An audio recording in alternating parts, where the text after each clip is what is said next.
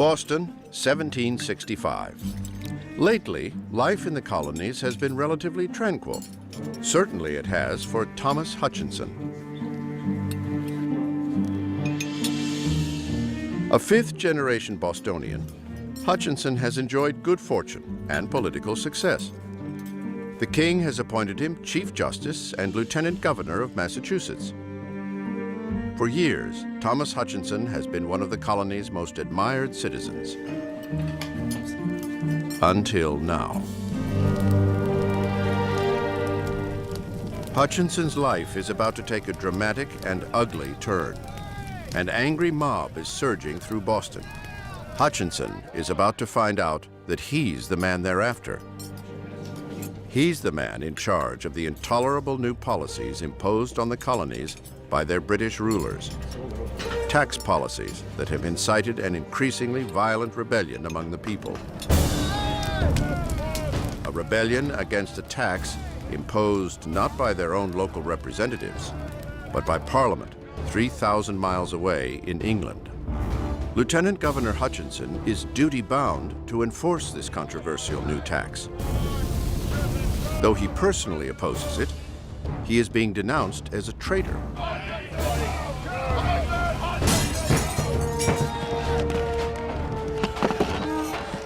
Massachusetts has never seen a mob as violent as this.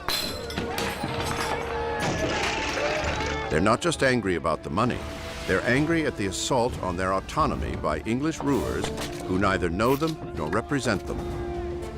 The revolt spreads like an epidemic through all 13 colonies. It's hard to imagine that the fallout from this tax will ignite a social revolution unlike any the world has ever seen.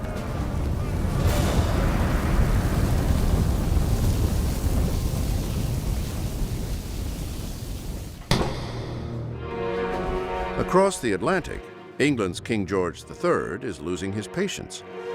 His colonies are acting like petulant children. These are his subjects, Englishmen, born in America, but Englishmen just the same.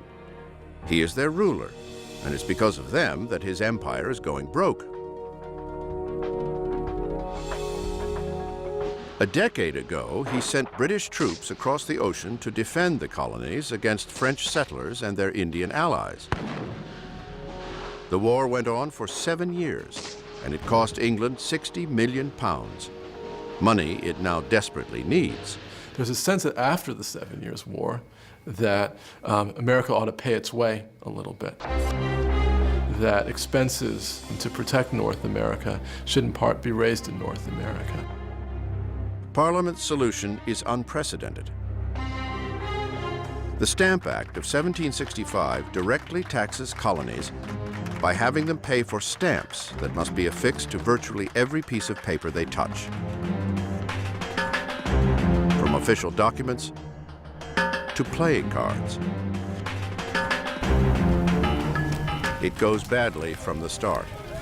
The colonists resent not only paying the tax, but also having it imposed by a faraway parliament where no one represents them. Though the Crown appoints colonial governors and high officials, each colony is long accustomed to ruling itself and levying its own taxes.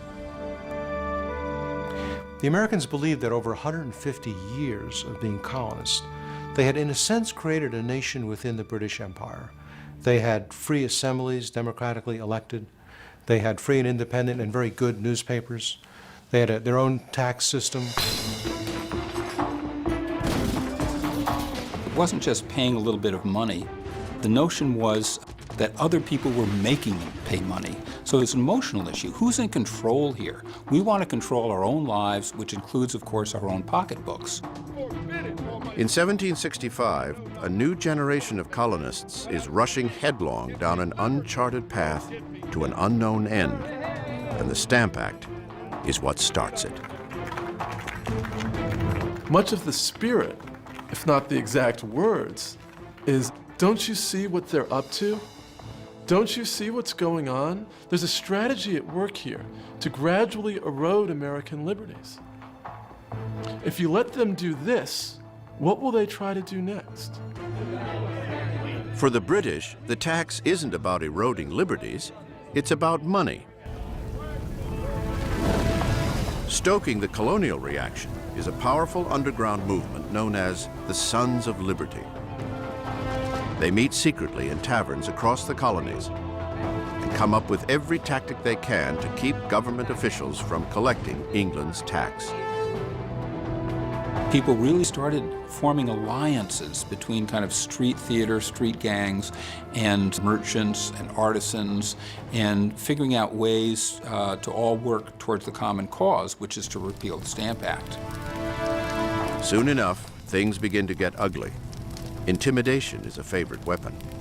Those who remain loyal to the king, known as loyalists or Tories, often find themselves terrorized by these self-anointed patriots. They often use very dramatic techniques, tar and feathering, for instance. This is a great way to humiliate people. First, you're stripped naked. The bucket of tar is heated, and you're coated with tar. And then they put these feathers, these goose feathers, all over you, and you're all hot, and you're prancing about like a silly goose. After a display like this, how is this person going to publicly oppose the patriot position? A loyalist printer in New York City publishes a loyalist newspaper, and they come in and smash his printing press while they are also proclaiming free speech as a principle to fight for. That's the nature of war and the nature of revolution. While the angry rabble takes to the streets, men of property and education use printing presses and politics to denounce the Stamp Act tax. One of the most outspoken is 29-year-old John Adams, a bright, ambitious attorney who brings logic and intellect to this very emotional argument. He drafts anti-tax resolutions for some 40 Massachusetts assemblies. We have always understood it to be a grand and fundamental principle of the English Constitution that no free man should be subject to any tax to which he has not given his own consent. John Adams.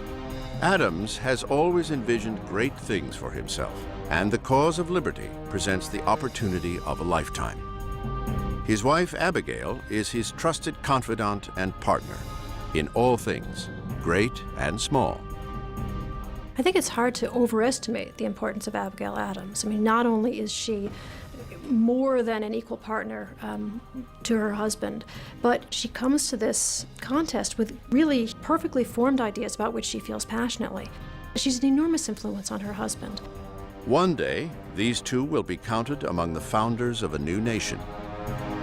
For now, John Adams is one of many voices of protest in a Stamp Act rebellion that engulfs all 13 colonies.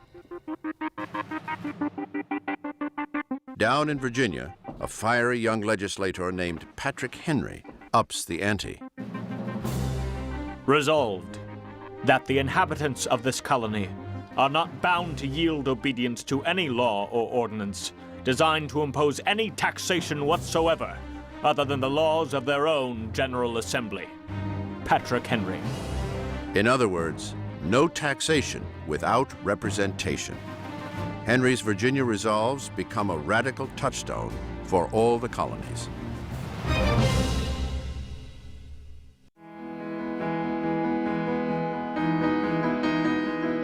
"3,000 miles away in London, another important player in the colonial drama, America's Benjamin Franklin, is doing what he does best: playing chess, flirting with a pretty young thing, and keeping an eye on developments for his countrymen.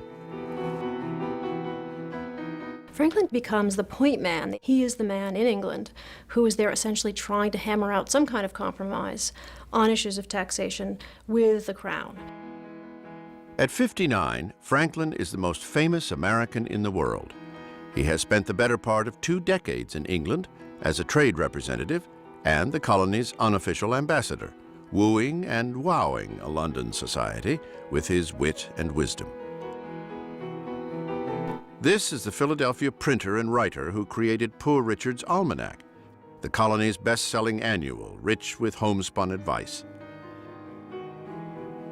He is the scientist who famously flew a kite to experiment with electricity, who invented the lightning rod and the bifocal. A self-made man who went from lowly apprentice to wealthy entrepreneur, Franklin is the embodiment of what it means to be an American. Yet he adores England, the mother country, and especially London. He's absolutely in his element. This is where the great center of science is at this point. It's like being in the city as opposed to having been in the country. He's really hit the right group of people. And he's very much, he writes these down as the happiest years of his life. Now the uprising at home has put Franklin at center stage, a place he generally enjoys. London's baffled politicians come pounding on his door, desperate for a solution to the problem, hoping he can use his considerable influence to bring the colonists to their senses. But it's business, not politics, that settles the matter. The decisive blow is the blow to the British pocketbook. North American merchants said, well, okay, while the Stamp Act is in place, we're just not going to trade with you. It's a way of getting merchants in England to say, if this is going to ruin business, then the Stamp Act's got to go. Now England's merchants and bankers are feeling the pinch from the loss of business created by colonial boycotts, and they too start railing against the Stamp Act. The tax crisis has become just too big a headache, and in March 1766, a beleaguered Parliament finally repeals the Stamp Act. Unbelievably, the people of the colonies have forced the world's greatest power to back down. The rebel colonists can celebrate their first sweet taste of victory and of power.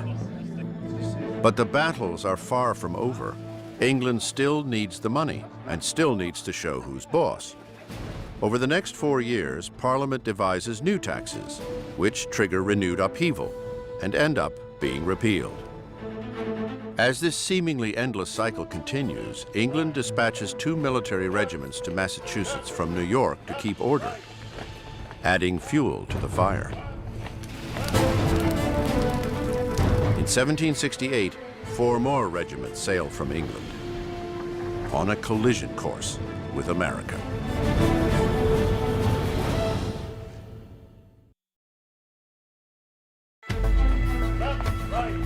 Boston, 1770.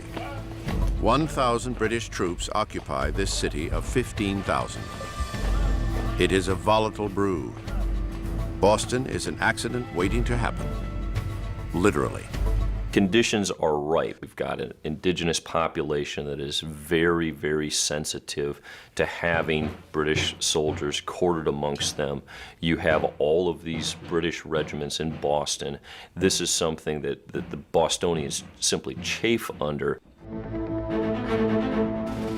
Resentment grows against the soldiers in Boston's streets. On the night of March 5th, a band of local patriots heckles a British sentry standing guard at the customs house. At first, they merely hurl insults, but soon they're hurling snowballs, and 8 more soldiers come to the aid of their comrade. You have a group of men who are egging on British soldiers, looking for ways to kind of stir up a fight. And now they've created the antagonism that they've been trying to gin up. Hundreds more colonists pour into the street. They launch a barrage of ice, oyster shells, and rocks at the soldiers. The guards panic. Their guns go off. And when it's over, 5 civilians lay dead on the frozen street. It was a tragically predictable sort of event. It's one of those situations in which the soldiers that are there to impose order are actually that seed of discontent that's going to produce disorder. Within hours of the deadly shootings, the Patriot spin machine roars into high gear. A tragic accident is recast as a murderous crime against the colonial people in what becomes known as the Boston Massacre.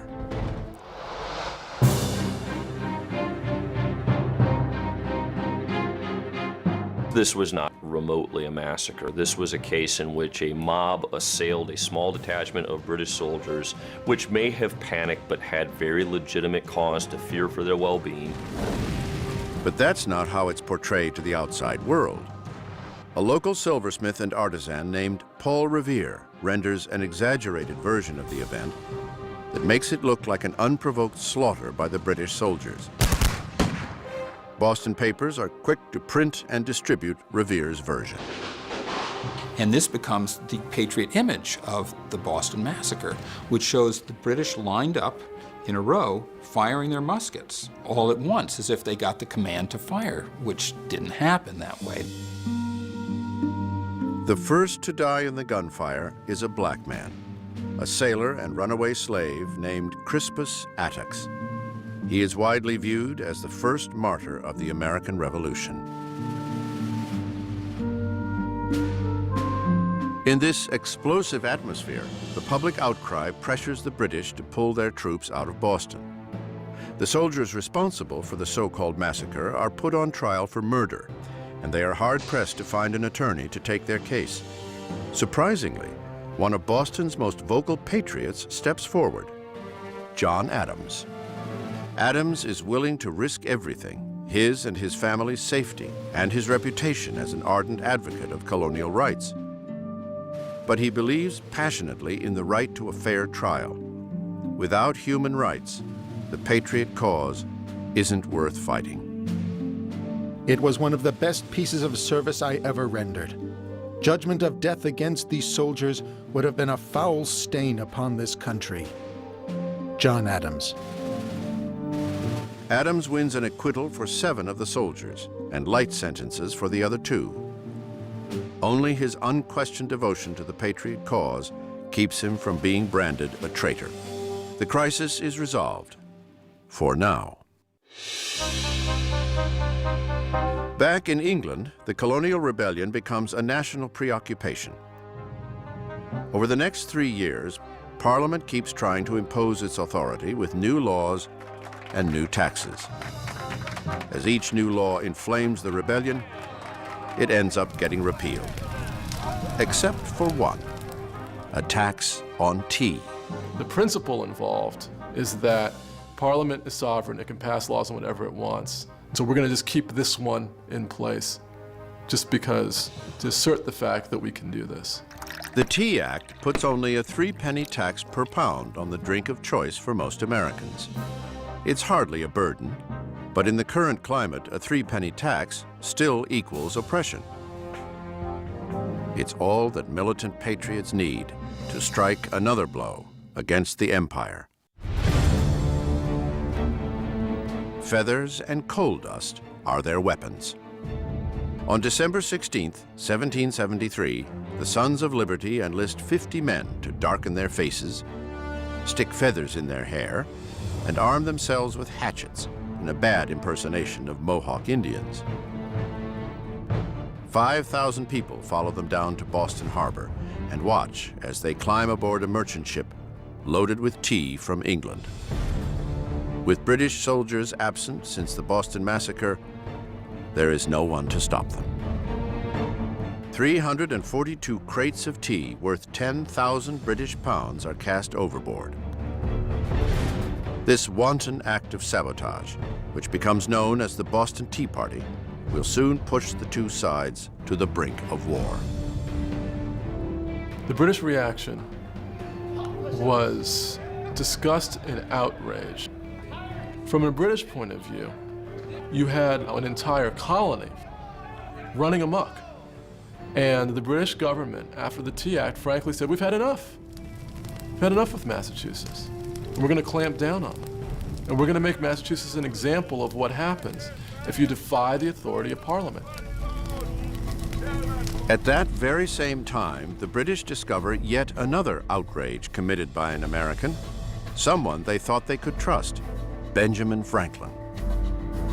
Over a year ago, Franklin was passed a stolen packet of confidential letters written to a British official by Massachusetts Governor Thomas Hutchinson. Ever since Stamp Act rioters tore down Hutchinson's house 9 years earlier, He had tried to juggle serving his king with serving his angry fellow citizens. The letters given to Franklin exposed Hutchinson's true loyalist sympathies. There must be an abridgment of what are called English liberties. I wish, for the good of the colony, to see some further restraint of liberty, rather than the connection with the parent state should be broken. Thomas Hutchinson. Franklin sent the incriminating letters to colonial assemblymen in Massachusetts, who had recently made them public as irrefutable proof of Hutchinson's treachery against the Patriot cause. The reaction in the colonies was torrential. Mobs burned Hutchinson's effigy. The press vilified him. By December, when the Patriot Raiders throw the Boston Tea Party, they have destroyed Hutchinson's long career as a public servant. Within 6 months, Thomas Hutchinson will pack up his family and sail to England. The relentless strife that has set American against American will force this man, long devoted to colonial causes, into exile.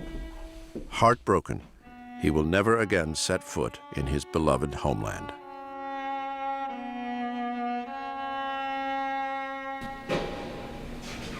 Now, in London in January 1774, Benjamin Franklin is summoned to appear before the King's Council.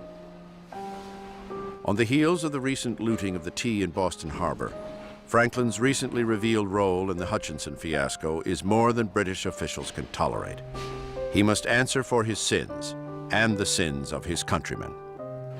Franklin is dressed down by the Solicitor General of England for a full hour in the strongest possible language. I mean, it's really abusive language. In front of a crowd, is going wild at this venomous attack. And Franklin stands stock still in this humiliating moment, head erect, and doesn't say a word for an hour. Many people have dated that as the moment at which Franklin becomes a revolutionary. Franklin the revolutionary is done with England, and England is done with him. Parliament punishes Massachusetts with a vengeance.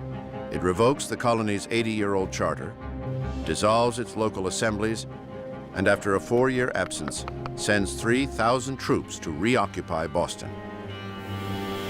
The Crown now runs Massachusetts. These people had been meeting in town meetings for 150 years.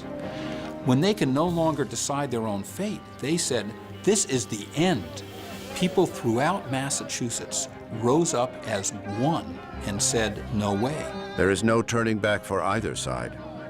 The tension between the people of Massachusetts and the British troops becomes unbearable. It's only a matter of time before someone fires the shot that will echo around the world.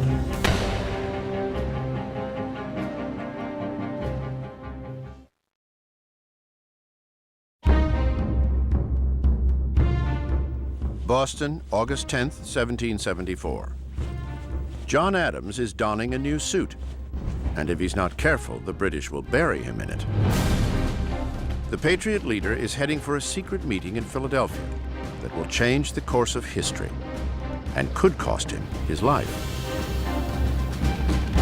Adams is one of 4 men representing Massachusetts at the First Continental Congress, an unprecedented, and as far as the king is concerned, illegal meeting of delegates from up and down the colonies.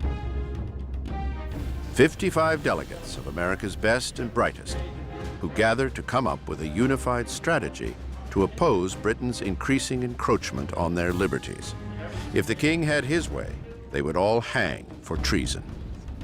That illustrates how strongly they felt that they must take steps to remove themselves from what they saw as the arbitrary power of the British Crown. Britain has already suspended Massachusetts' constitution and imposed martial law there. The other colonies fear that it's only a matter of time before they all meet the same fate. Even though these colonies have different economic interests, they have different political histories, they have different populations, they recognize that in our relationship with Britain, we have much in common. Not all of these people have met each other. Most have heard about each other. Now they're eager to meet each other, see what's going to happen. People know that there's going to be moderates and not so moderates. And there's already kind of a little factions forming. Joining John Adams from Massachusetts is another radical, 37-year-old John Hancock, a wealthy Boston merchant who has been using his considerable fortune to fuel the cause.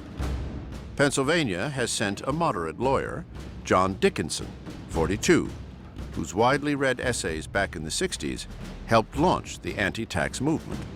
From Virginia comes Patrick Henry, the volatile young orator whose Virginia resolves helped stamp out the Stamp Act. And also from Virginia, a wealthy 42-year-old planter and veteran of the 7 Years' War, George Washington.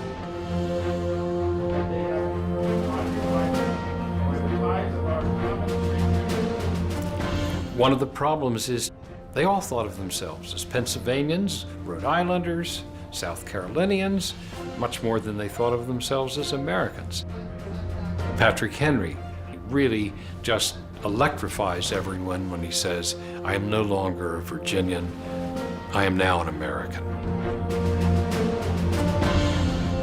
John Adams says the trick is to get 13 clocks to strike all at the same time, 13 ships to sail in the same formation.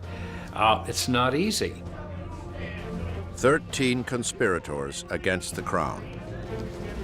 Finally, after 2 months of arguing and pontificating, the Congress adjourns with a unified message for England. Until colonial rights are restored, all 13 colonies will halt all trade with Great Britain. Local militias are to arm and stand in readiness. As one might expect, kings don't do well with ultimatums. No one tells the King of England what to do. The die is now cast. The colonies must either submit or triumph. I do not wish to come to severer measures, but we must not retreat. I trust they will come to submit. He makes the assumption that a simple show of force, of military might, will be enough to scare the rebels back to their senses. Not likely. Certainly not in Boston. The city is a tinderbox waiting to explode. The British have turned it into a virtual police state. They have sealed off Boston Harbor, disbanded the colonial assemblies, and forced locals to house British troops. The man in charge is Commanding General Thomas Gage. His orders are to quash the rebellion. And while he has the guns, the rebels have the numbers. He repeatedly asks the Crown for a larger army. Thomas Gage only has 3,000 soldiers in Boston. He's looking at 5,000 in Worcester County, 4,000 in Plymouth, all over like this. He's looking at this, he says, what am I going to do with my 3,000 people against force like this? He's playing a losing hand. He can't do anything for which he is called an old woman. He's very much a man in between. He's a military officer who is charged with a political task for which he's not really equipped to handle. With Hutchinson's departure, Gage is now Massachusetts governor and commander of an occupying army that no longer faces a small rebellion. It is a population in uprising. They start smuggling cannons out of Boston, and they start purchasing arms, and the militiamen start training, and they form the Minutemen. They actually sign associations. I will mobilize on a minute's notice. This is no longer a skirmish over taxes. The Patriots believe their way of life, their liberty, and their property are at stake. Nothing short of war will settle it. In April 1775, Gage gets orders from England to break the uneasy stalemate. He will send a full force out to the countryside to seize a huge store of rebel ammunition. Unknown to Gage, Parliament, King George, or anyone else, the fate of the British Empire hangs on this decision.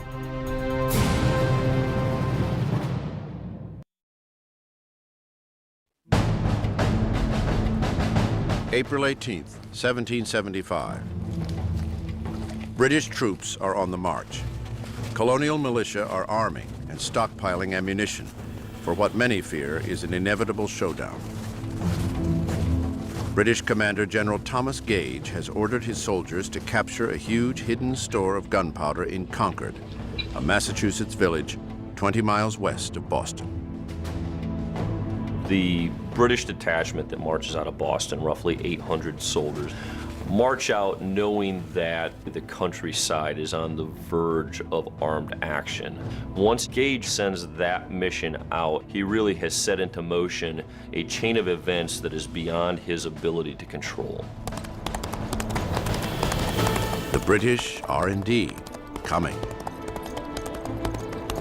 The news starts leaking out, and people start mobilizing.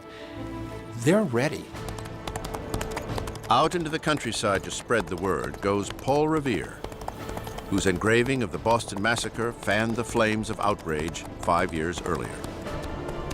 Poems and school books will one day mythologize Revere's midnight ride as if he were the lone heroic messenger.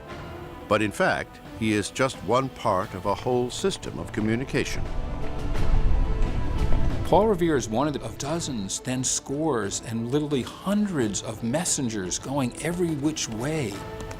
Bells are ringing, the shots are being fired. So before dawn, hours before dawn, the whole countryside is mobilized and knows what's happening. They arrange a signal, one lantern light in Boston's Old North Church if the British are coming by land, and two if by boat. British troops row to the Cambridge side of the Charles River and wade through reeds and thick marshland to begin their overnight march to Concord. At around 1 in the morning at Lexington, Massachusetts, farmers, blacksmiths, and shopkeepers gather to intercept the British at Lexington Green. 130 civilians, some too old, some too young, most with no formal military experience, stand ready to risk it all against the world's most feared army. These were men who literally felt under attack. And in fact, they were under attack. The British Army were walking out to seize colonial property, and they felt compelled to defend it. 2 a.m. After an hour of waiting, no sign of the British. The night's chill sends many home. Others choose nearby Buckman's Tavern to await another alarm. Most hoping it will never come.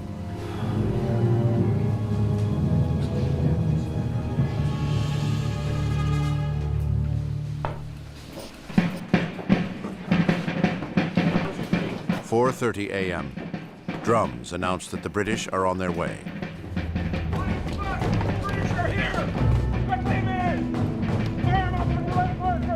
I'm sure the mood on Lexington Green was extremely tense. The best trained, most professional army in the world is bearing down on them. So even though they were fired up with a great sense of injustice, they were probably nervous. And if they weren't, they should have been. That's it. Okay. Step back, lads. Step back.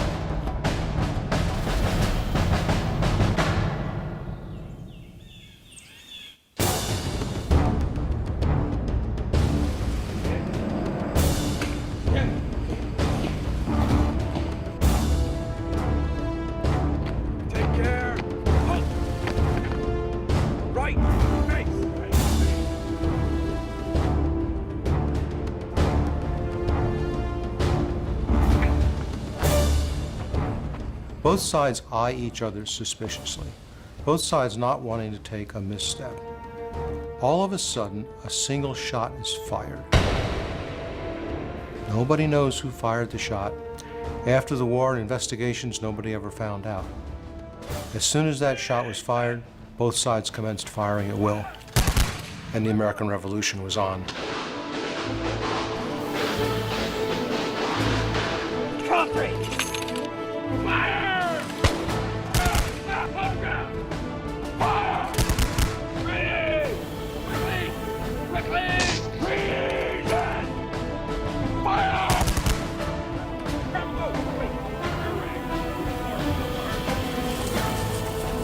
In less than 2 minutes, 8 militiamen lay dead, 10 wounded. It really lit up the newspapers everywhere. Blood had been shed, and there was really no looking back after that.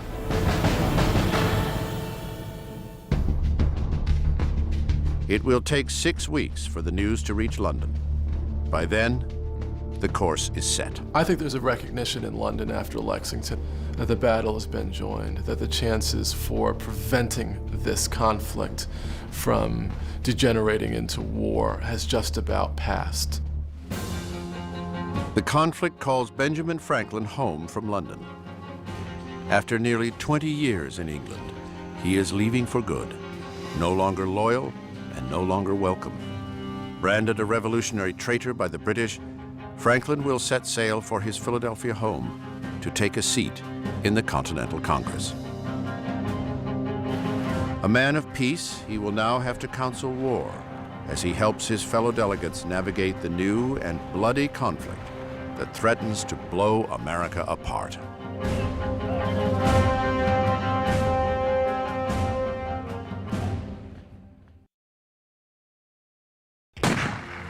April 19th, 1775, Lexington, Massachusetts.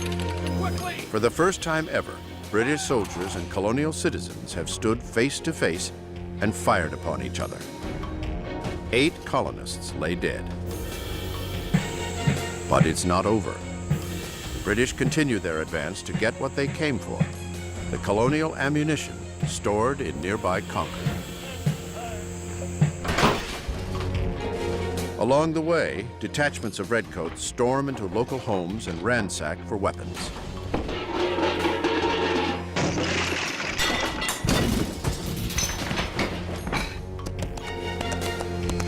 The word spreads, and militia from all over the area rush toward Concord to head off the British. This time, it's the Americans who are coming. They find not just the Concord militiamen, but all sorts of other militiamen coming and still coming and still coming and still coming. The British are certain they can swat these militia away like pesky flies, and find that they cannot, that they've encountered hard-fighting men. The British are badly outnumbered. They are forced to retreat. 16 miles separate them from the safety of Boston. 16 miles on foot.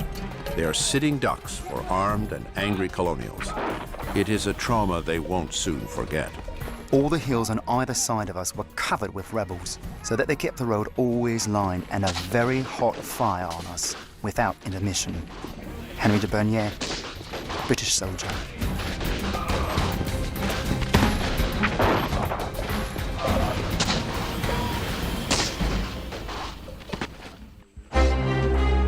"20 hours of constant barrage bring heavy losses to the beleaguered British. 73 dead, 174 wounded, and 26 missing. The Americans suffer 49 killed, with 40 wounded and 5 missing. By the time British soldiers get back to Boston, the colonials have the city surrounded, with militia from neighboring colonies on their way. Gage and his troops are trapped, with their backs to the sea. The rebels have added insult to outrage. They have possessed the roads and other communications by which the town of Boston was supplied with provisions, and with a preposterous parade of military arrangement, they have effected to hold the army besieged. Thomas Gage. 3 weeks later, on May 10th, 1775, Benjamin Franklin is back home in Philadelphia, just as the Continental Congress is called back into emergency session. The bloodshed in Massachusetts demands a new colonial strategy. Assembling a continental army and complete independence from England are subjects now on the table. The delegates eagerly await the thoughts of their venerated elder statesman, Benjamin Franklin, only to find him unusually quiet and withdrawn. The long voyage from England has made him ill, but it is the short trip he will soon make that troubles Franklin most. Franklin is headed to a confrontation with his only son, 43-year-old William. The rift in the colonies has brought a terrible split between father and son. William Franklin has been New Jersey's royal governor for over a decade, a post granted him by the king, owing in no small part to being Benjamin's son. William is vehemently opposed to the rebellion and unalterably devoted to the king. Now, his father will make one last attempt to win him over to the Patriot side.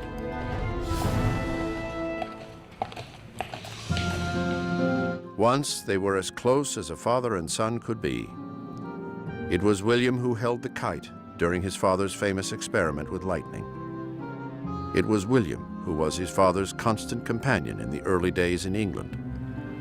But now, neither the strife in the colonies nor the humiliation heaped upon his father by the British turns William away from the king. Now, father and son must choose between country and family, but neither will bend. Like the growing civil war between patriots and loyalists, reconciliation between father and son is no longer possible. There were two sides to this issue. Most people could have seen both sides. Everyone had reasons to see those sides. Franklin isn't buying it, and he gives his son, he's absolutely unyielding with his son. Nothing has ever hurt me so much and affected me with such keen sensation as to find myself deserted in my old age by my only son. And not only deserted, but to find him taking up arms against me in a cause wherein my good fame, fortune, and life were all at stake. When I think about Benjamin Franklin, the great revolutionary, and his son, the leader of those conservative loyalists, it seems very strange to me that the old man should be the radical and the young man should be the conservative. Once they were inseparable. Now the wound between father and son will never heal. William Franklin doesn't get very good press in the American textbooks, but you know there were many others just like William Franklin. Which side are you on? That became the question. The political argument that tears the Franklins apart will also be replayed in thousands of colonial families. Politics have become intensely personal. Every American had to choose. Do I support the Patriots? Do I support the Loyalists? Is there any neutral ground between them? A bitter time is coming when everyone must choose sides, when fathers may have to fight sons, when brother may fight brother. There are twice as many patriots in the colonies as loyalists, but more than half the population just wants to be left alone. In the coming months and years, no one can remain on the sidelines. The ship has sailed. The revolution is on an irreversible course. It will take sturdy leadership from men as different in temperament as the people they represent. Whether they know it or not, these are the men of destiny who will guide the American people into their uncertain future. And these are the men who will shed their blood and give their lives to make it happen.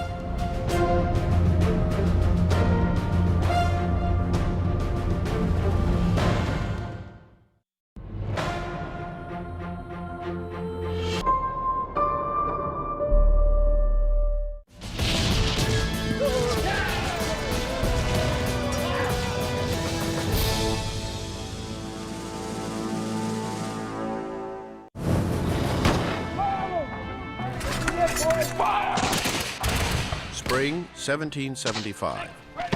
Bloodshed at Lexington and Concord has inflamed the colonies. The Continental Congress rushes back to Philadelphia to take up the growing conflict as militia units from all over New England pour into Massachusetts to back up their neighbors.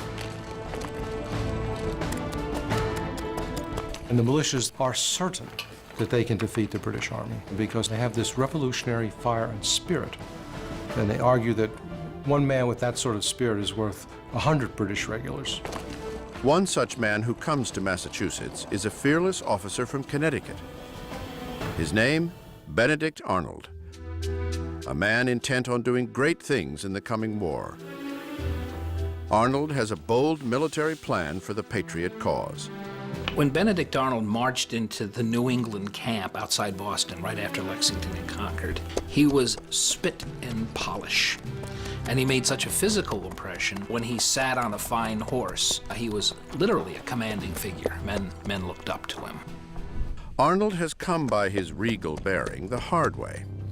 Born into a life of privilege, his alcoholic father squandered the family's fortune, a traumatic turnabout that forced Benedict, at 13, to apprentice with an apothecary. At 15, he ran away to fight with the Connecticut militia in the French and Indian War. After the war, he overcame his lowly circumstances to achieve wealth and success in business. But the angry, resentful youth has grown into a bitter and arrogant man whose contempt for British rule has made him a militant patriot. Arnold convinces the Massachusetts Provincial Congress to send him on a mission that will grab personal glory for himself and desperately needed ammunition for the rebels, to capture the guns at Fort Ticonderoga, the massive but loosely guarded British garrison in the upper reaches of New York. Fort Ticonderoga, people referred to it as the Gibraltar of North America. It was, by all standards, the most spectacular fortress in North America.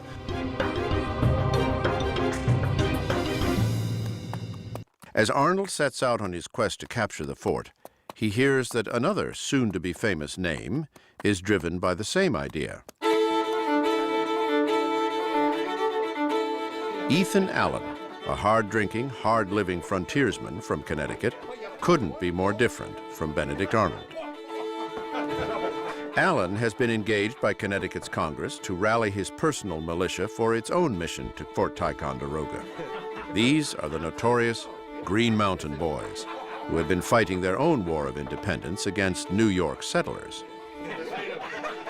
Ethan Allen, their Colonel Commandant, organized about 2,000 armed frontiersmen in what is now Vermont, who for 5 years had been fighting New Yorkers to keep them out of their farms, out of their new territory. And they were willing to fight for their land, and they could move very quickly. The Green Mountain Boys jump at the opportunity to take on the British. Taking separate paths, Allen and Arnold, each with his own orders, head towards Fort Ticonderoga. Arnold is alone, expecting to recruit men along the way.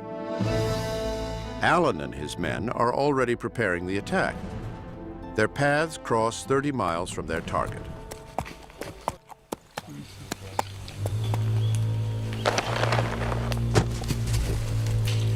Arnold presents Allen with his Massachusetts orders and assumes he will command the operation.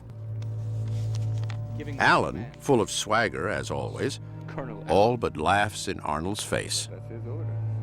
These really are very vain, egotistical men, two strong personalities, very much interested in the accumulation of individual glory.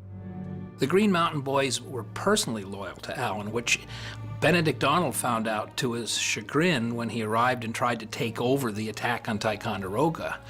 And they put down their guns, and they said they were going to march home, that they would only fight for Ethan Allen. We don't even know. Read 'em up. Arnold grudgingly agrees to conduct the raid with these men, but finds himself relegated to second in command. It is a humiliating confrontation. In the pre-dawn hours of May 10th, 83 Green Mountain Boys and 50 Massachusetts militiamen sneak up on the British stronghold. The 50 sleeping redcoats inside have gone undisturbed in the wilderness for so long, they are totally unprepared for what's about to hit them.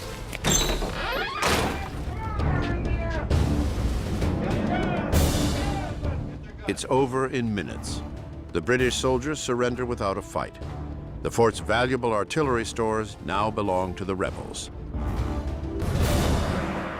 Well, they essentially stole the fort from the British. They were able to essentially walk in. In a manner of speaking, the British really left the keys in the door to Fort Ticonderoga. What happens next turns Arnold's stomach. Allen's men find 90 gallons of rum, go on a 3-day binge, and tear the place apart, leaving Arnold to mop up after them. But the worst insult comes when Allen writes to Arnold's superiors in the Massachusetts Congress. Allen brazenly takes complete credit for the operation. He keeps all the glory for himself and purposely makes no mention of his rival, Benedict Arnold. For Arnold, it's a wound more devastating than being shot. For an officer's honor, public recognition was key. If you'd played an important role and you weren't mentioned, that was very disrespectful. So Arnold was justifiably offended. The affront to his honor is the first of many slights that will dog Benedict Arnold throughout the war and ultimately drive him to infamy. In Philadelphia, the men of Continental Congress reconvene in the Pennsylvania State House, which will later be named Independence Hall. They greet the capture of Fort Ticonderoga with decidedly mixed feelings. Still hoping for peace, they have refrained up till now from authorizing offensive actions against the British. The capture of Fort Ticonderoga catches the Continental Congress largely off guard. They had not anticipated this, they did not desire this, and it now has forced their hand. They know that a military response is inevitable, and they now must scramble to take action. The time has come for the 13 colonies to become a united military as well as political force. It issues currency against future tax collections from the colonies to raise and supply an army. Their mission now is to conduct a war, even while searching for a way to avoid it. We ought immediately to adopt the army as a continental army, take upon ourselves the pay, subsistence, clothing, armor, and munitions of the troops. John Adams. Adams urges the immediate appointment of a commander to head up this new army. His Massachusetts colleague, John Hancock, a vain, ambitious man who has just been elected president of Congress, assumes he will be offered this even more important role. His friend Adams is about to nominate him, or so he thinks. And that is a gentleman among us, and very well known to all of us. A gentleman whose skill and experience as an officer, whose independent fortune, great talents, and excellent universal character would command the approbation of all the colonies better than any other person in the Union. That is the gentleman from Virginia. Hancock is stunned. Adams passes him over for a gentleman planter from Virginia, George Washington. The Continental Congress wanted a national army, not just a Massachusetts army or a New England army. They thought that by getting a commander-in-chief from a different colony would balance that. So they cast a welcome eye on Washington from Virginia. At 6 feet 2 inches and 215 pounds, George Washington cuts an imposing figure. Prior to his nomination, he spoke very little in session, yet spoke volumes about his intentions by showing up every day dressed in a military uniform. Now, here's a very impressive guy. I mean, he wears this military uniform with great dignity, and of course he shows up making the point. I have military experience. I am a person who you can count on as your military commander. So he has the image to do it, he's got the experience, he's from Virginia. They make him the commander-in-chief, and he modestly says, I'm really not equal to the task, and I'll just do my best. But lest some unlucky event should happen unfavorable to my reputation, I beg it may be remembered by every gentleman in the room that I this day declare with the utmost sincerity, I do not think myself equal to the command I am honored with. George Washington. His behavior seems somewhat disingenuous. Clearly, he wanted it. He was very ambitious. He was particularly ambitious in military matters. Early on, he realizes that the best way to be ambitious is to convince everyone else that you're not ambitious. And he follows this through his entire life. Ambitious, disingenuous, modest. Who is this man, George Washington? the man appointed to construct a new continental army. In 1775, he is hardly a household name. He's one of the wealthiest men in the country. He's in his mid-40s and really should be in retirement at that time.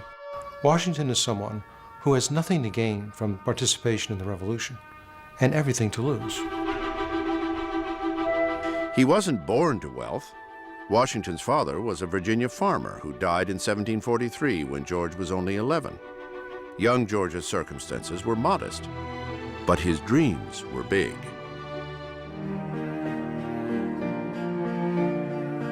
But he envisioned himself dancing at the grand balls in the huge homes of the rich.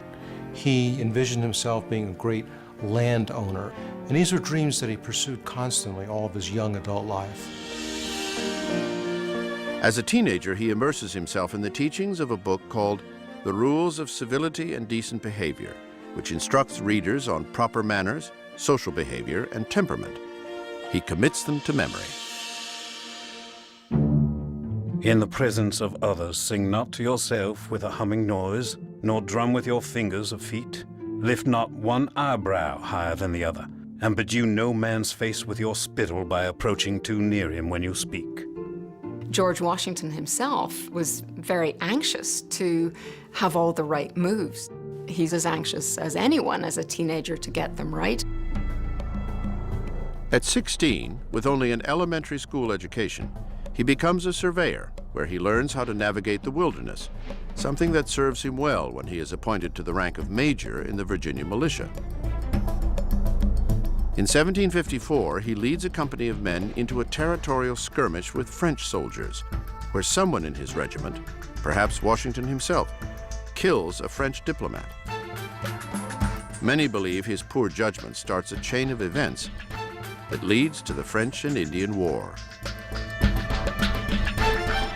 Despite his inauspicious start, Washington persists and eventually proves himself to be an exemplary officer. After the war, good fortune boosts Washington's ambitions.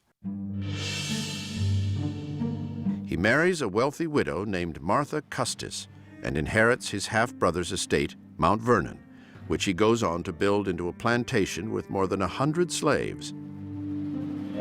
As part of the landed gentry, he goes into Virginia politics. Though he may feign unworthiness, there is no one in 1775 better equipped to take on the job of Commander-in-Chief. Very importantly, he had been a political figure. For 16 years, he'd been a state legislator. So he was somebody who knew how to work with politicians, could work with Congress, and would not be a threat to Congress. My dearest, it has been determined in Congress that the whole army raised for the defense of the American cause shall be put under my care. Curiously, even when writing to Martha of his appointment, Washington is still pretending he doesn't want the job. You may believe me when I assure you in the most solemn manner that so far from seeking this appointment, I have used every endeavor in my power to avoid it. What he can't avoid is destiny. He takes the job for no pay and prepares to leave for Boston to take on the strongest army in the world, not yet knowing that all hell has already broken loose up there in a place called Bunker Hill.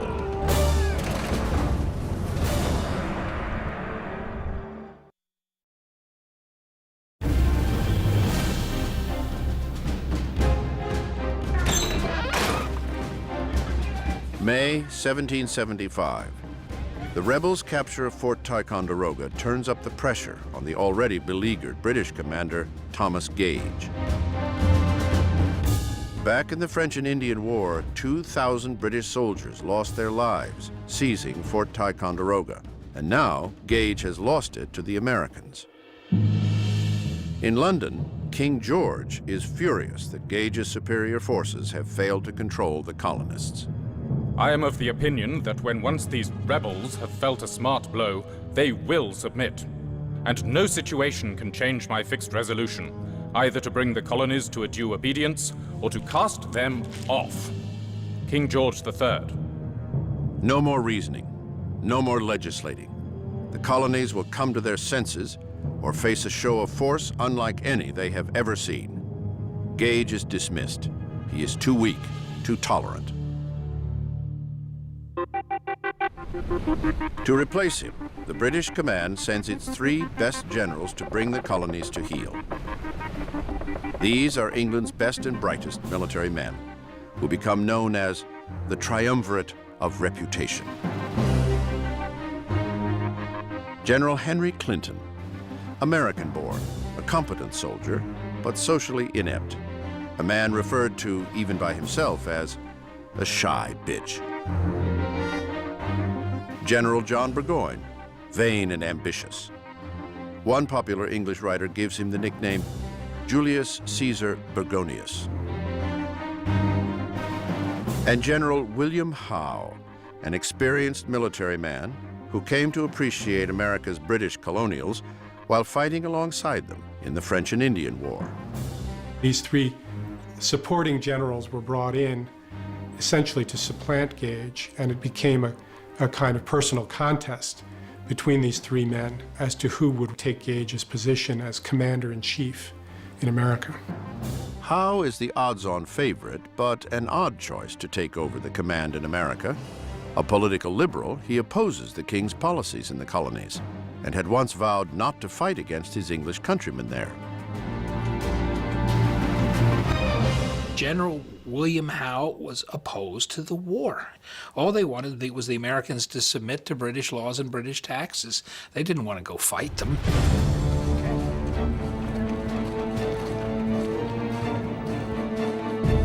Boston, June 16th. In the months since Lexington and Concord, rebel militia in the hills around Boston have laid siege to the city, trapping the British and their loyalists inside. Now, the British command is planning to break the rebel stranglehold with an overwhelming offensive up Bunker Hill to take the high ground around Boston. But the colonials are a step ahead of the British. Spies have slipped the British plans to the rebels. Up in the hills, regimental commanders from Connecticut and Massachusetts lead their men to fortify Bunker Hill, then decide to move 1 hill closer to Boston on Breed's Hill.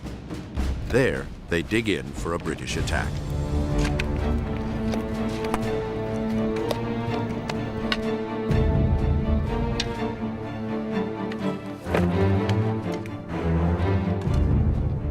Midnight, June 17th. 1,200 militiamen race the clock to beat the sunrise before it reveals their position to the British below. They must control the high ground before the enemy makes its own move. At daybreak, the sleeping British ships in Boston Harbor spot the militia positions and sound the alarm. All of Boston awakens with a start. The Patriots have beaten the British to the punch. The first full battle of the Revolution is joined. As the Redcoats assemble for battle, ships in the harbor try to pin down the militia with cannon fire.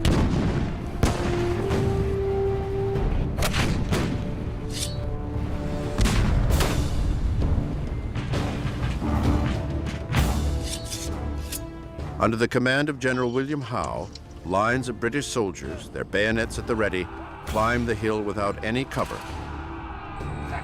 Easy targets for a man and musket that can shoot straight. The British are convinced that they can form up in line, and despite taking casualties, instill in the Patriots fear of a professional, disciplined force of regulars, and demonstrate to the Americans that this is madness trying to oppose this army. Twice, Howe's men charge up Breed's Hill. Twice, they are repelled by the militia.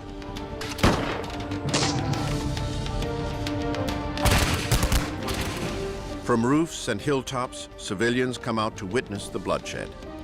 It is war as spectator sport, but many fear for their loved ones in the fight. The rebel barrage goes on for 3 hours until they run out of ammunition. Despite their advantage, the rebels have no choice but to retreat. The British finally capture the hill on their third charge.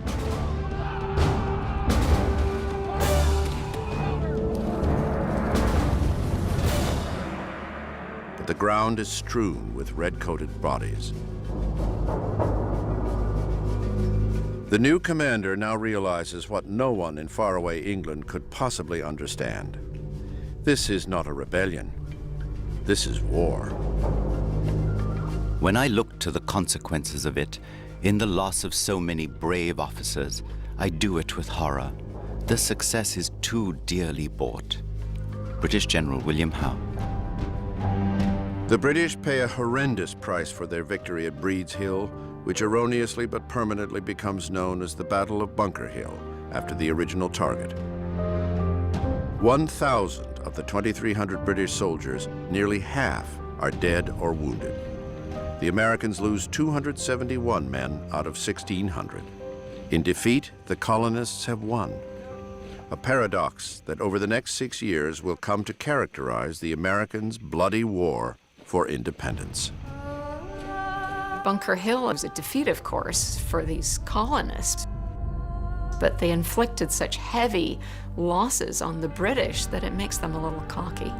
That was the best trained, most professional army on earth, and look at the damage we did to them. It really gives them way too much confidence.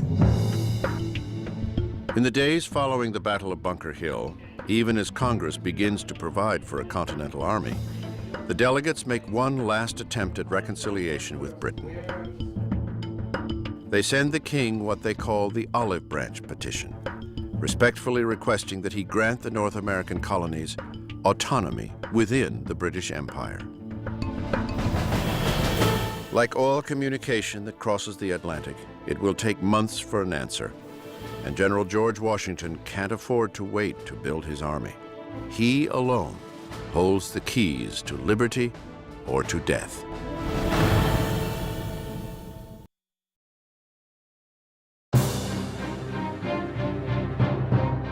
June 1775. As word of the valiant defense of Boston's Bunker Hill reaches Philadelphia, General George Washington writes a new will and heads off to meet his destiny. Whatever mortal fears Washington harbors, the people he meets on his way to Boston have no such misgivings about the man charged to defend them. The appointment gives universal satisfaction. I was struck with General Washington. Dignity with ease and complacency, the gentleman and soldier look agreeably blended in him. Abigail Adams. Cambridge, Massachusetts. Washington is in for a terrible surprise. Despite their brave defense of Breed's Hill, the men he is coming to command fail even his worst expectations. He really has a task that is absolutely mind-boggling. We say that there was an army around Boston. There wasn't an army around Boston. There was a gaggle. These men are ragged, disheveled, getting drunk on duty, no knowledge of how to handle a musket efficiently. There was no discipline. There was certainly no hygiene, very little structure. It was a mess.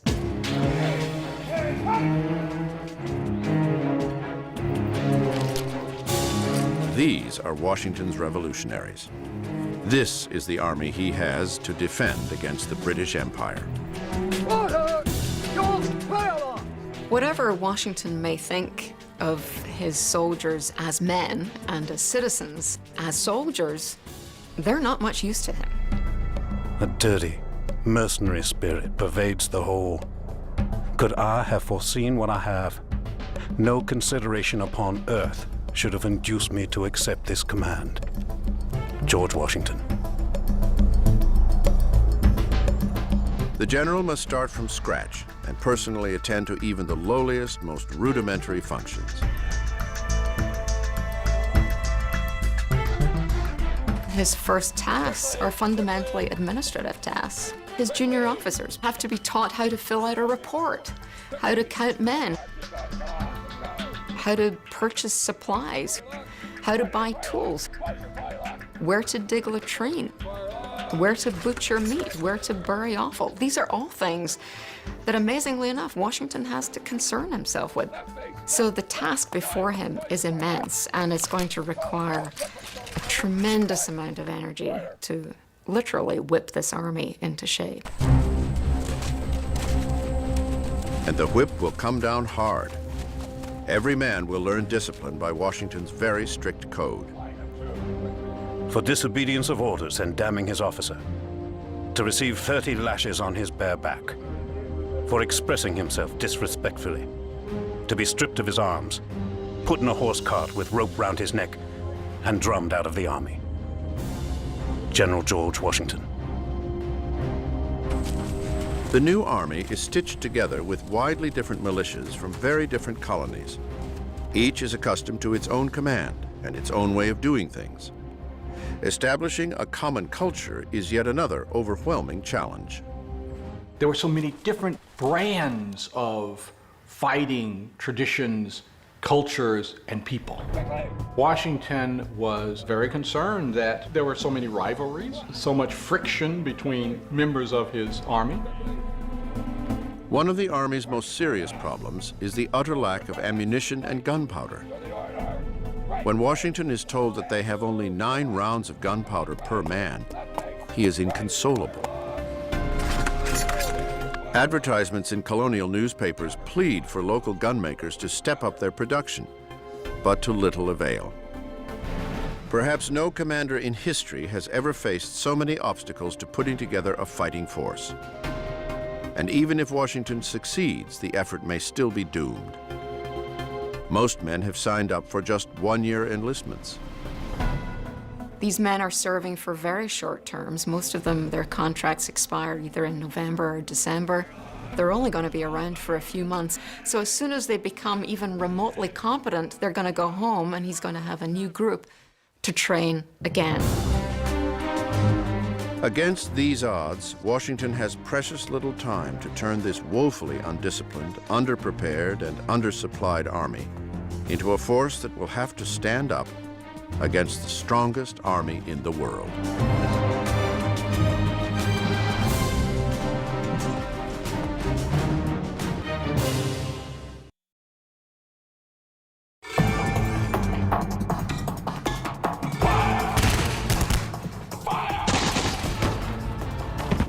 Lexington, Concord,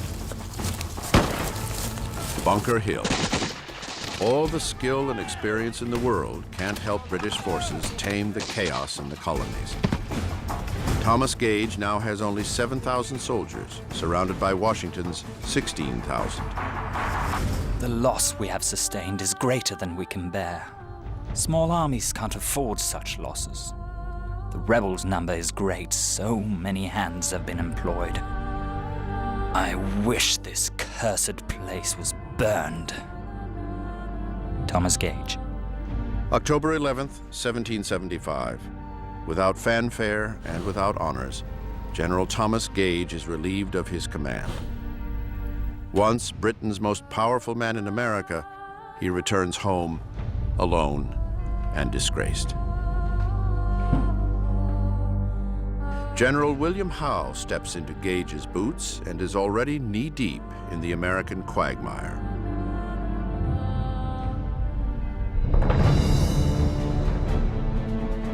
In London, King George roundly rejects the Olive Branch Petition, Continental Congress's last grasp for peace. On October 26th, in his annual speech to Parliament, the king throws down the gauntlet. It has now become the part of wisdom to put a speedy end to these disorders by the most decisive exertions. King George III. What the king wants is a military solution to a political problem. But his call for war is anything but unanimous among Britain's people and politicians. But when Parliament votes, war carries the day. The military is ordered to send thousands more troops and a full armada to quell America's escalating revolution.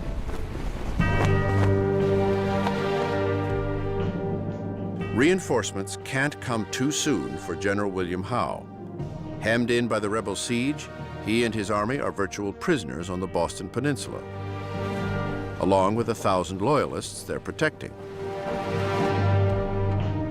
With no access to the countryside, they are unable to forage for food or wood.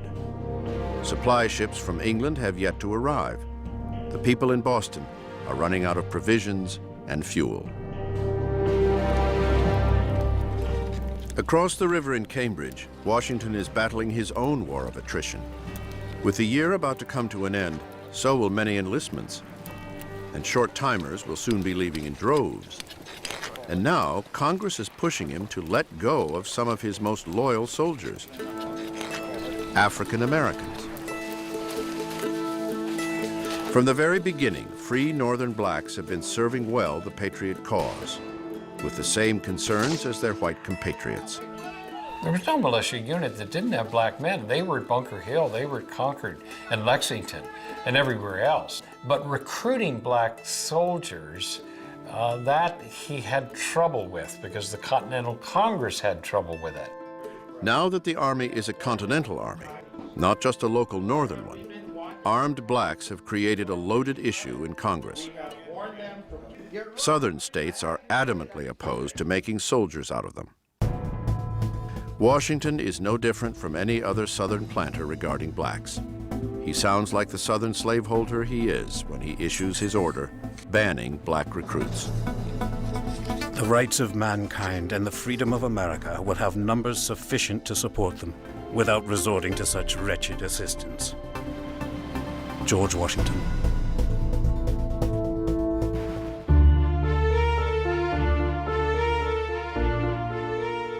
The great irony is that the one man closest to the general is a black man, his slave, Billy Lee. For the 7 years since Washington acquired him, Lee has been his master's valet and constant companion. Washington calls him my family. Billy Lee was more than just a slave to George Washington. He was his personal slave. Billy Lee went with him every place. If George Washington was the best horseman in Virginia, Billy Lee was the second best. And he and Washington would horseback ride just about every day.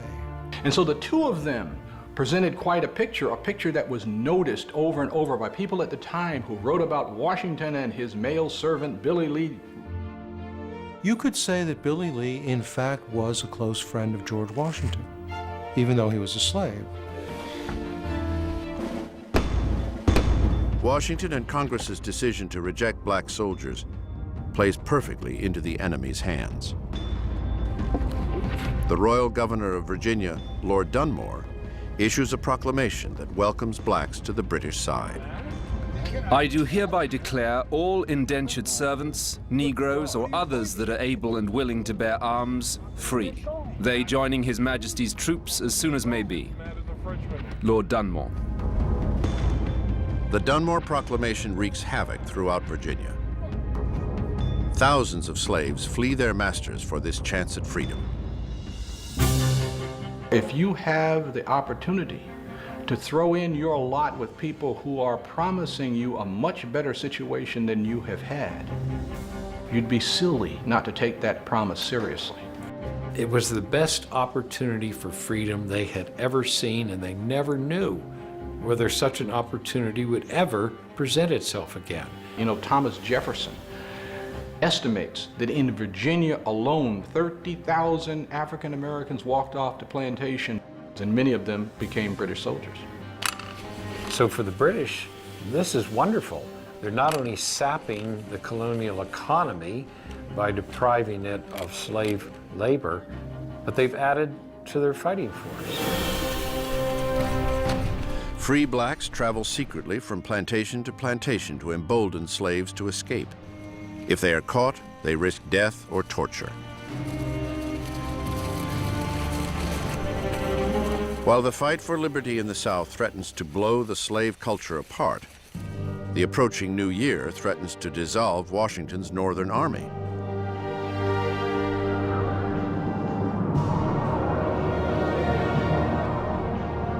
We are now without any money in our treasury, powder in our magazines, arms in our stores, without a brigadier, engineers, expresses.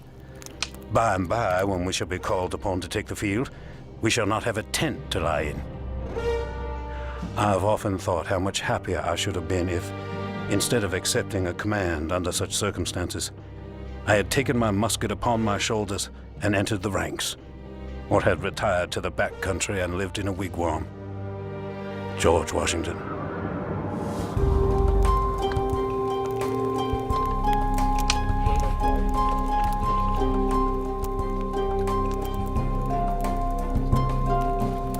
all seems lost, even before it's begun, until a former bookseller has an idea that will change everything.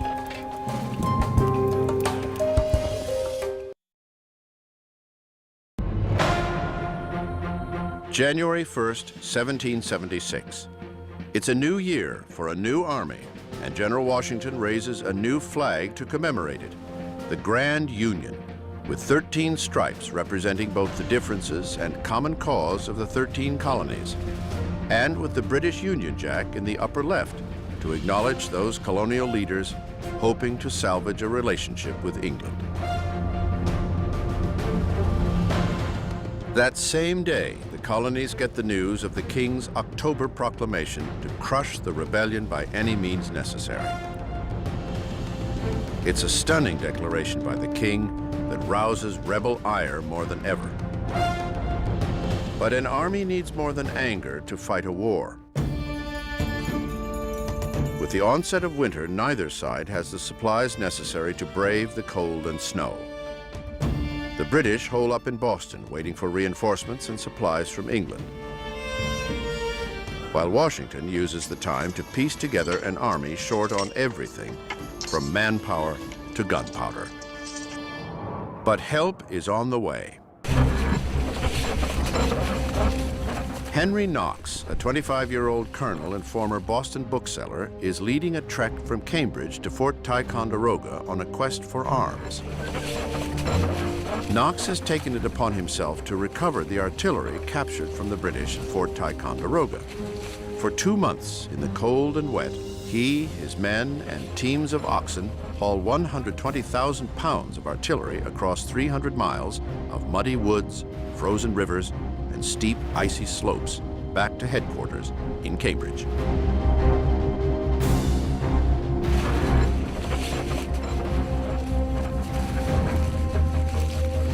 On January 25th, Colonel Knox delivers all of the weaponry to his commander-in-chief, miraculously intact. It is the best gift Washington could ever receive. Finally, he has the firepower he so badly needs. Washington also has in Knox a valued new commander in charge of artillery. Knox becomes part of Washington's inner circle of junior officers, whose counsel he values enormously. George Washington always had the ability to listen to many people, particularly younger men. He thinks everybody's view is important, that it's a part of the puzzle, that people know things that he doesn't know, and if he can listen to enough opinions, he'll know as much as they do. A hallmark of good leadership. Right away, Washington's brain trust keeps him from making a fatal mistake. As the spring thaw approaches, Washington wants to send waves of foot soldiers down into Boston in a full frontal attack. But his officers overrule him. The British are too well fortified, and the Continentals are still short of gunpowder. They do, however, have Knox's artillery. They decide to take the highest ground, Dorchester Heights, and bombard the city. March 2nd. After months of waiting, Washington and his men are more than eager to move.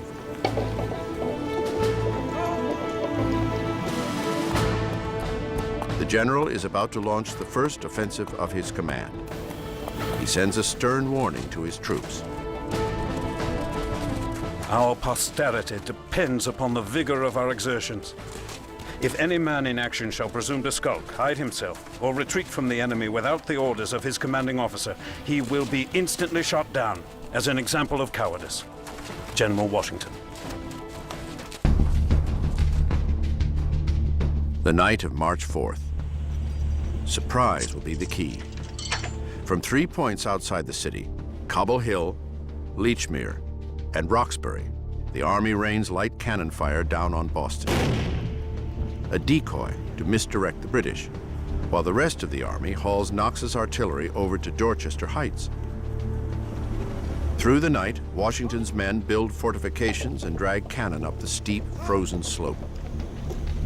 By morning, everything is in place. Daybreak, March 5th. On the 6th anniversary of the Boston Massacre, the British awake to the sight of 20 cannon pointed down on their ships in the harbor. "My God," a shocked Howe exclaims, "these fellows have done more work in one night than I could make my army do in 3 months." It's not until after they see Ticonderoga's guns on Dorchester Heights that they realize they got to get the heck out of there. The Continentals don't even need to fire a shot. Howe issues a futile order for his ship's cannon to fire on the Continental position, but Washington's guns sit just out of range. Luckily for Howe, his ships are also out of Washington's range. Howe and his army prepare to abandon the city and take thousands of Loyalist citizens with them. One Loyalist would later write, "The necessary care of the women, sick and wounded required every assistance that could be given. It was not like the breaking up of a camp, where every man knows his duty. It was like departing your country, with your wives, your servants, your household furniture, and all your encumbrances." Over the next 2 weeks, the Continentals watch from above as all of Boston scrambles to evacuate, taking everything with them that isn't nailed down. It is a bitter exile for the Loyalists, many of whose families had lived in Boston for generations. By March 17th, they are all gone. 120 ships carry 9,000 redcoats, 2,000 Loyalists, and as many of the city's usable goods as possible, out to an unknown fate. The Patriots return to the city, the beloved birthplace of the rebellion, and Washington enjoys the first victory of his command. But it will be his last for the rest of a grueling and humiliating year. 1776 will see 33,000 British troops, the largest contingent ever sent overseas, head for America to grind the revolution into dust.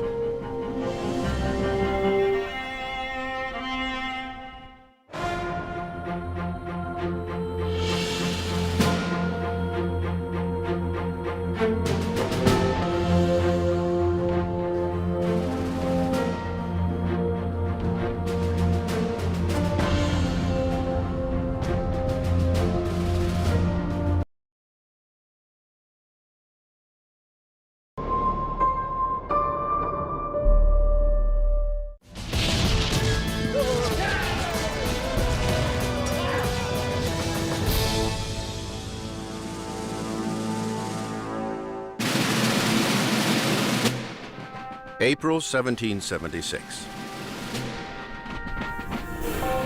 Fresh from their victories in Boston, the Continental Army marches overland toward New York. Having sent the British running, they are America's surprise heroes.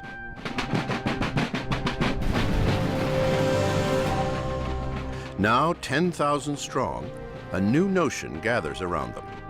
An idea that will drive the warring British and American armies on a collision course. America wants independence. It will take George Washington and his citizen army everything they've got to win it. The heroes of Massachusetts, now riding high on confidence, have not even begun to taste the full power of the King's vengeance. The British are coming back, this time to deliver a more decisive blow. As they move toward New York by sea, they assemble an armada, the size of which the world has never seen. The British commander, General William Howe, fully understands his orders. What had begun in Massachusetts as an annoying insurgency is quickly becoming an expensive and embarrassing war. It is time to stop it. Flushed with the idea of superiority after the evacuation of Boston, the Americans desire decisive action. Nothing is more sought for by us. General William Howe. New York is the perfect place to end this rebellion, one way or another. The importance of New York City is not lost to either William Howe or George Washington. Whomever controls New York City will control the Hudson River and by extension have the ability to sever the lines of communication between New England and the remaining colonies. This was the grand strategy that was going to subdue the rebellion, that would break the colonies in half along this river, that would separate the cockpit of the revolution in Boston from the cockpit in Virginia, in New York, in New Jersey, and by that means bring about the collapse of the rebellion. The conflict that has been fought militarily in Boston and politically in Philadelphia now comes to New York, a city already bitterly divided between loyalists and patriots. Each side, loyalist and patriot, is waiting for the great clash that will decide their fate. A British victory would likely end the war and return the colonies to the king. A continental win could set the colonies free. At stake, liberty. The word that has been in colonial ears since the outset of the year, when a slim pamphlet set America ablaze. The sun never shined on a cause of greater worth. Everything that is right or reasonable pleads for separation. The blood of the slain, the weeping voice of nature cries, "'Tis time to part." Finally, someone has given the colonists a vocabulary of revolution. But who is the author?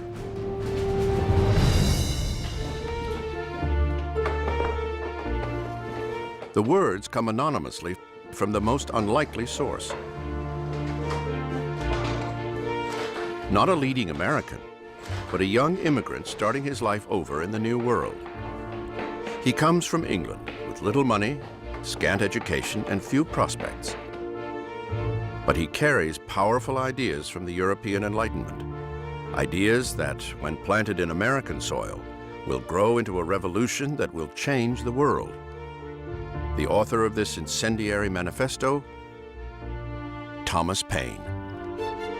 We don't have a statue of Paine. He's got to be the only founding father who has not been commemorated in marble and bronze because he was a true radical. Young Tom Paine had never amounted to much in England, though he had tried his hand at everything. He had been a house servant, a merchant marine, and even a corset maker. In each of these pursuits, he would universally fail. Paine would discover himself in Philadelphia. Like many immigrants, it becomes his blank slate, his chance to start over. It is this same spirit Paine sees in America. Restless, searching, ambitious. The raw makings of a new world, without the burden of kings or powerful churches. It is a vision Paine turns into 46 simple pages, plain enough for every farmer, fishmonger, or founding father to understand. He calls it simply common sense. We have it within our power to begin the world over again. 'Tis not the concern of a day, a year, or an age. Now is the seed time of continental union. Common Sense conjured up a vision of a very democratic America still to be, an America in the making. The pamphlet quickly becomes a sensation, a best-selling how-to book on making revolution. Some say 100,000 copies of this were published. Translate that into population rates today, that would be like selling 20 million books through Amazon or Barnes & Noble. That's an awful lot of communicating.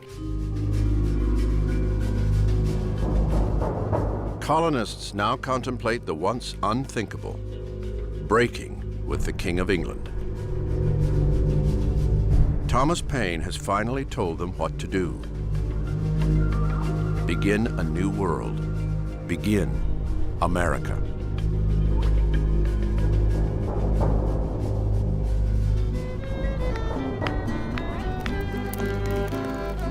The cause of America is in a great measure the cause of all mankind.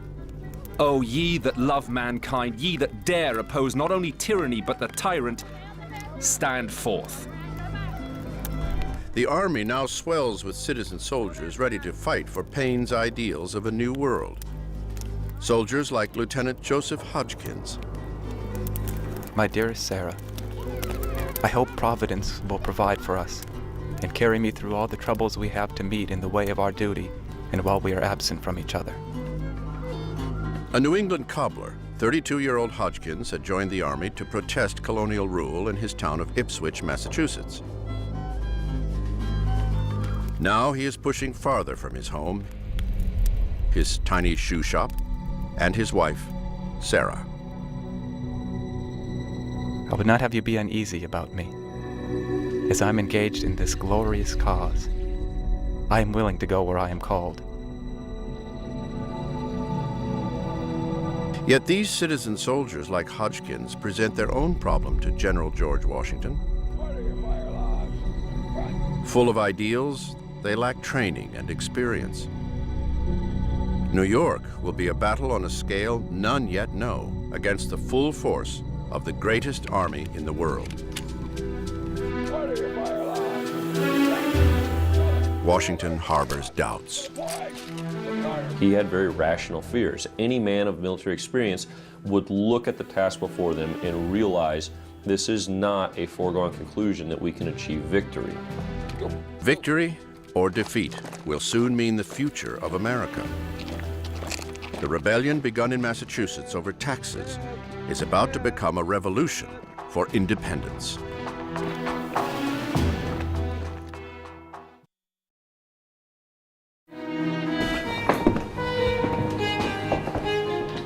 June 1776.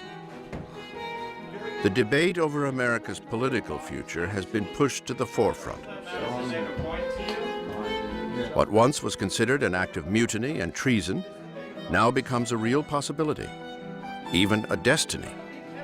America is talking about liberty. Suddenly, in every tavern, in every meeting house, everywhere people congregate, they're talking seriously about this idea. Should we go for independence or not? And they're talking about the ideas that Paine expresses. We have a grand, robust national dialogue, such as we've never had before or since, around a central theme that meant everything to everybody. The British are intent on stopping it. Having gathered their strength, they arrive in New York Harbor in dramatic fashion. With 130 warships and nearly 25,000 men, they put on a show designed to scare even the most avid rebel. When the British come in the summer of 1776, it's like Star Wars. It's the Empire Strikes Back. It's the Death Star. These multiple acres and acres of white sail coming into the harbor must really have been a sight to behold. This is the most powerful military nation on earth that is bringing that power to bear on you. At his headquarters in Lower New York, Washington has a front row seat. The enemy will endeavor to intimidate by show and appearance. But remember that with so just a cause, victory is most assuredly ours. General George Washington. Outwardly, Washington shows a calm face. Yet inside, he knows that defending New York will be the greatest test he has known. The Virginia farmer, turned rebel leader, is out of his league.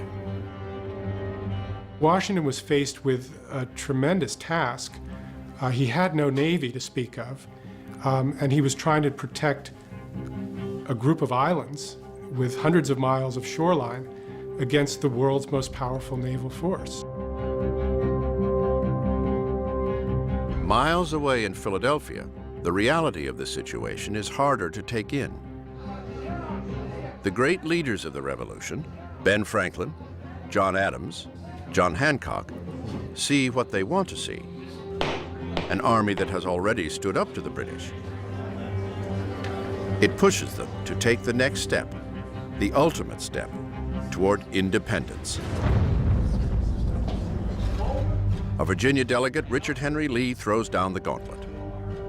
Why do we longer delay? Why still deliberate? Let this happy day give birth to an American republic. If we are not this day wanting in our duty, the names of the American legislators of 1776 will be placed in posterity. Richard Henry Lee. The time is now to make a declaration and commit it to paper. Congress turns to a young Virginia lawyer, a rising star in American politics. At 33 years old, Thomas Jefferson is the ideal American, bright, ambitious, and a gentleman. Jefferson was a tall, slender, gentle, engaging man who wanted to be a scholar and never got a chance because he was such a good politician. Of all the revolutionaries, if I could sit with one at dinner, he'd be the one. But Jefferson embodies America's deepest conflicts and contradictions.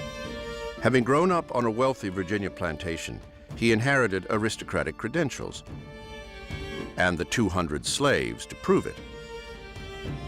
Yet Jefferson holds to an ideal America, a place of opportunity for everyone, a place where every American is in charge of his own fate. The child nation is growing up and longs to move beyond the shadow of its parent. But they had grown up and they wanted an independent say about how the laws were made and who governed them. And Jefferson knew all of that.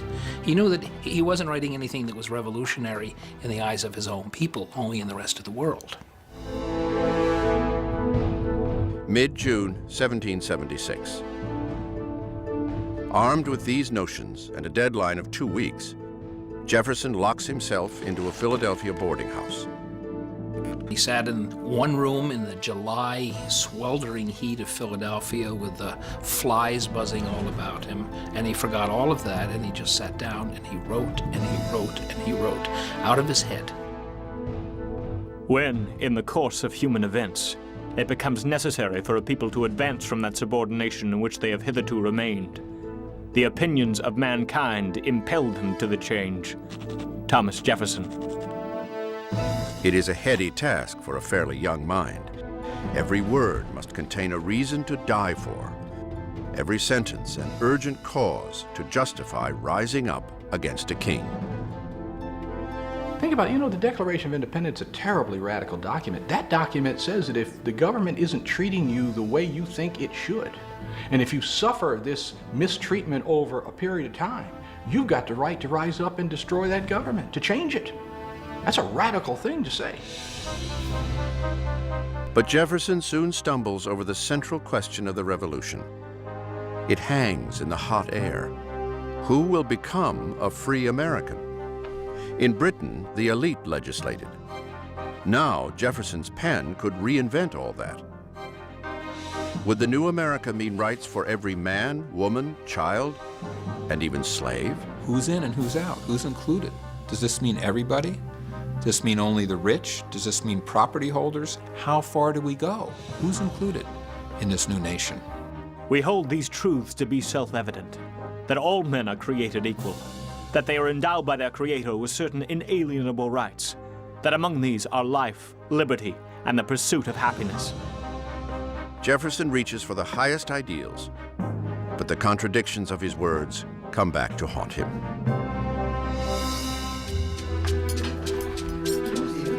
All the talk about freedom and liberty, all of this reaches the ears of nearly 500,000 colonists who are black. That's 1/5 of the population. Slavery already divides the colonies. Now, with the talk of independence, it takes front row. Some colonists draw the line at giving liberty to slaves. Others bristle at the hypocrisy of fighting for independence while sanctioning slavery. Jefferson himself remains divided. His own slaves watch their fates debated before them. When Thomas Jefferson incidentally the holder of over 100 slaves at this moment, wrote, "We hold these truths to be self-evident, that all men are created equal, endowed by their Creator with certain unalienable rights, and among these are life, liberty, and the pursuit of happiness." You don't think his slave said, "Right on, John, right, right on, Thomas," that this is precisely what we want. Many slaves choose not to wait. From cities and plantations across America, blacks begin an exodus. They flee.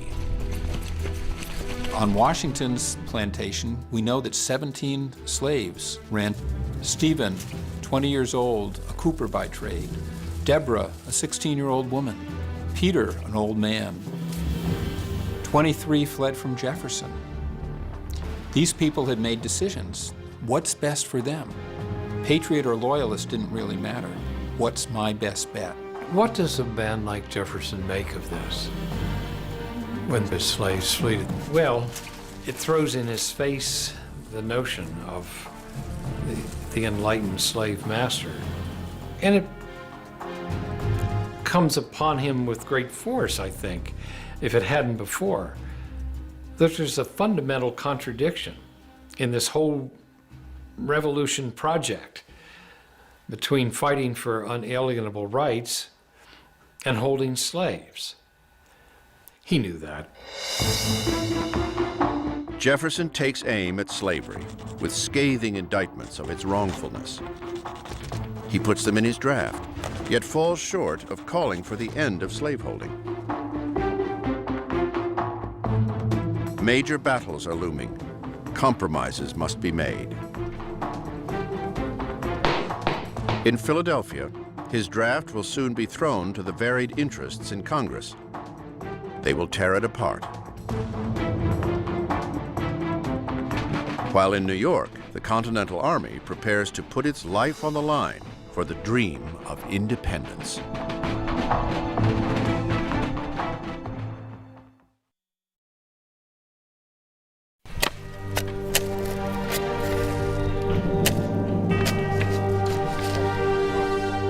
Late June, 1776.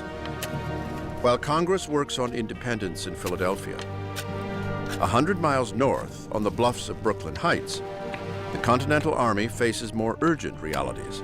Put your backs into it, men. They dig in for the fight to come. Every day they expect an attack. Every day it fails to arrive. Lieutenant Joseph Hodgkins oversees the building of fortifications. But he grows tired of waiting. My dear Sarah, I long to see you and my children, but when I shall is uncertain. General Washington is calling in the militia, and I hope we shall be in readiness to meet our enemy. Joseph Hodgkins. While the Americans build fortifications, the British continue to pour into their camp on Staten Island.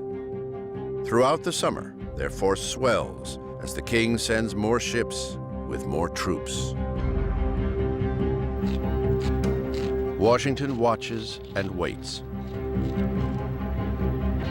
The impeccably cool gentleman from Virginia remains perplexed by the British, who gather strength but show no sign of attacking. Day after day, week after week, he can only sit and wonder. Very unexpectedly to me, another revolving Monday is arrived before an attack upon this city, or a movement of the enemy. The reason of this is incomprehensible to me. General George Washington. The flotilla of British ships bobs just off the tip of Manhattan, waiting for even more reinforcements, biding their time, wearing down rebel nerves. What Washington needs is a navy to stand up to the Goliath of the British Empire. What he gets is a slingshot, a tiny concept he hopes will have a huge impact. Its codename, the Turtle.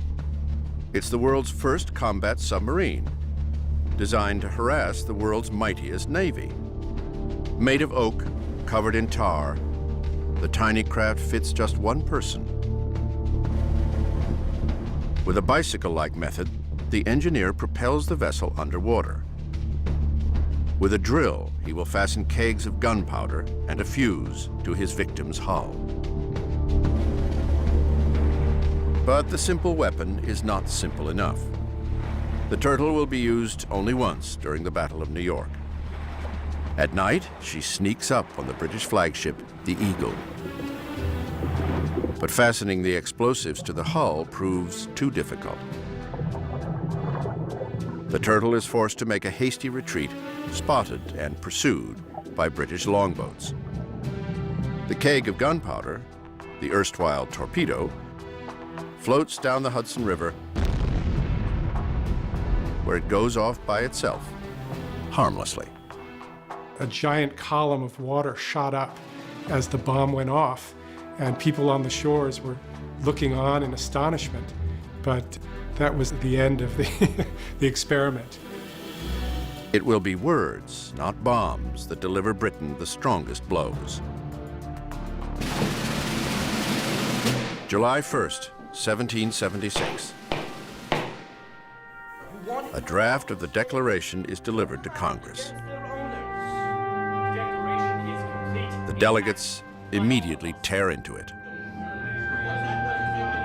The excruciating part took place after the document was written, and that was 3 days of debate in Congress, in which Congress took out 89 different things, including any language criticizing the practice of slavery. And Jefferson just sat there writhing through the whole thing. The issue of slavery is left for another time. There are flickers of doubt. They're bothered by it. They can't fix it. They kick it down the road. They basically postpone the problem to be reckoned with on another day. That day became the Civil War. It was a pretty bad day. But it's not that they're not bothered by it. They know it's wrong, they just don't know how to deal with it. The pressure of time once again intervenes. On July 2nd, the matter of independence must be put to a vote. It passes. The second day of July, 1776, will be the most memorable in the history of America. It ought to be solemnized with pomp and parade, with shows, games, sports, guns, bells, bonfires, and illuminations from one end of this continent to the other, from this time forward forevermore. John Adams, Congressional Delegate. Adams is a little off on the date, but close. 2 more days are necessary to hammer out the final declaration. On July 4th, independence becomes written fact.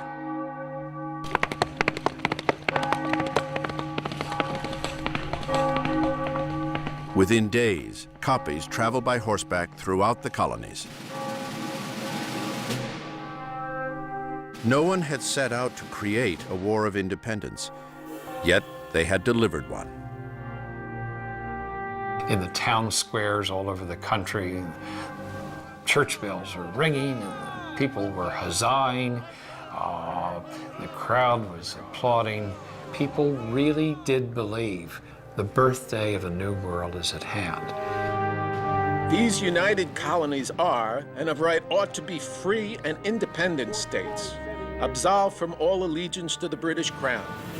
All political connection between them and the state of Great Britain is and ought to be totally dissolved.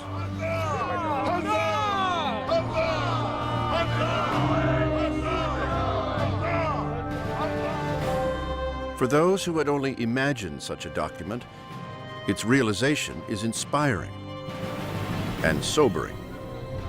The delegates who signed their names know they have just committed treason, a crime punishable by death. All of our founding fathers, they think they're going to hang. We either hang together or hang separately. That was literal. They are outlaws. And if they fall into the hands of the British Army, they think they're going to swing from a tree. It is the reckoning at the hands of King George that is on the minds of the signers, and for everyone across the colonies who supports independence.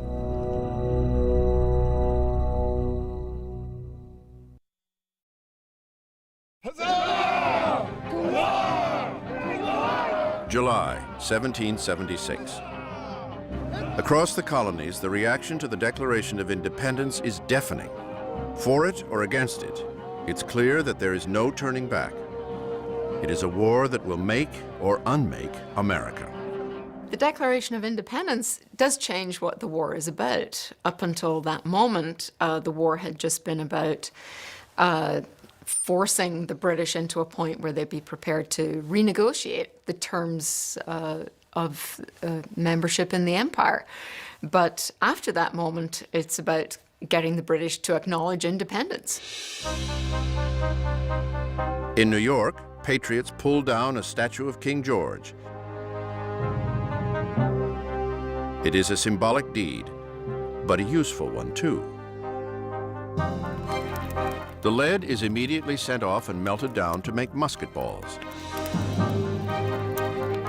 42,000 bullets will come out of fallen King George, and every one of them will be necessary.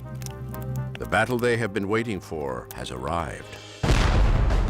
July 12th, 3 p.m. The British unleashed their guns.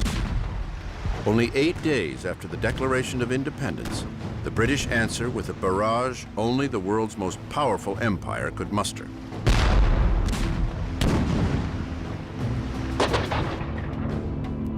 Soldiers and citizens alike freeze with fear.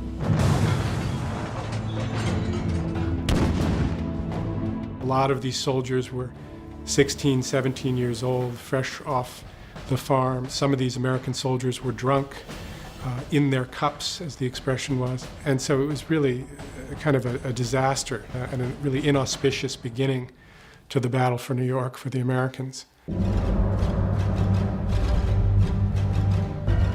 George Washington is furious.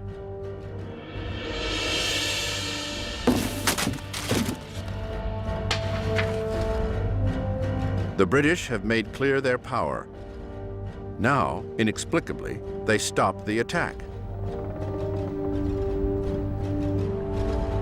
As quickly as the barrage comes, it ends. It is merely a show of force, a scare tactic by the British commander, General William Howe. In fact, Howe's goal was not to win. It was to force the Americans to a conference table. It wasn't about inflicting crushing military defeat. It wasn't about humiliating the colonists. It was about showing them that British liberty was something worth having. The British, having amply displayed their might, now counter with an invitation to talk peace. But Howe makes a small, yet costly, miscalculation. The message he sends is addressed simply to George Washington, a breach of protocol that is instantly recognizable. The British are in a very difficult position. If they address the latter as His Excellency George Washington, Commander-in-Chief, they're effectively recognizing the legitimacy of the Continental Army. For Washington, this is a critical thing. He needs to be recognized. They are equals, after all. Howe commands an army, Washington commands an army. The messenger and his various letters is rebuked several times. Finally, the letter is accepted.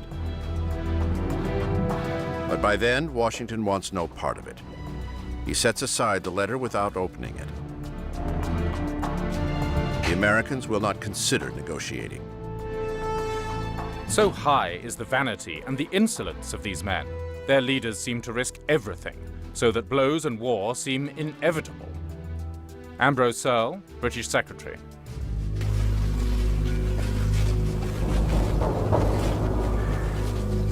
August 12th, 1776. There will be no peace. Instead, the Continental soldiers will have to deliver America by war. The British might will soon return, but when and where remain a mystery. Joseph Hodgkins redoubles his efforts.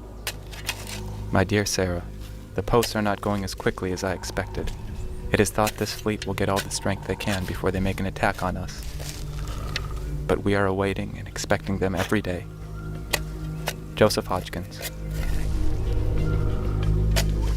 This will be a different scale of warfare than these soldiers have ever known. On the eve of battle, some sit down to prepare their wills, aware that their first real battle with the British may also be their last.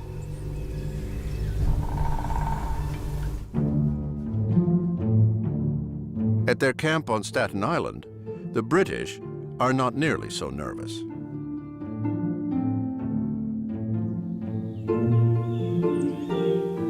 Sure that victory is near, they bide their time enjoying the fruits of the American continent. The fair nymphs of this isle are in wonderful tribulation, as the fresh meat our men have got here has made them as riders as satyrs. A girl cannot step into the bushes to pluck a rose without running the most imminent risk of being ravished. Lord Rawdon, British officer. Their leader also takes full advantage of his time.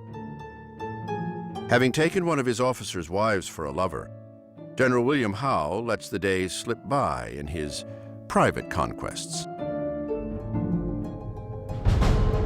George Washington can afford no such pleasures. Back in Manhattan, the general is losing his famous cool.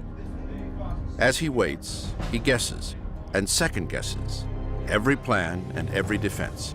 He too is about to face the biggest battle of his life, and it will not be on his terms. It is the British who are running this show.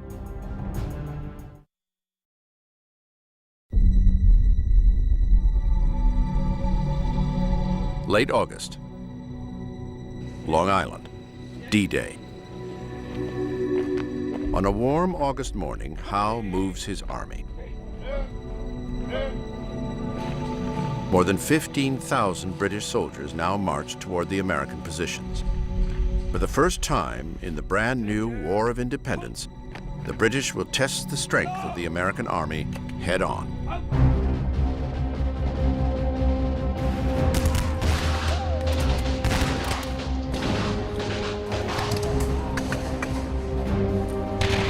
The British attack first, with two columns taking the Continentals in a frontal assault.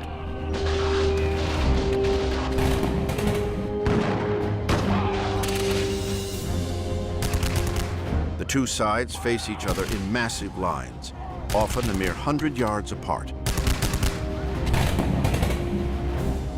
They gave everybody a couple of tots of rum just to get them liquored up enough to do this. And the Americans didn't have that discipline. They didn't know it. This is European-style warfare, where nearly all the Continentals, it is their first taste of it. A person in the 20th or 21st century looks at those linear battle formations of the 18th century as they seem to be struck by the stupidity of these things. But really, these tactics and these formations are predicated upon the state of technology at the time.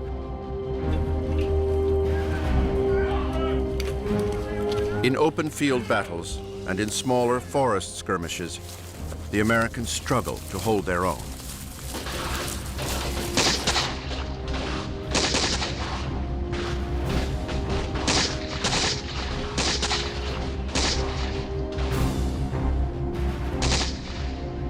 What they don't know is that they are fighting a decoy.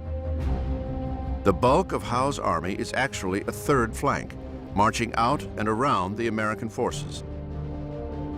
Washington has not prepared for this.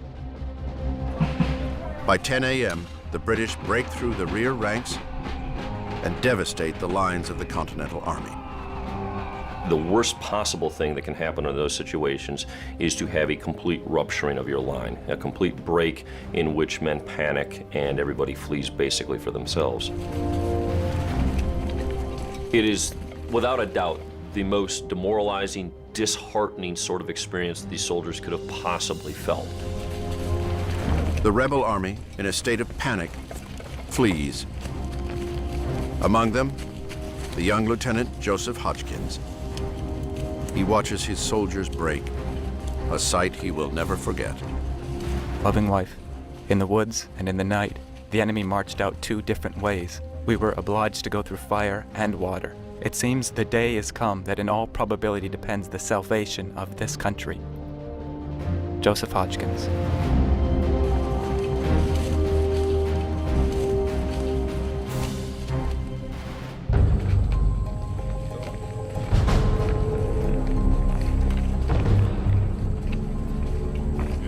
The army straggles back, minus the 300 dead and 1,000 captured.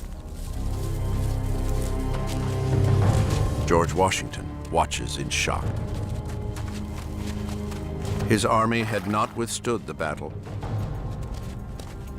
He had failed, and the danger is far from over.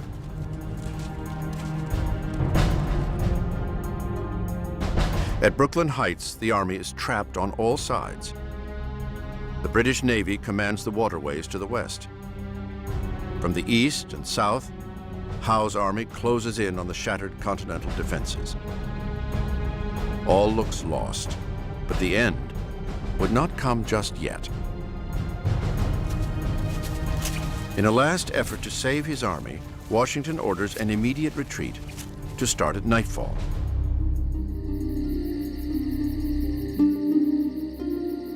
Under the cover of darkness, the army begins to move, stealthily, using every ferry and fishing boat available to them. All through the night, soldiers are ferried across a narrow slip between Brooklyn and Manhattan. They soon run out of time, but they get one final providence. As morning breaks, a strange and eerie fog sets in over New York Harbor, engulfing the area in a near blackout. It is their salvation. The British see and hear nothing. I could scarcely discern a man at 6-yard distance. In the history of warfare, I do not recollect a more fortunate retreat. Benjamin Talmadge, Continental officer.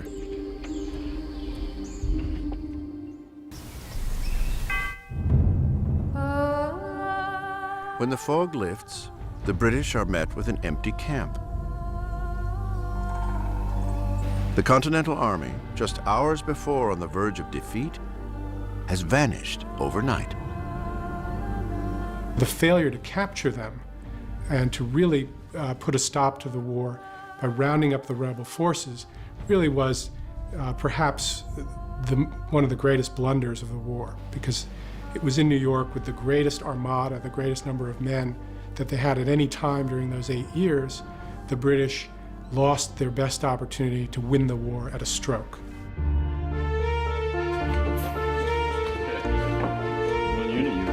The remains of the rebel army recuperate. Dispirited and defeated, they can only wonder what will happen next. Having made it off of Long Island with the others, Lieutenant Joseph Hodgkins now has a moment to communicate with his wife, Sarah. Her words are those of many back home across the colonies, a mixture of immediate fears and distant hopes. My dear husband, I desire to be thankful that you have got off of Long Island. I think things look very dark on our side, but it has been observed that man's extremity was God's opportunity. Sarah Hodgkins.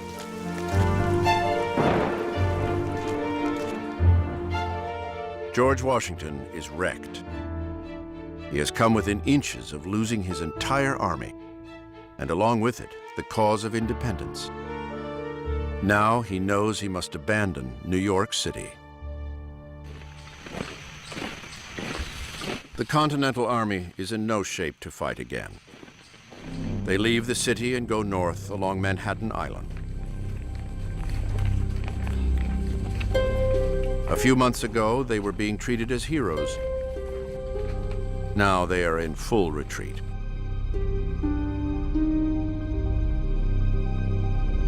Washington's reputation has plummeted too. His inexperience and mistakes had been costly. His ability to lead an army is now severely in question. Soon, he will receive challenges from within his own ranks. If you stopped the clock in 1776, you would have suspected that this guy would be out of a job pretty soon. Things were not going well. The dream of a new world, Thomas Paine's vision, seems more remote with each step.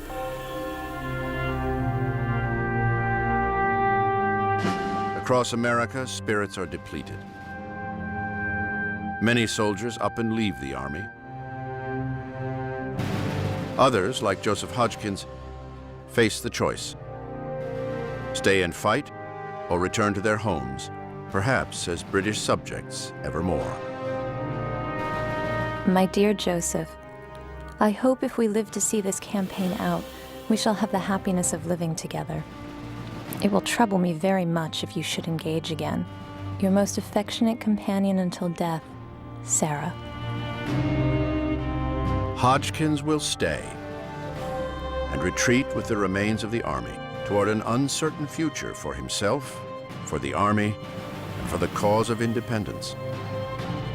The revolution will go on, but it is about to enter its darkest days.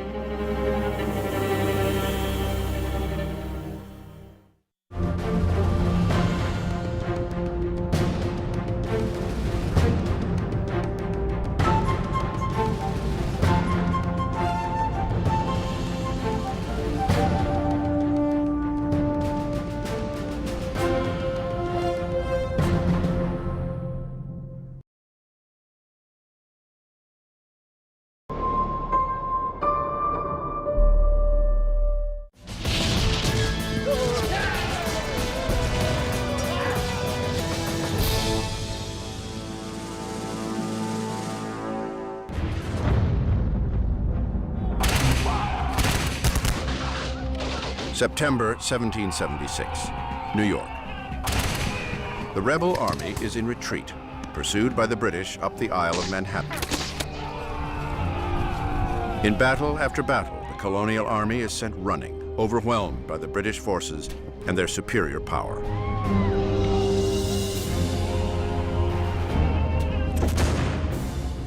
The two sides engage at Kips Bay, then up Manhattan at Harlem Heights, and again north in White Plains. Only one lone American outpost prevents the total loss of New York and control of the Hudson River. Fort Washington, a garrison named after His Excellency George Washington himself. And now it is under a massive attack. George Washington watches the terrifying scene from just across the Hudson River. His last hold on New York is fading fast. Nearly all of his officers had recommended abandoning it. Fort Washington was not built to defend itself against such a sizable British onslaught. The Continental soldiers prepare themselves for a last stand, but they are in no shape for heroics. A month of steady defeats have left them exhausted. And now, again, they are outnumbered, 3,000 of them against 8,000 royals. It was Washington's most trusted general, Nathanael Greene, who had convinced the commander to defend the fort. Greene, a young and talented Rhode Island officer, had, over time, become Washington's most trusted confidant. But this time, following his advice is a disastrous error in judgment for the rebel leader. Nathanael Greene opines that he can hold that fort with the men he has available to him, and he recommends that course of action to Washington. Washington trusts this very capable and energetic subordinate, and Greene was wrong. The British army is unstoppable. Not only do they have the numbers, they put their big guns out in front. they unleash a fierce battalion of German fighters called the Hessians. The Hessians are unmistakable. From their armored helmets to their expertise with the bayonet, they are a near mythical vision from the old world. England has used foreigners for centuries to help fight their wars. But in America, the Hessians create a new specter. At once feared and hated, they are seen as outsiders in a conflict between brothers. They quickly gain a reputation as detested mercenaries. The Hessians did not regard themselves as engaged in a civil war. And wherever the German mercenaries went, oftentimes there were allegations of all sorts of brutality, ranging from sexual violence to stealing of supplies. These European fighters have been trained under a different set of ethics than the colonial army, an almost medieval sense of warfare. Plucked from society's cast-offs and often pressed into service against their will, the Hessian soldiers are ruthlessly drilled into fighting machines. Their rewards, when they receive them, come in the form of pride and a fair share of whatever plunder they can get their hands on. In America, they sang songs about their chance for treasure. Go with us to America. There will be enough for all. There will be silver, gold, and money. Everything that a man seeks in the world, all that a man seeks there, is in America. Essentially, the Hessians operated according to a code that made sense in Germany, but was very different from anything that Americans had been familiar with. On this day, the Hessians earn their worth. They lead the British in overwhelming Fort Washington in mere hours.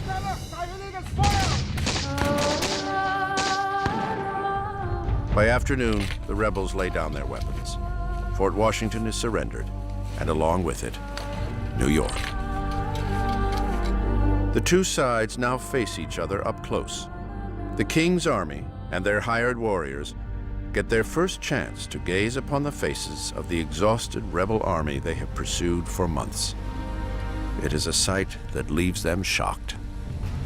A great many of them were lads under 15 and old men, and few of them had the appearance of soldiers. Their odd figures frequently excited the laughter of our soldiers. Captain Frederick Mackenzie, British officer. The King's men had been fighting a wretched army, a band of citizens with little training. As the smoke clears over the dead and wounded, an amazing sight takes both sides by surprise. A young woman sits by her dead husband's side, but she had not been an idle bystander. When John Corbin fell from wounds, Molly Corbin stepped up to the cannons, firing on the British with the rest of the patriots. The British quickly send Molly Corbin home.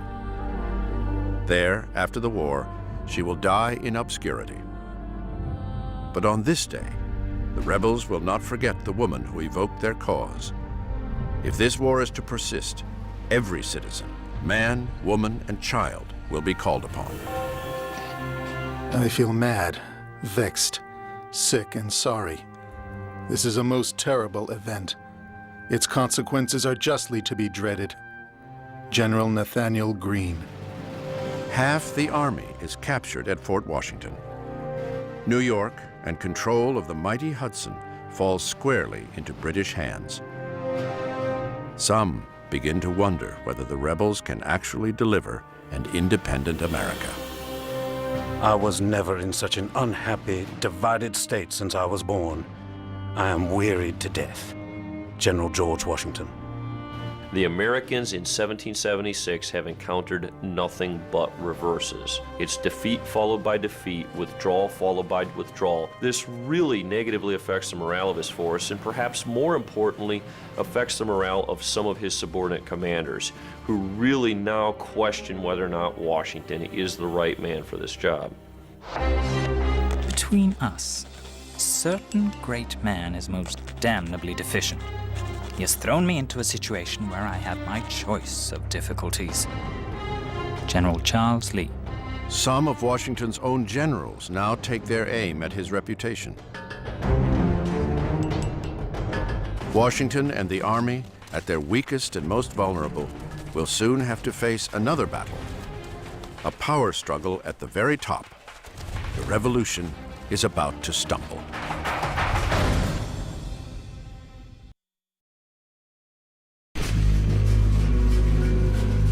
November 1776. George Washington's Continental Army is in full retreat across New Jersey. He has just lost New York, and with it, half his army. Washington cannot afford another confrontation. Hundreds had died. Many thousands more had been taken as prisoners of war.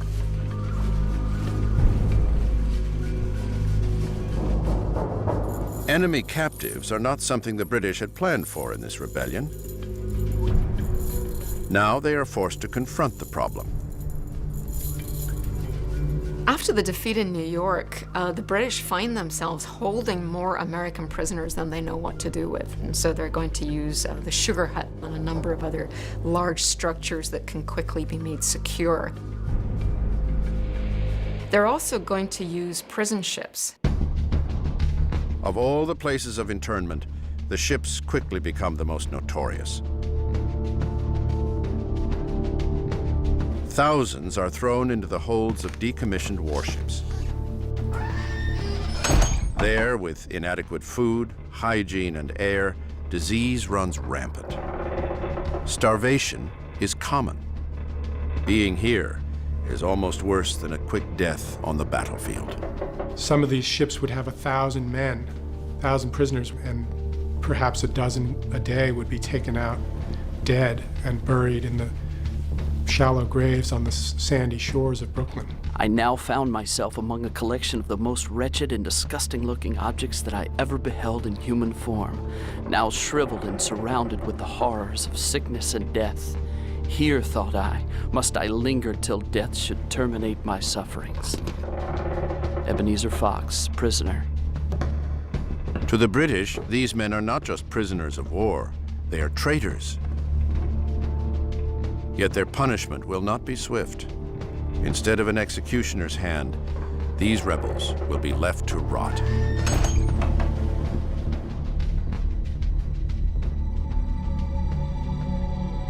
Along Washington's retreat, there is no time for sympathy.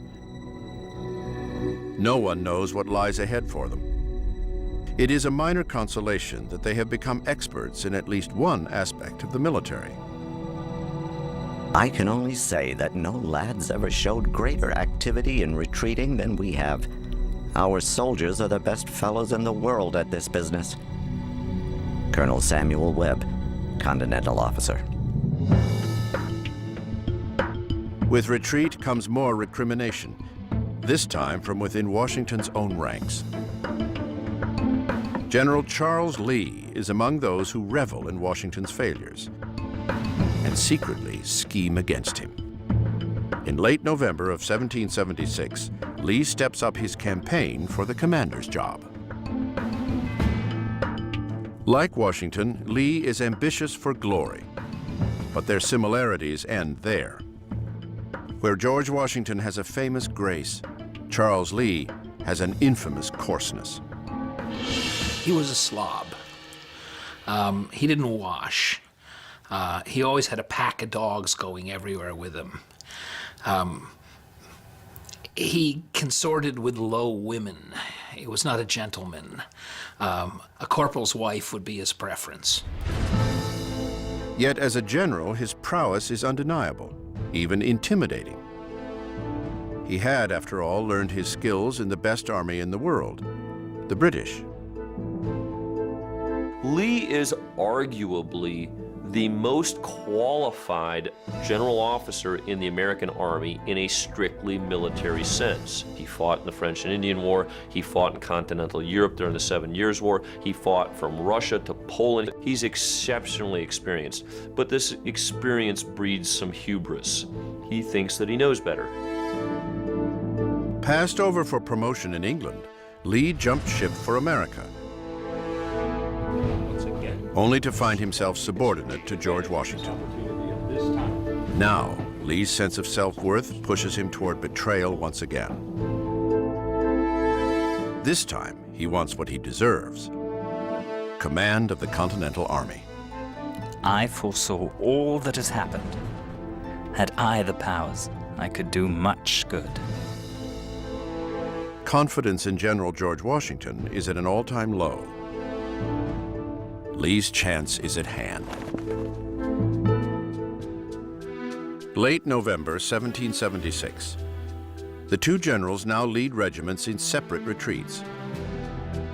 Washington through the center of New Jersey with the main army. Lee north with a regiment of 4,000. As they move, Lee corresponds with all those who might be sympathetic to his personal cause. These include a once faithful adjutant to Washington, a certain Colonel Joseph Reed. Dear General Lee, I do not mean to flatter or praise you at the expense of any other, but I do confess it is entirely owing to you that this army is not totally cut off. Reed, too, encourages a change in leadership. We are in an awful and alarming situation. I think yourself and some others should go to Congress to form the plan of the new army. Joseph Reed. Charles Lee has just such ambitions, and lets many in Congress and the Army know it. Only George Washington himself remains unaware of the plot at hand. That is about to change. Washington, by accident, opened a letter from Charles Lee to Joseph Reed, and it was clear that the two men had been discussing Washington's fatal indecision of mind. My dear Reed, I lament with you that fatal indecision of mind, which in war is a much greater disqualification than stupidity, or even want of personal courage. Eternal defeat must attend the men of the best parts, if cursed with indecision. General Charles Lee. Washington's response was to write to Reed and say, I opened this by accident. I thought it was official business, and to just try to smooth it over. I think all of these moments really just highlight the extraordinary kind of equilibrium that he maintained. Washington lets it pass, but he can have no doubt that his own power is weakening. His errors in New York are becoming widely known, and those who once threw their support behind him, the Army, and the cause of independence are now compelled toward doubt. A sense of doom gathers across America. Washington is devastated by his defeats. This public relations disaster means that the people don't support the Army. They're back to maybe we should, maybe we shouldn't try a revolution. It is the opportunity the British have been waiting for. Into this vacuum of power and the flagging spirit for rebellion, they issue a proclamation. They offer leniency to those who pledge allegiance to the king. Those who will not shall be considered traitors. Every American had to choose. Do I support the patriots? Do I support the loyalists? Is there any neutral ground between them? How do you make this choice? People are not only making this choice according to their political beliefs or whether they, really respect the king or not. They're often making this choice according to what's best for them. The soul of the revolution is now up for grabs. Who will come out ahead? General Charles Lee, George Washington, or the British Army? What each does next will determine the outcome. America's revolution hangs in the balance.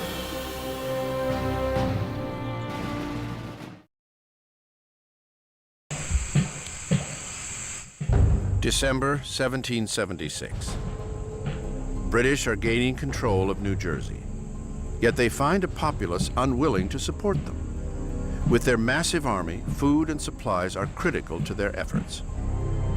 Out of need and a hint of vengeance, the British turn to more forceful methods.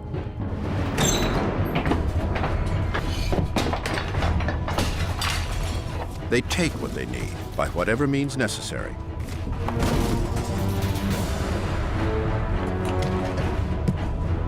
It is a bitter taste of what America might look forward to under full British military occupation.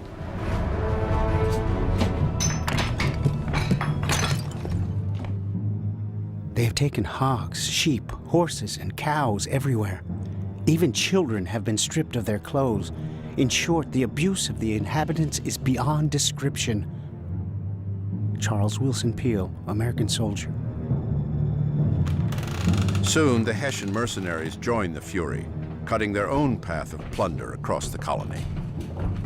Along with them, stories of brutality spread far and wide, allegations of torture, rape, and murder. Such acts become a rallying point around which to sway colonists against the British. Patriot newsprint quickly takes full advantage. They stripped them of their cash and clothes. Poor creatures, many of them died. The devil's not more cruel. It was a huge propaganda coup for the colonists, who were able to isolate a few incidents of Hessian brutality and atrocities and project that as par for the course. It helped muster more support for the revolution and demonstrated to the Americans the extreme lengths to which the British were willing to go to put down this insurrection. The British had aimed to bolster loyalty in New Jersey. Instead, their actions stir up an infuriated population. Patriots and loyalists now take up arms against one another as the War of Independence descends into anarchy and civil strife.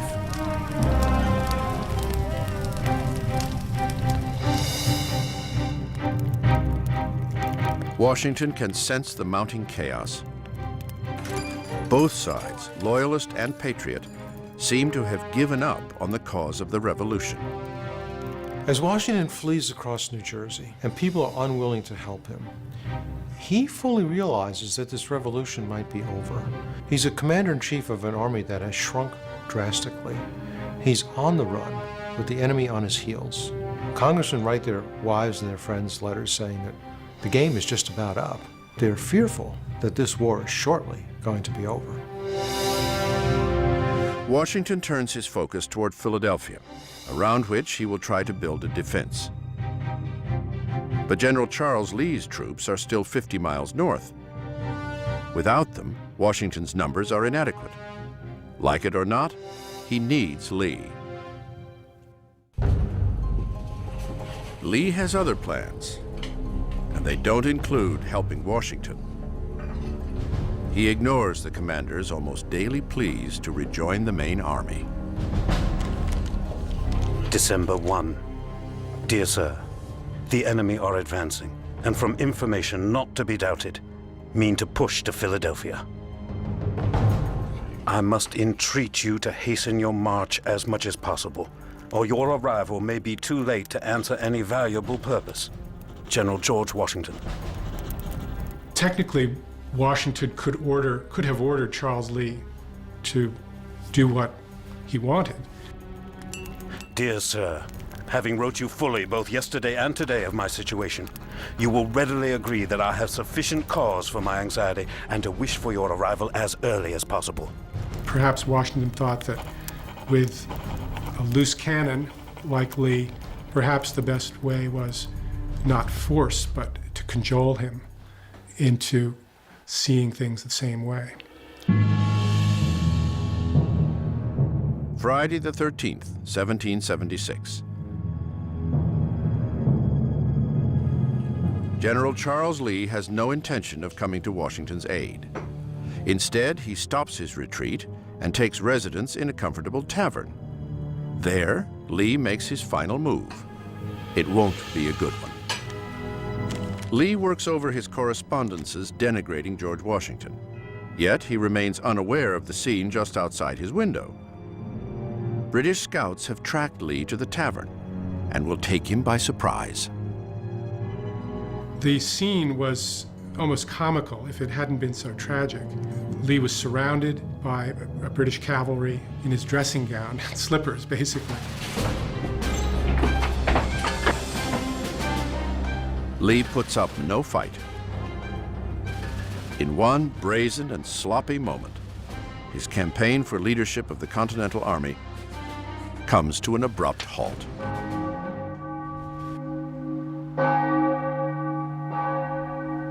London celebrates the capture. The traitor Lee, some say, is the only rebel general they had cause to fear. Even the stock market goes up on the belief that this is the coup that will end the war. But Washington is not so easily fazed.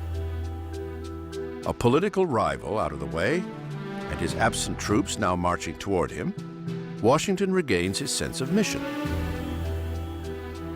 His own officers, like General Nathaniel Greene, take notice. His Excellency, George Washington, never appeared so much advantage as in the hour of distress. Again, it falls to Washington to turn the fortunes of the war, if it isn't too late.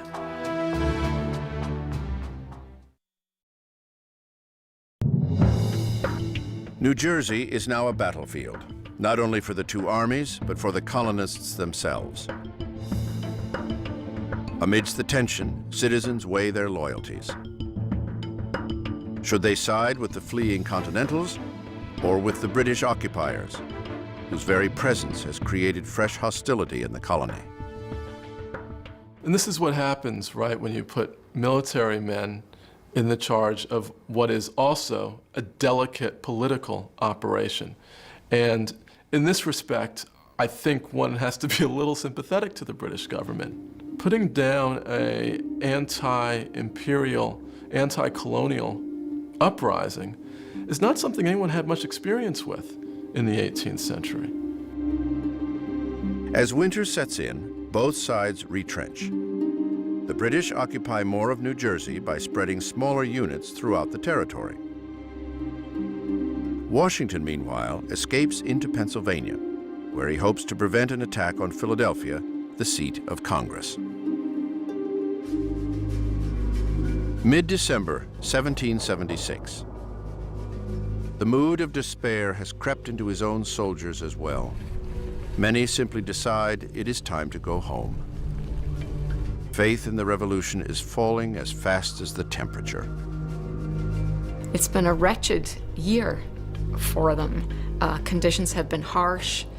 Smallpox has broken out in the army. That's in addition to the other camp diseases that ravage the army at regular intervals. Militarily, things have been disastrous. There's not a lot of incentive for them to stay.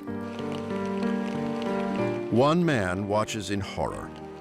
Thomas Paine had joined Washington's army as one of the Revolution's first war correspondents. Now, the young author of Common Sense, who helped spark independence only a year earlier, knows he must once again take up his pen. This time, he will not aim his words at the enemy, but directly at the hearts of American patriots. These are the times that try men's souls. The summer soldier and the sunshine patriot will, in this crisis, shrink from the service of his country. Thomas Paine.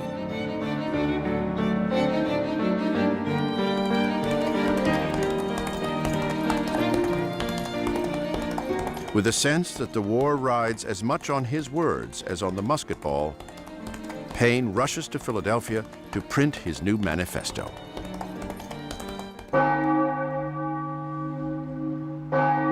There, Paine finds his hometown in chaos. Fear and rumor are spreading like a virus. Citizens are convinced that Washington's forces won't be able to defend Philadelphia. In response, people flee. A steady stream of Philadelphians take their belongings and head elsewhere, leaving their empty homes and closed-up shops to the British, if they should come. The citizens are not alone. Continental Congress and all its members have evacuated too, heading further south to Baltimore. Against this backdrop, Thomas Paine gets to work. In a span of 10 days, the young author and printer, the man who arrived in America only a few years ago full of hopes to begin a new world in these raw colonies, sets his thoughts to print. He titles it American Crisis. As quickly and widely as common sense had spread, so too does this book. It begins to work its magic instantly. What we obtain too cheap, we esteem too lightly. And it would be strange indeed if so celestial an article as freedom should not be highly rated. Thomas Paine. This was really the low point for the Americans. Washington's reputation was really at stake. And with that reputation, the ability to round up fresh recruits for the army. So it was a really do or die moment in New Jersey. Paine's words only go so far. Washington must alter his entire approach to the war.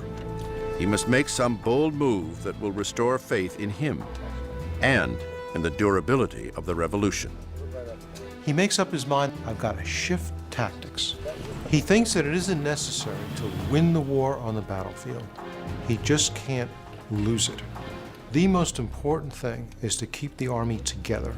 At the same time, back home, convincing the mothers and wives and children of British soldiers that the cost of this war is too high in deaths, casualties, and for Parliament too, in money.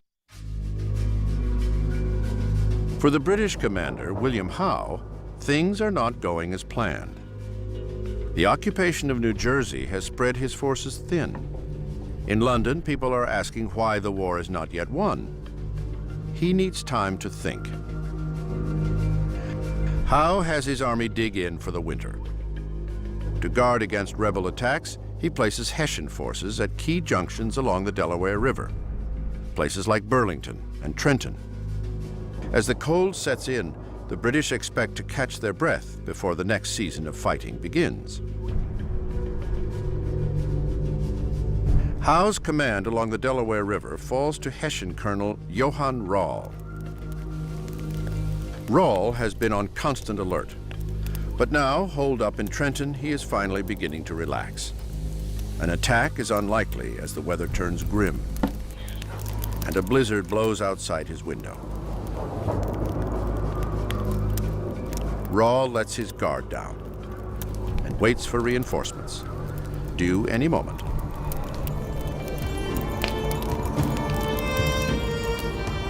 Christmas Eve, New Jersey. Rall's Hessian reinforcements have made an unscheduled stop. Their commander, Colonel von Donop, has decided to spend the night with a fair widow in Mount Holly, just 20 miles from Trenton. The colonel, who was exceedingly devoted to the fair sex, had found the beautiful young widow of a doctor. He wanted to set up rest quarters in Mount Holly, which, to the misfortune of Colonel Rall, he was permitted to do. Captain Johann Ewald, Hessian officer. Von Donop's rest will have consequences he cannot imagine, and history will soon record the contribution to the revolution made by the mysterious widow of Mount Holly, whose identity will never be known. Some believe she may have been Betsy Ross, the future creator of the American flag.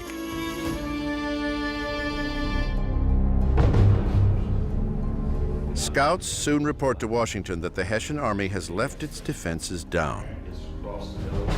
Washington hatches his plan. He will attack. It may well be his last shot, a final effort to revive his reputation, the spirit of his soldiers, and the survival of the revolution.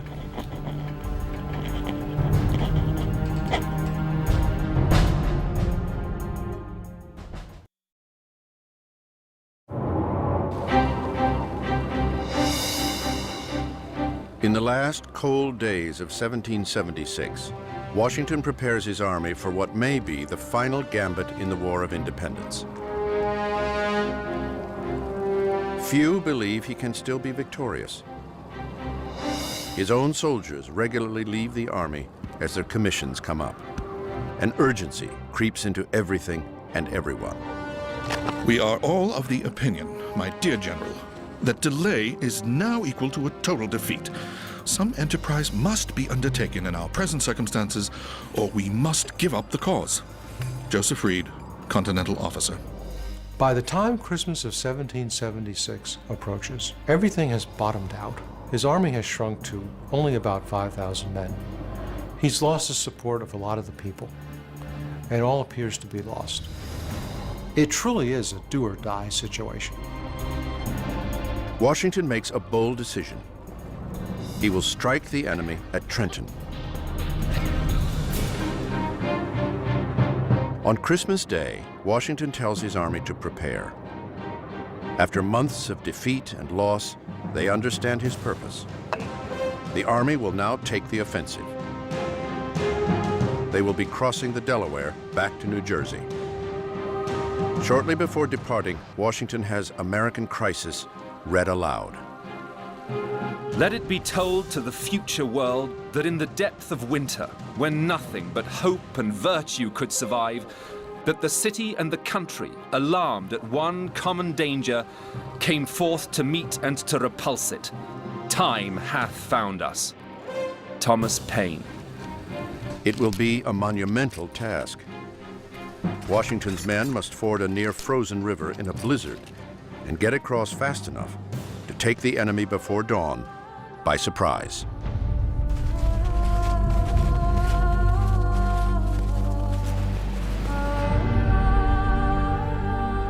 Yet Washington's leadership, his army, and the revolution all ride on the success of this singular mission. Washington himself will lead the soldiers into battle for the first time in the war. The general knows that if they fail, there will be no more chances. At 11 p.m., the boats begin to cross. It will be harder than they had even imagined. Every school child in America is familiar with the painting of Washington crossing the Delaware, when he's boldly in the front of the boat, standing up, looking heroically towards the eastern shore of the river. It would have been nice, but it didn't happen like that. Nobody stood up that night, wisely so. It was as severe a night as I ever saw. The frost was sharp, the current difficult to stern, the ice increasing, the wind high, and at 11 it began to snow. It was only with the greatest care and labor that the horses and artillery could be ferried over the river. Captain Thomas Rodney, Continental Officer. It takes most of the night to get the army over. It costs them severely in time.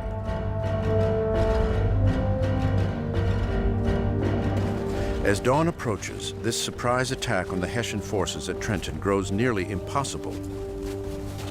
For a moment, Washington considers turning back. It made me despair of surprising the town, as I well knew we could not reach it before the day was fairly broke. I determined to push on at all events. General George Washington. 5 a.m. The weather worsens and the temperatures drop even further.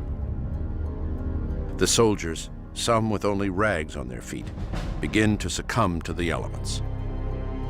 I was so benumbed with cold that I wanted to go to sleep. Had I been passed unnoticed, I should have frozen to death without knowing it. But as good luck attended me, Sergeant Madden came and made me walk about. John Greenwood, Continental Fifer. Not all are so lucky. 2 soldiers lay down in the snow, never to get up again. The others press on.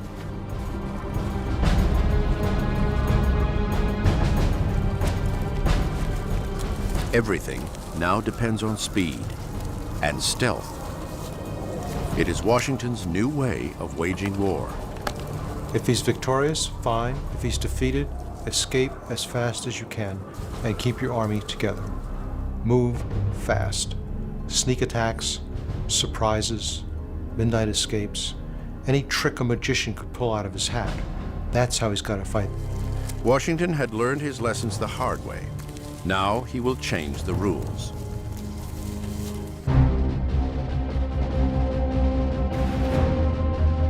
In a swift move, he catches the Hessians off guard it sets off a fierce battle.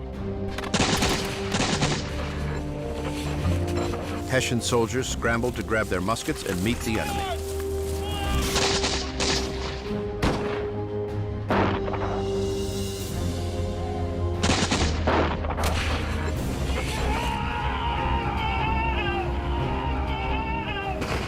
Colonel Rahl wakes up to a battle already underway. He had been expecting something from the rebels, but nothing of this scale.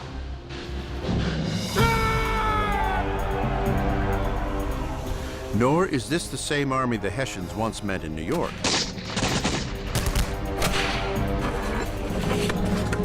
Now the Continentals fight with fierce spirit. In bloody, chaotic engagements, they hold their own.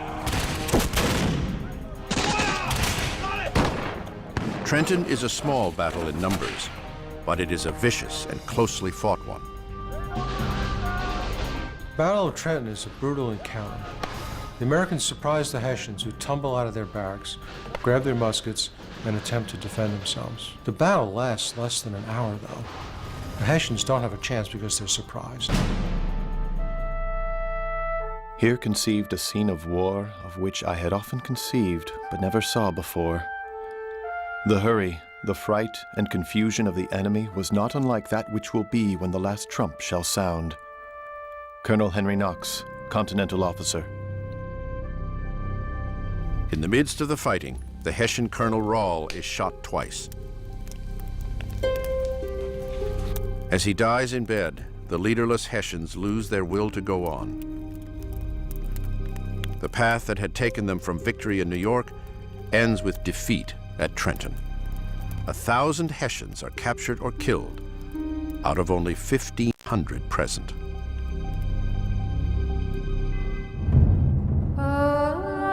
It is Washington's day. Trenton sends a resounding message. The Continental Army is back, and Washington is their undisputed leader. In a year of hardships and loss, he has now learned how to fight this war. Trenton illustrates the genius of George Washington. Here is an opportunity to strike the enemy where he's weak, when he's weak. This is going to establish the pattern for the rest of the war, in which the Continental Army will always live to fight another day, pick low-hanging fruit, frustrate the British, and continue to provide a thorn in the side of the different British commanders. Yet Washington faces one more challenge before 1776 is over.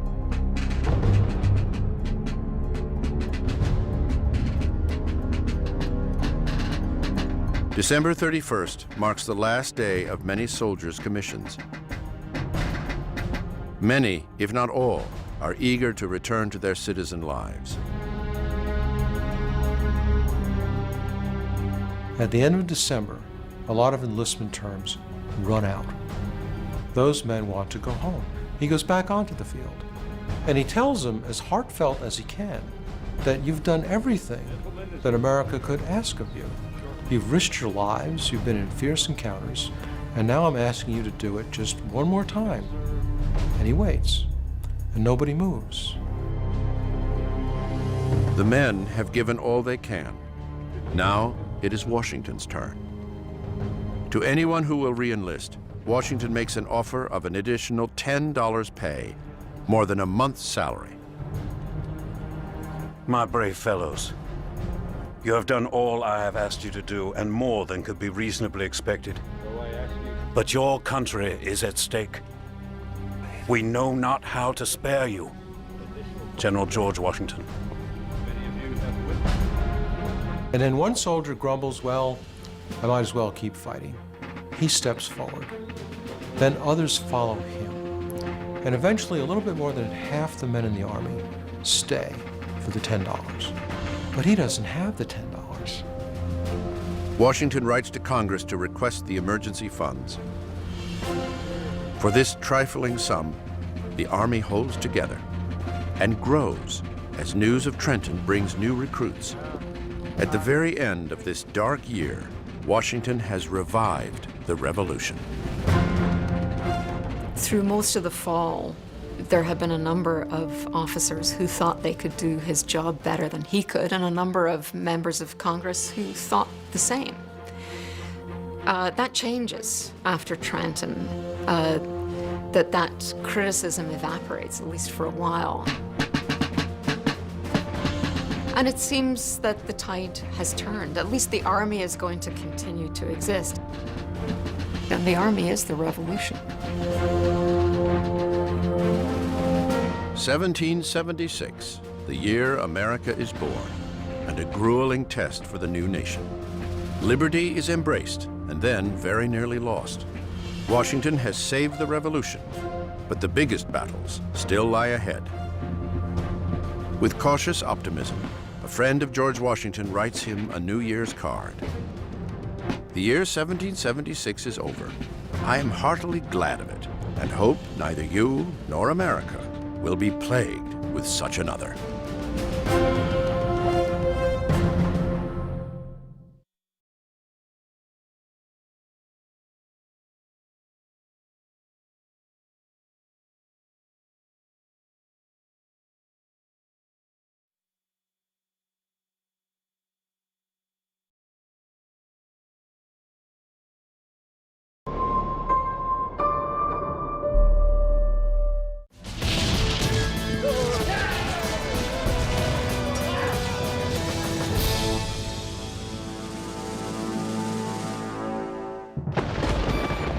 December 1776. At a secret location along the French coast, a shipment is being prepared. Rifles, uniforms, gunpowder, and ammunition are crated and boarded, bound for America. It is a gesture of solidarity from France against their common enemy, Great Britain.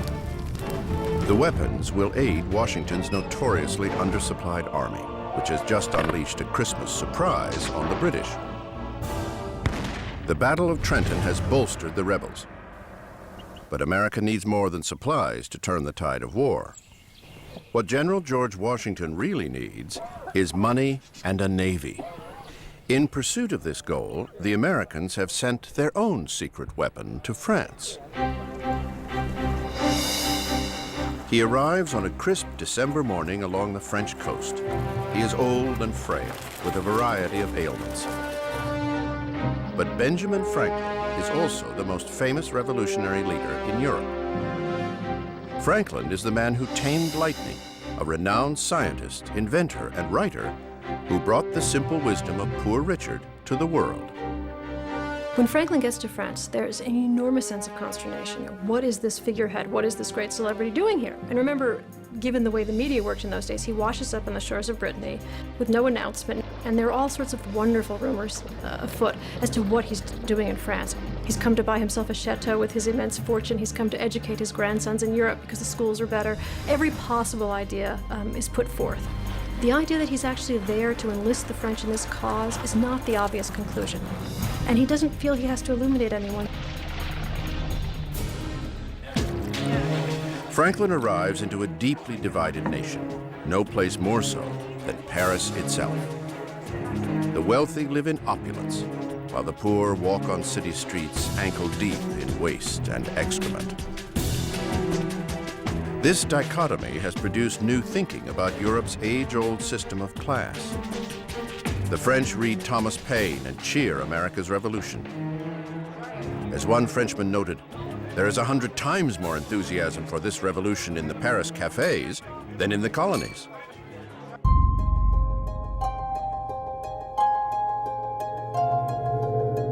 Franklin plays on this enthusiasm. Now, in one of the most opulent courts in Europe, the home of Marie Antoinette, Franklin presents a simple yet carefully crafted portrait of America and all things American. Picture me very plainly dressed, wearing my thin gray straight hair that peeps out from under my only coiffure, a fine fur cap which comes down to my forehead almost to my spectacles. Think how this must appear among the powdered heads of Paris. Benjamin Franklin. Franklin plays on this romance. He dresses very plainly, he wears a beaver cap, and he becomes kind of a fad. The women love to be around Franklin. They think there's something kind of very romantic about this backwoodsman who's here in their midst. Before long, all the fashionable women are wearing their hair in a style that mimics Franklin's fur cap. They call the style a la Franklin. But not all quarters are equally charmed. December 28, 1776. Ben Franklin arrives at Versailles, home to King Louis XVI. It seems like a fool's errand when you think about it. Franklin is sent to an absolute monarchy to ask them to fund a revolution against a king. But the truth is that the animus on the French part against the English is so great that this is a very easy argument to make. Franklin is greeted by France's foreign minister, the crafty Comte de Vergennes. Vergennes is the one behind France's covert arms shipments. Anyone in his right mind would have assumed that the best thing to do would have been to let the colonies and England destroy each other mutually and not to intervene. But he is dead set on revenge. It's the one thing he needs to accomplish. And he could not be more eager. He is intrigued by the revolution. But France needs to know they are backing a winner. Franklin's attuned sense of gamesmanship tells him the time is not right. That, and the fact King Louis XVI refuses to meet with him. But without France, the threadbare American Revolution is in peril. For now, Franklin will have to wait and pin his hopes on events 3,000 miles away, where only a great American victory could budge the French. But that couldn't seem less likely.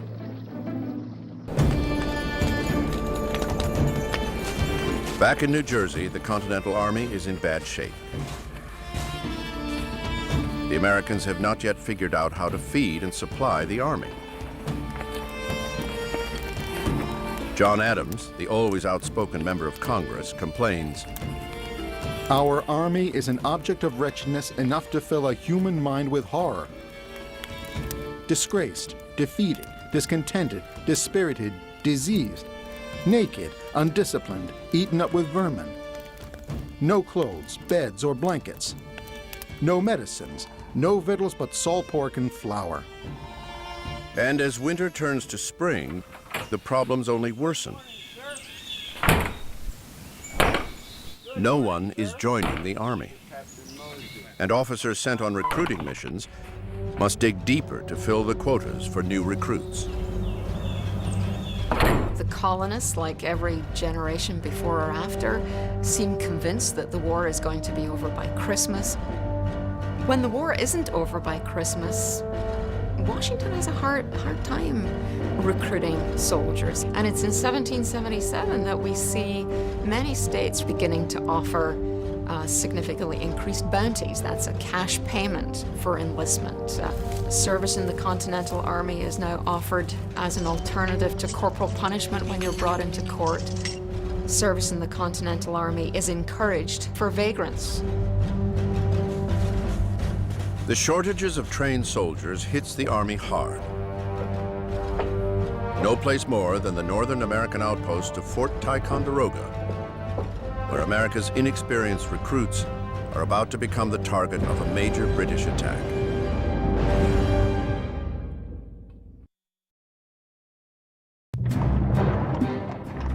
America's envoy in Paris, Benjamin Franklin, has made his first overtures to the French, an attempt to get the European power to join in the fight against their age-old enemy, England. But for now, the elder statesman has come away empty-handed. Swaying the French will take a major American victory back in the colonies, where the British are getting ready to mount a new round of assaults. June 1777. Just south of Montreal, Canada, a new British general has arrived in America.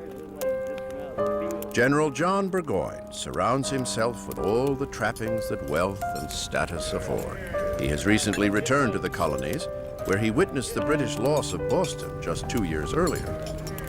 Burgoyne's goal, to take revenge and end the war, whatever the cost. It is an endgame he has staked his career on.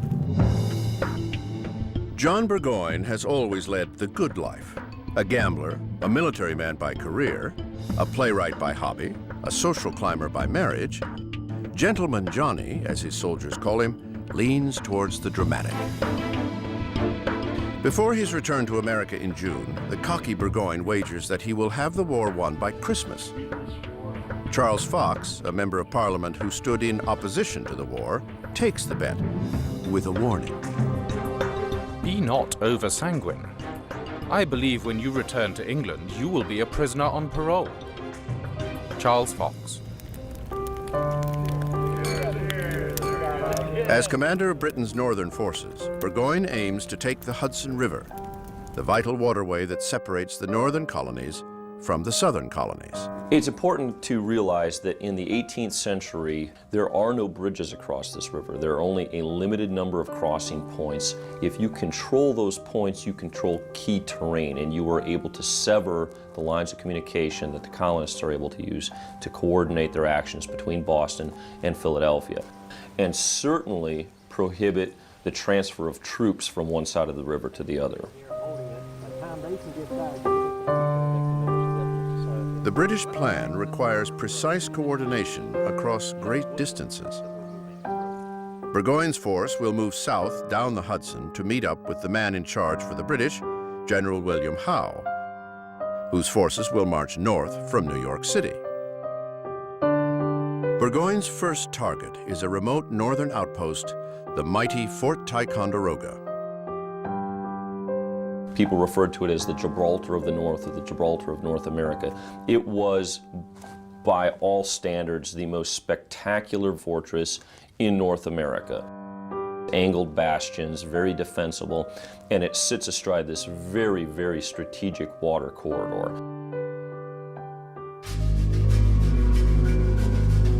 July 2nd, 1777. General Burgoyne's force of 8,000 descends upon Fort Ticonderoga. The undermanned Americans are at a mighty disadvantage. Just 2,500 Continentals guard the fort.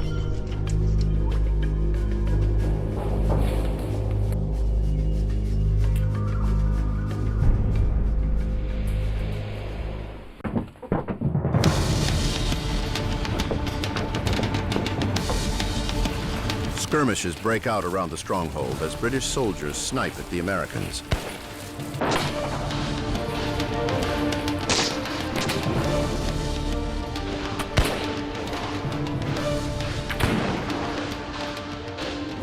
But taking the fort will require a strategic advantage.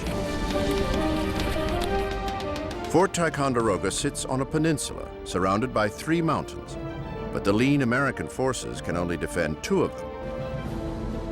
The steepest and most formidable, the aptly named Mount Defiance, is left unprotected. But from its ridge, artillery has an easy shot into the fort. It is the weak spot that Burgoyne will exploit. July 5th. Burgoyne dispatches a unit to the west side of Mount Defiance. Their mission? To drag their cannon to the top. It is a treacherous climb, but out of sight of the Americans. By noon, they crest the ridge and position themselves for a clear shot into the fort. With one move, Burgoyne puts the Americans in an indefensible position. And without firing their cannon once, leave the outmaneuvered Americans no choice but to retreat. It is an easy win for Burgoyne and bolsters his belief that the campaign to take the Hudson River will be a simple one.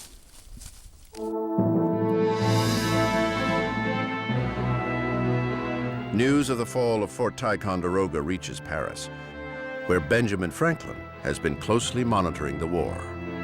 He's constantly waiting for his bail. I mean, none of our impatience for our mail could possibly equal what Franklin must have felt at that point. The ignorance is crippling. But sometimes ignorance is bliss. That the undermanned American army has been forced to retreat in the face of an attack is the last thing Franklin wants to hear. On top of that, he has made little progress with King Louis XVI. Franklin is, after all, the representative of rebels. He is fraught with frustration. There is nothing better to do here than drink. How can we fool ourselves that France might understand America better than Britain? How can we fool ourselves that a monarchy will help Republicans revolt against their monarch? Benjamin Franklin.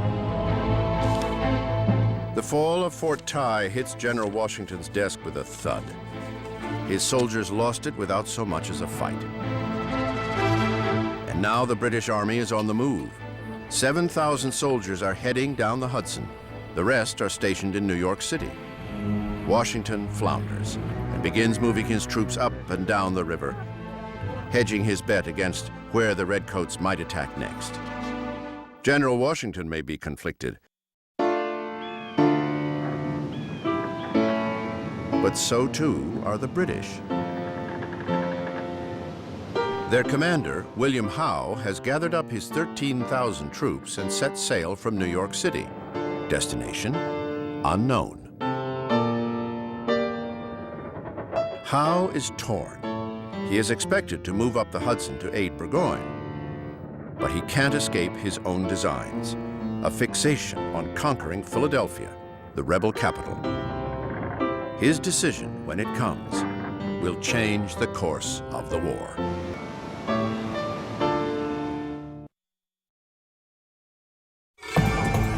The mighty Fort Ticonderoga, the gateway to the Hudson River Valley, has fallen to the British without so much as a shot fired.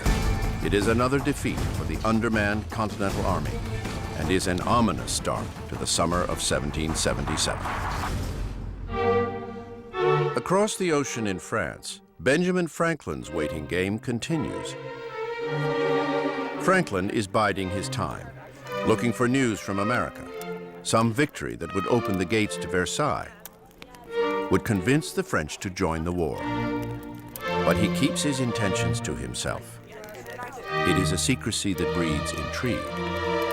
For the first year that he's there, there's a real question. Is he here because he's running away from the American Revolution? Is he here to undermine it, or is he here to underwrite it? Desperate to find out more, both France and England surround Franklin with spies. It turns out, in retrospect, that his own secretary was a spy, and that anything that crossed Franklin's desk was sent back within the week via a little bottle sunk beneath a tree in the Tuileries to the British government. And those dispatches arrived regularly 72 hours later. Because of the espionage, Franklin realized the only way he could keep a secret was to keep it to himself. And he's very, very closed-mouthed, plays his cards very close to the chest. Franklin's silence is a calculated diplomatic strategy, akin to his favorite game, chess. Life is a kind of chess in which we have points to gain and competitors to contend with. By playing at chess, we learn not to make our moves too hastily. Benjamin Franklin. Franklin follows his own advice too well for some. But he knows the time will come when he finally gets to play his next move. Back across the ocean in America, British General Howe remains adrift off the coast of New York City. 13,000 soldiers on 260 ships still don't know where they are headed. John Burgoyne's plan calls for General Howe to head up the Hudson, yet Howe is intent on Philadelphia. Revenge for his embarrassing losses at Trenton and Princeton. Howe is obsessed with holding Philadelphia and sustaining Philadelphia, situated almost exactly in the center of the 13 colonies geographically, because it's the political capital. It's where the Continental Congress resides. It's an important strategic center too, both commercially as well as politically. Howe makes his decision. He will abandon Burgoyne, his Northern Army, and the Hudson Campaign. He will invade Philadelphia. In one move, he changes the course of the war.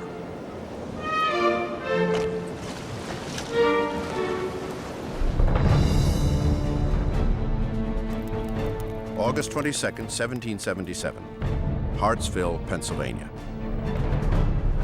American scouts bring word to Washington that Howe's fleet has entered the Chesapeake Bay. Their target is now clear. They are headed for the rebel capital. Washington immediately sets his army in motion. marching south through Philadelphia. 3 days later, the British land at Elk Point, Maryland, and begin their northward march. The two armies are now on a collision course. September 11th, 1777, Chadds Ford, Pennsylvania.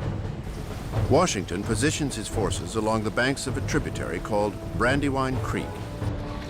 It is here that he will make his stand against the advancing British. Brandywine Creek is the perfect place for a defense. There are only a few crossings along this stretch where troops can be transported from bank to bank, and Washington has them covered. By 7 a.m., the British reach the banks directly across the river from the main force of the Americans. Musket and artillery fire erupt between the two armies. 25,000 soldiers will clash on this day. The battle, intense and bloody. In the thick of the fighting, the Continental Army makes an alarming discovery.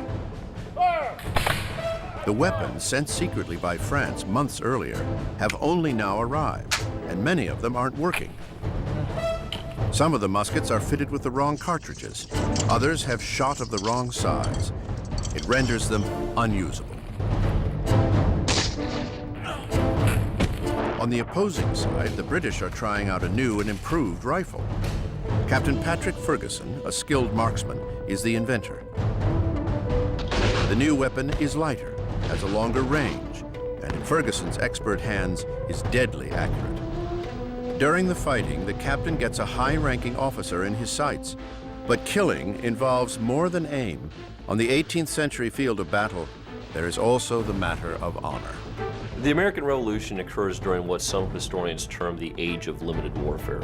These professional military officers, who deemed themselves professionals, did not think that it was gentlemanly nor honorable to intentionally lay low an enemy officer. It's an easy shot, but Ferguson passes it up. His decision possibly changes history. The man at the end of his barrel was, evidence suggests, George Washington himself. 4 o'clock strikes on the field at Brandywine. The Continental Army has successfully held off the British advances for 8 hours. But all of that is about to change. What Washington doesn't know is that his main force has only been engaging half of Howe's army. The other half has been sent on a day-long march to the west, around the American defenses, and is now headed for a surprise attack from behind. It is the same tactic the British used at the Battle of Long Island, and once again, Washington is surprised by the maneuver. Having outflanked the Americans, the battle quickly becomes a rout.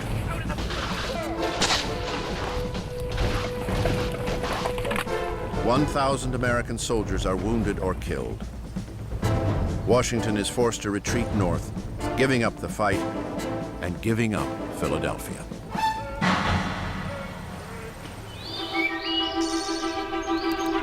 Six weeks later, the news reaches America's emissary to France, Benjamin Franklin.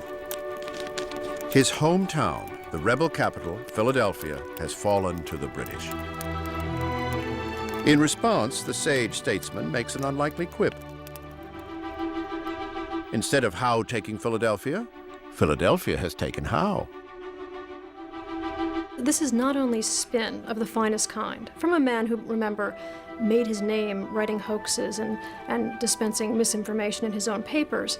He knows his job, and his job is essentially to make it appear to the Europeans, and particularly to the French, that the American cause is a viable one, and moreover, that the Americans can win this contest. Those are all of them, at that point, fictions. Franklin, as shrewd in his diplomacy as he is in his chess, will have to wait yet again. The unanswered question is whether the French will support America in its next move. Monsieur Franklin, in France, we do not take kings so. Madame de Bourbon, French Duchess. Ah, Madame, we do in America.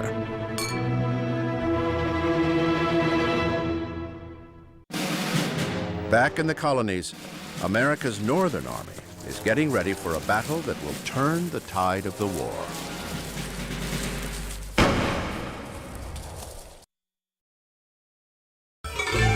September 11th, 1777.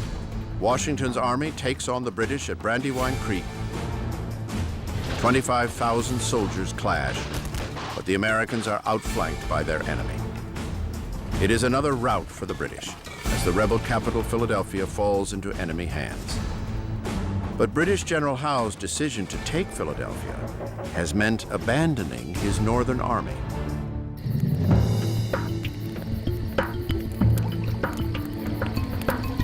With no knowledge of Howe's choice, General John Burgoyne, leader of Britain's northern army, continues his campaign to take the Hudson. And the gentleman general makes sure he travels in style. 30 carts of food, clothing, and liquor take the edge off a campaign through the rugged terrain of upstate New York. Tonight, he is confident and in good cheer.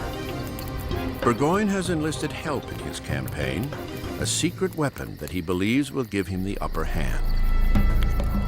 500 Native Americans from the League of the Iroquois have joined Burgoyne's army. They will serve as guides to the British, helping them navigate the northern frontier. The Indians were not really interested in theories of monarchy versus democracy. The Indians were playing it according to how is this going to play for us? Which side is going to be most likely to grant us our sovereignty? Who is our greatest friend, and conversely, who is our biggest threat? Each Indian nation has to make a choice. Virtually none are able to remain neutral. Most, overwhelmingly, they side with the British. For the Native Americans, it is a marriage of convenience. A British victory is their best hope for protecting their lands against the westward pushing American colonists.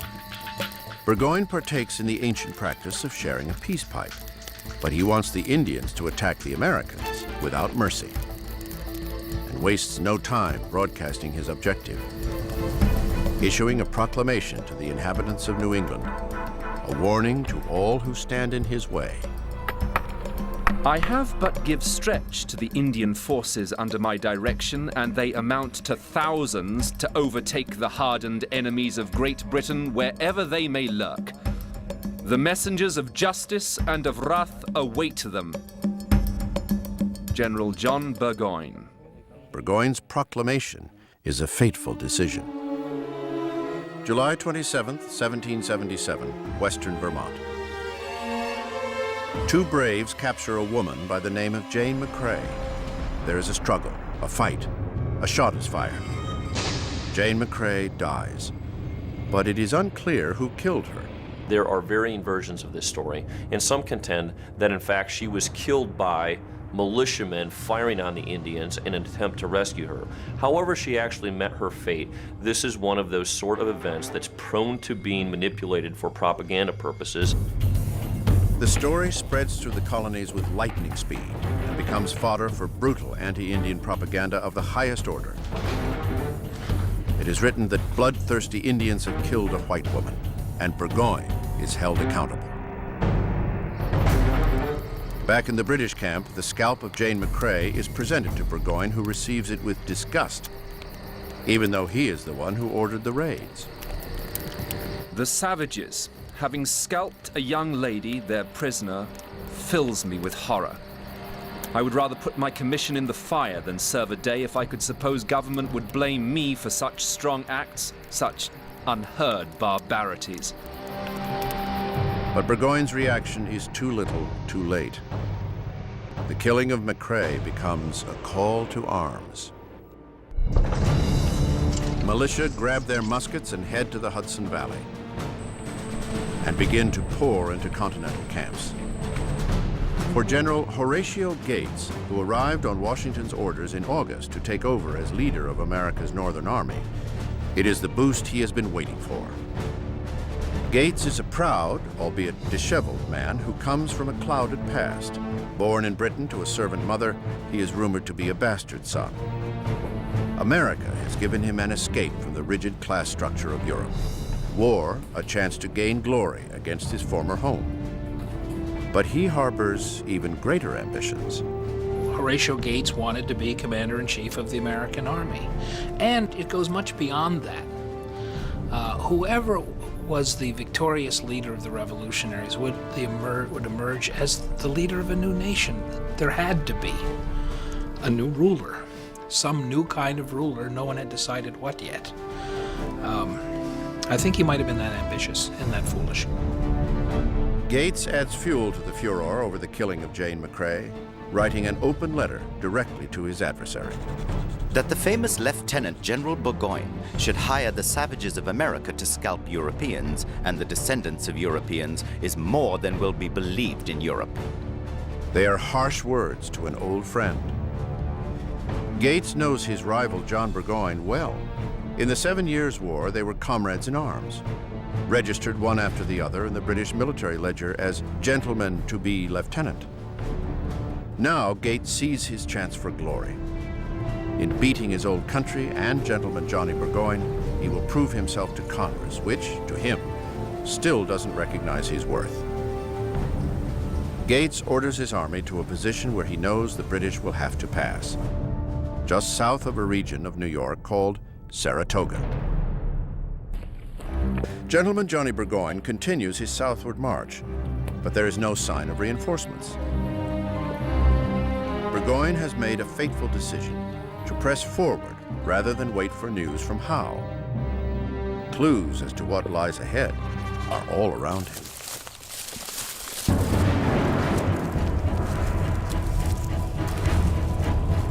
A royal patrol scouting close to Saratoga comes across a note pinned to a tree. Burgoyne had posted his proclamation. Now the rebels have issued one of their own.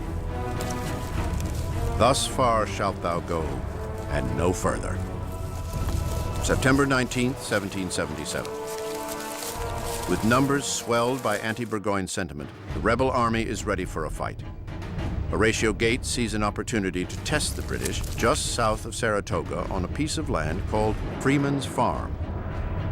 Gates has a surprise for his enemy, an elite force sent by Washington himself, Daniel Morgan's riflemen.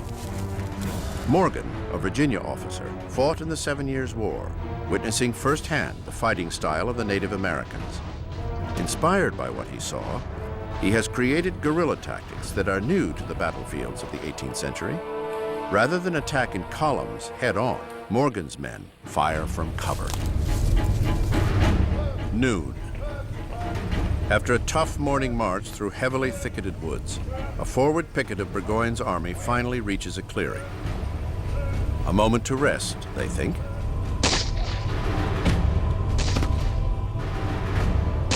But Morgan's men are waiting. Fire rains down with deadly accuracy. All but one British officer is killed or wounded in the first assault. The ambush is followed by bloody skirmishes, the battle swinging back and forth through the afternoon. Until finally, at 4 o'clock, having inflicted their damage, the Americans fall back. The British suffer 600 casualties to the American marksmen and come to understand that these rebels may not give up so easily. In the American camp, militia keep pouring in. The army swells to more than 10,000. Victory against the 5,000 British soldiers now seems possible. Horatio Gates can feel it. So too can another general who wants to capture some glory for himself, Benedict Arnold. But before the two generals take on Burgoyne, they will find themselves in a battle against each other, each vying for credit in a campaign that will change the course of the war. The battle at Freeman's Farm, just outside of Saratoga, New York, has stopped British General John Burgoyne's southward march in its tracks and given confidence to Horatio Gates' troops, whose numbers continue to swell. That confidence is shared by another bold American general who sees his chance for glory, Benedict Arnold. Arnold comes from a prominent Connecticut family that fell on hard times. His alcoholic father squandered away the family's fortune. But Arnold would not yield to his lowly circumstances, achieving great wealth and success in business through sheer will. He has been in the war since the outset and has always made an impression. He was spit and polish. When he sat on a fine horse, he was literally a commanding figure. Men looked up to him. It was Arnold who helped snatch Fort Ticonderoga from the British 2 years earlier. But the credit for the victory went to the hard-drinking frontiersman Ethan Allen. It is a slight that Arnold has not forgotten. But this campaign offers him a chance at redemption, to get the credit he feels he deserves.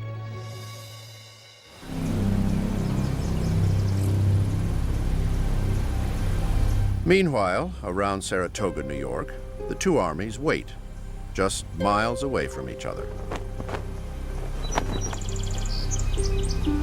They wait, as soldiers do, for their next order.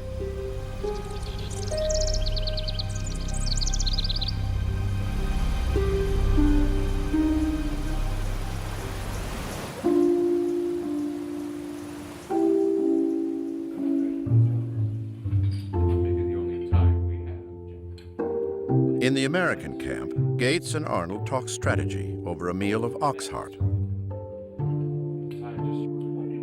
Their army has swelled to twice the size of Burgoyne's. The question is, what to do next? And the two generals have two different ideas. Arnold, ever on the offensive, proposes an aggressive act, an attack on Burgoyne.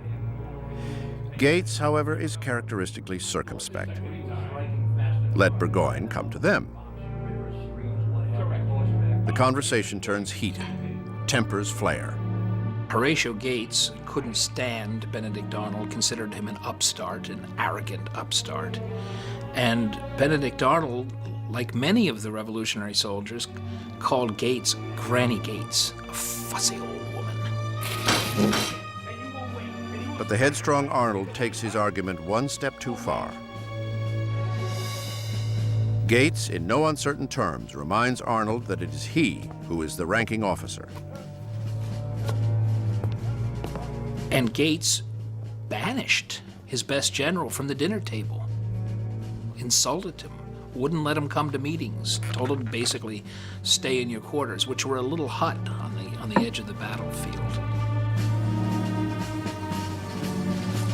And Benedict Arnold fumed as a result of that dinner and decided that he would have to defy the orders of his commanding officer because he believed the Americans were going to be beaten if it were up to Granny Gates.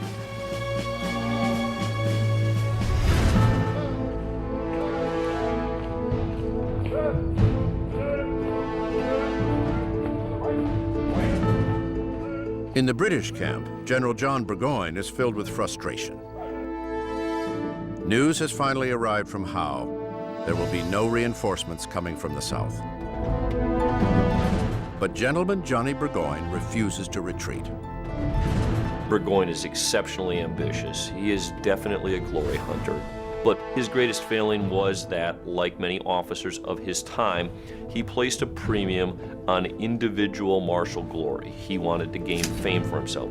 Saratoga should have never happened. Johnny Burgoyne's pride, his hubris, is what precipitated the disaster at Saratoga.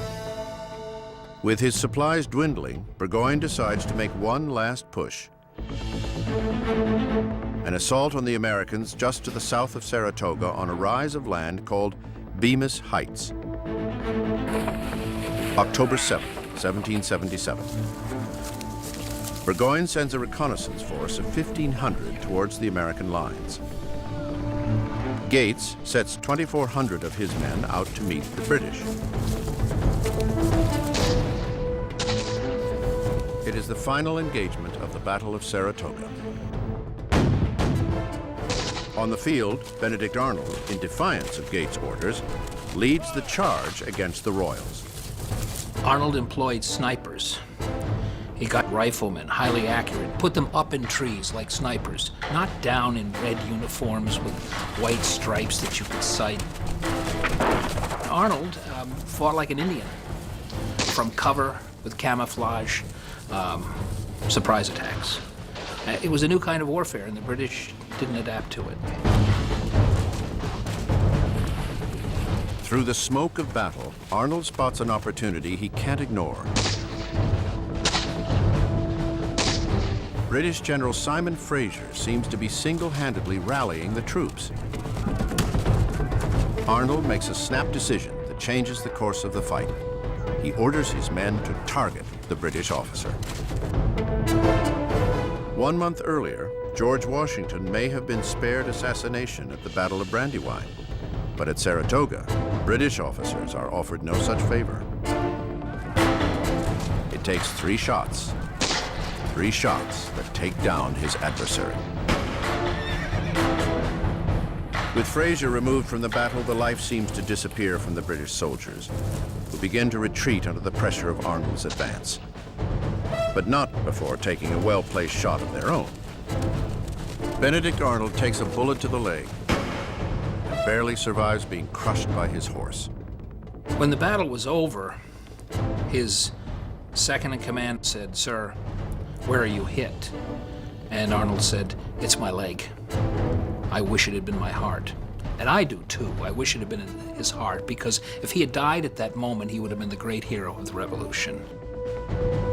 With Arnold's leadership, the British attack is repelled and the campaign to take the Hudson comes to an end. Yet it is Horatio Gates who will take the credit for the victory. Gates doesn't mention Arnold in his dispatches and garners all the glory for himself.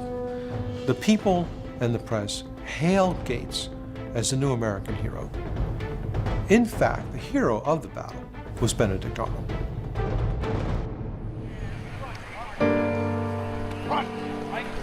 October 17th, 1777, noon. 2 generals meet each other on a field of surrender. After a 7-month campaign down the Hudson, General John Burgoyne comes face to face with his old colleague, Continental General Horatio Gates. Burgoyne's ill-fated journey ends here with the surrender of 6,000 of his soldiers, the largest capture of British forces in the entire war. Burgoyne will return home a prisoner of war, losing not only his year-old wager, but his military career.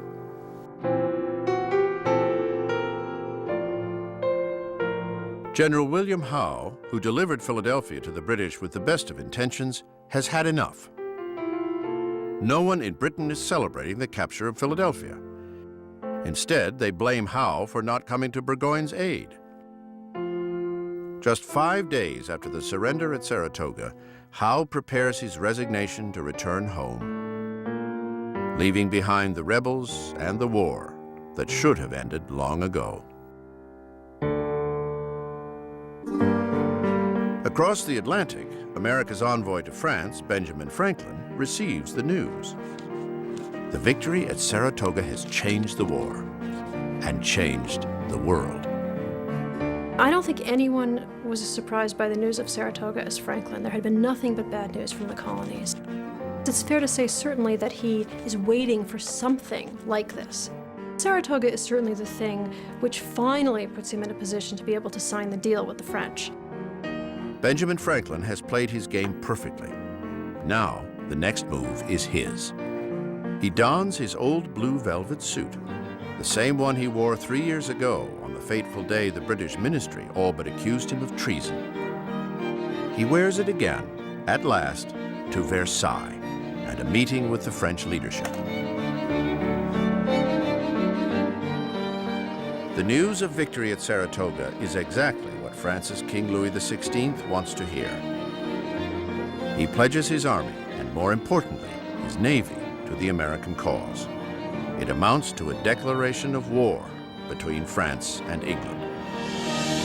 The American Revolution, which started as a far-off colonial uprising, is now a world war. They might be celebrating in Paris, but as the winter of 1777 takes hold, General Washington has less to be joyous about. Horatio Gates's anointment as the hero of Saratoga again raises questions over who should be in charge of this army. Philadelphia, New York, and large parts of the colonies remain in British hands. Washington must turn his army and his leadership around, for the biggest battles still lie ahead.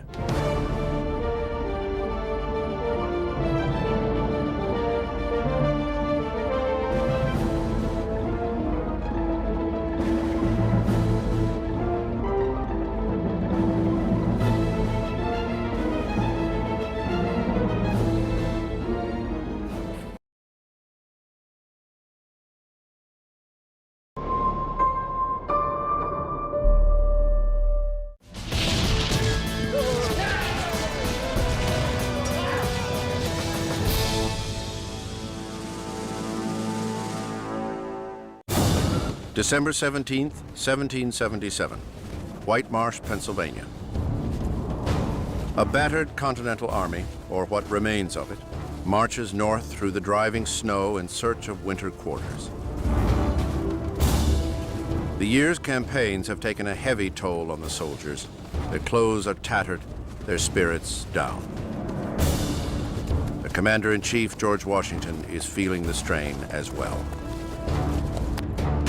3 months earlier, another American general, Horatio Gates, catapulted himself onto the national scene by defeating the British at Saratoga, New York. The victory has given America a new war hero, one with boundless ambition. Horatio Gates wanted to be Commander-in-Chief of the American Army. And it goes much beyond that. Whoever was the victorious leader of the revolutionaries would emerge as the leader of a new nation. At the same time that Horatio Gates's stock is on the rise, Washington's is in free fall. At Brandywine, Pennsylvania, the Americans fought the largest engagement of the war so far, and Washington suffered one of his worst losses. 1,000 American soldiers are wounded or killed, and Washington is forced to retreat north into New Jersey. The victory at Brandywine gives the British the prize they were after, the rebel capital, Philadelphia. Independence Hall, the seat of rebel power, now sits empty, a burning reminder of Washington's failures. America's rebel Congress is now a body in exile and have set up a new home 100 miles to the west of Philadelphia in York, Pennsylvania. In the chamber, there are murmurings that George Washington is weak-willed, that the general's poor judgment keeps the Americans from defeating the British. The expectations that civilian leaders had, that Howe's army could be conquered just like that. There were doubters and carping and criticism and Monday morning quarterbacking against what he had done. Revolutionaries like Samuel Adams are calling the abilities of their commander-in-chief into question. Our troops are victorious in the north. The enemy troops are divided and scattered over a country several hundred miles. If we do not beat them this fall, will not the faithful historian record it as our own fault? Samuel Adams. Congress takes action and names Horatio Gates to head the newly created Board of War, a position that gives him a say in American military strategy. This is the low point of George Washington's professional life. Congress begins to lose confidence in him. Gates' followers are pumping up Gates, and the idea is then broached that Gates ought to be the commander-in-chief. But now, Washington, knowing that he's seen as weak, must win big soon to solidify that command.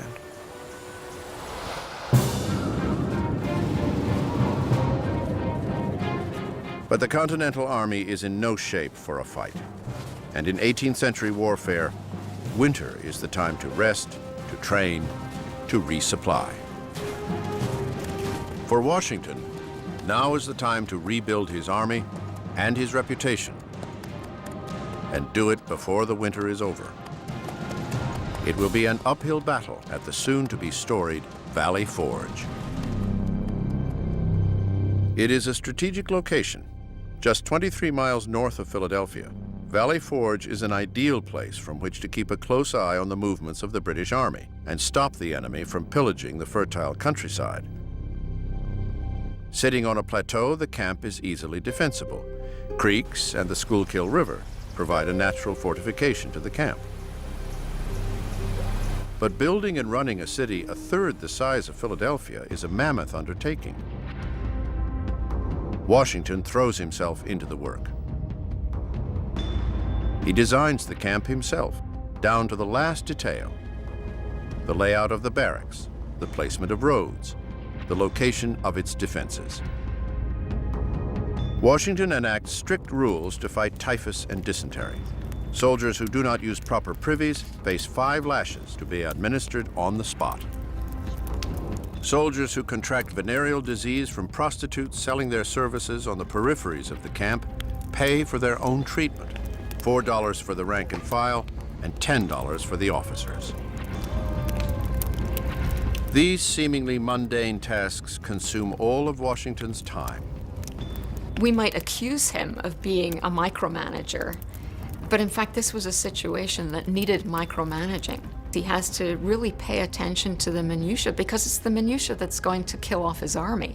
Dysentery and other camp diseases are going to create havoc in his camp unless matters of sanitation are attended to carefully. So he has to pay close attention to the details, and he does it really well. Washington's hands-on approach wins the admiration of his soldiers. And he assures the men that he himself will share in every hardship and partake in every inconvenience. During the first month of construction at Valley Forge, Washington chooses to live in a tent at the edge of the camp, alongside his army.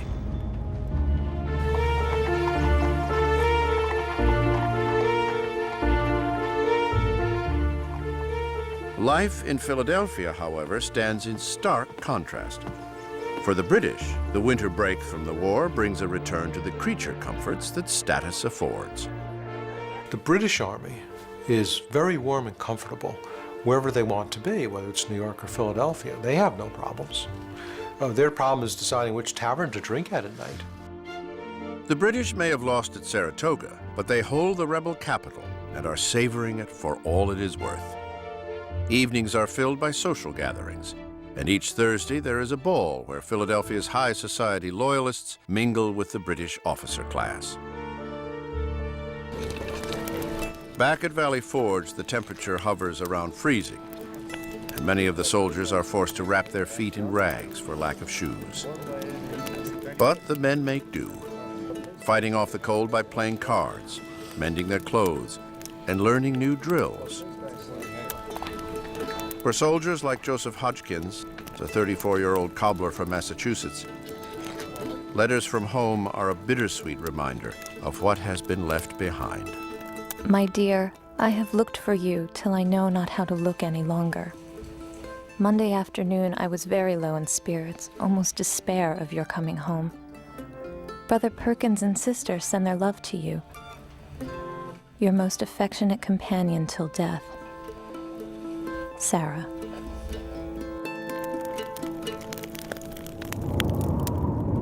As the winter grinds on at Valley Forge, supply shortages become a problem. America has never had to feed and clothe an army. During the 7 Years' War, just a fraction of the soldiers' food came from the colonies. All the rest was shipped across the ocean from England. And since the outset of the war, the congressionally controlled provisioning offices have struggled mightily to supply the army. Supplying the Continental Army was immensely complex. We call it the Continental Army, thinking of it as a national permanent army, a regular army, which it was. But in many ways, it's still organized and paid for locally.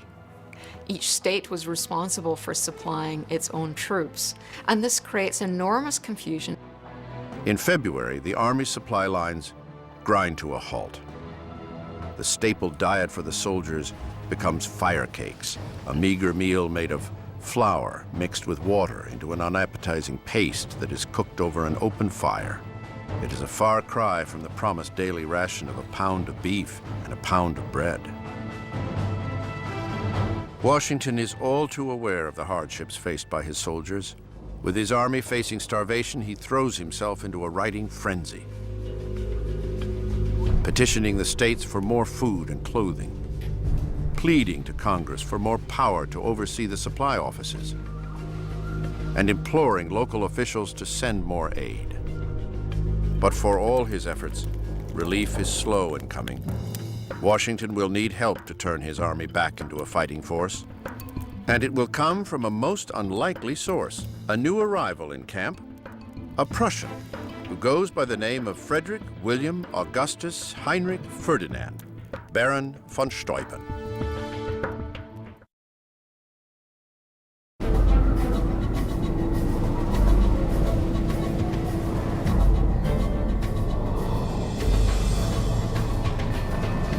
February 1778.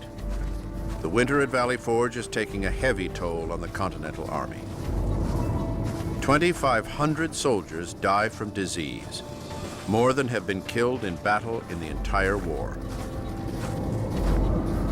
Thousands of others are incapacitated by sickness and hunger.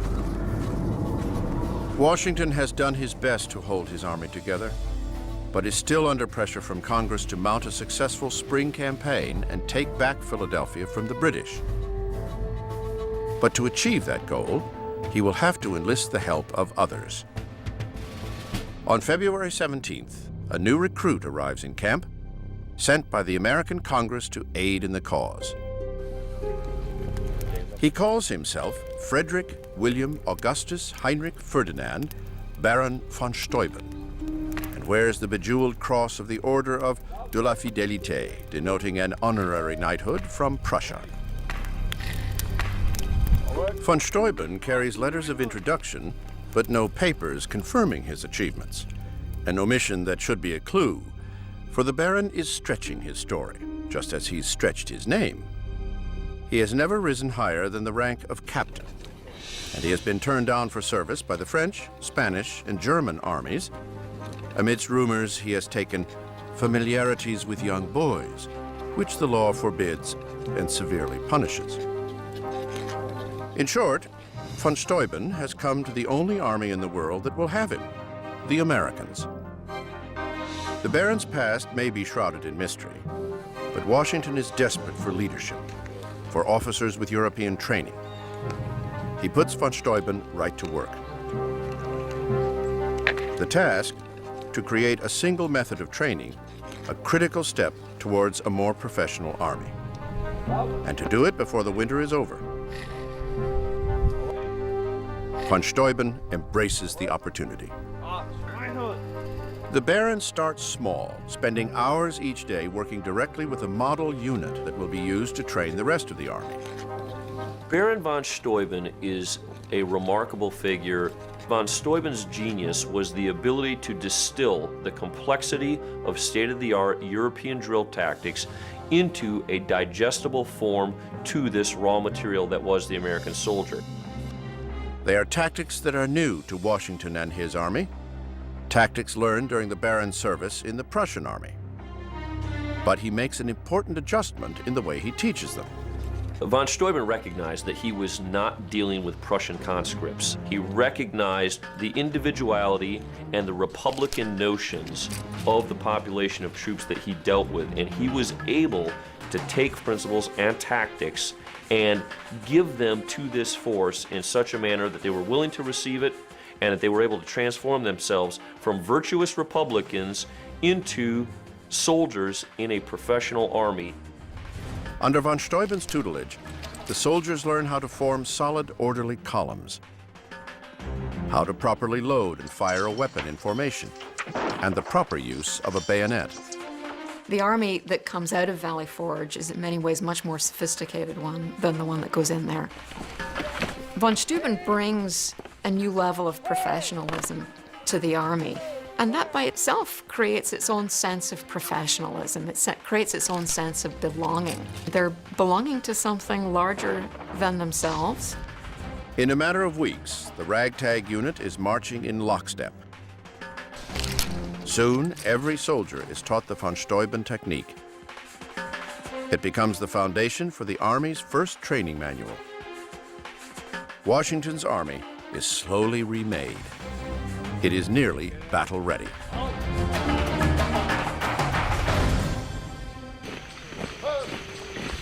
In March, spring finally comes to Valley Forge. The dark months of winter begin to fade away. Yet food shortages have been a recurring problem.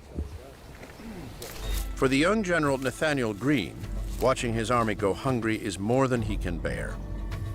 At 35, the formidable Greene is a rising star in the Army, even though he is an unlikely soldier. Born in Rhode Island, Greene is a successful merchant from a devout Quaker family that loathes war. But he is ambitious and fiercely loyal. When war breaks out, he throws himself behind the Patriot cause. Greene becomes the youngest brigadier general in the Continental Army at age 33. Now he has risen to the rank of Major General and is one of Washington's closest confidants and one of the loudest critics of the Army's failed supply departments. The Quartermaster General, Commissary General, and Clothier General departments are in such a wretched condition that unless there are some very good alterations in those departments, it will be impossible to prosecute another campaign. Our troops are naked, and the men getting sickly in their huts. Nathaniel Greene. Greene's experience as a merchant leads him to take matters into his own hands. He leads foraging parties into the Pennsylvania countryside to round up food and supplies. But the citizens are often unwilling to give up their property, even to an army fighting for their independence. It creates a precarious situation. Washington didn't want to alienate the local civilian population. He did what he could to supply the army, but he wants to protect that relationship with the local community. But desperate times call for desperate measures. When persuasion fails, livestock and grain are occasionally taken at the end of a musket. Greene leaves the scared civilians with the only reimbursement his army is offering, the promise of future payment, an IOU. Greene's efforts impress Washington, who puts him in charge of acquiring supplies for the army. The duty-bound general accepts his assignment as quartermaster, but it is certainly not the commission that he had hoped for. Nobody ever heard of a quartermaster in history. All of you will be immortalizing yourselves in the golden pages of history, while I am confined to a series of drudgeries to pave the way for it. Nathaniel Greene. This is the classic case of a successful general being called back to the Pentagon to be a bureaucrat. And Greene doesn't want that. But on the other hand, it's a sense of Puritan guilt. It's a sense of sacrificing what's good for you, what's good for your country. Greene dispatches foraging parties far and wide, south into Virginia, to the eastern shore of Maryland, and north into New Jersey, rebuilding the supply lines for the army. The efforts of Baron von Steuben and Greene over the winter at Valley Forge have given Washington confidence that he has an army that is now ready to take the fight to the British. Meanwhile, an ocean away, a bold American is pushing the war to a new and unlikely front, the shores of England itself.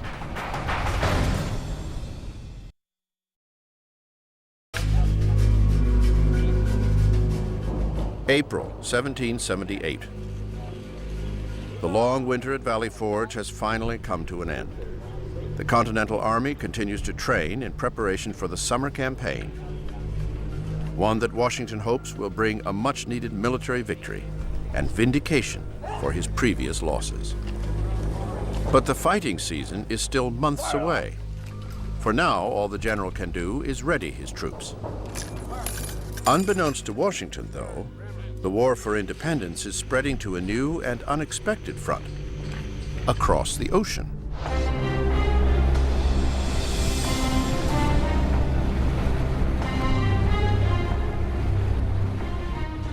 On a chilly spring morning, a lone American ship, the Ranger, cuts through the water off the coast of England.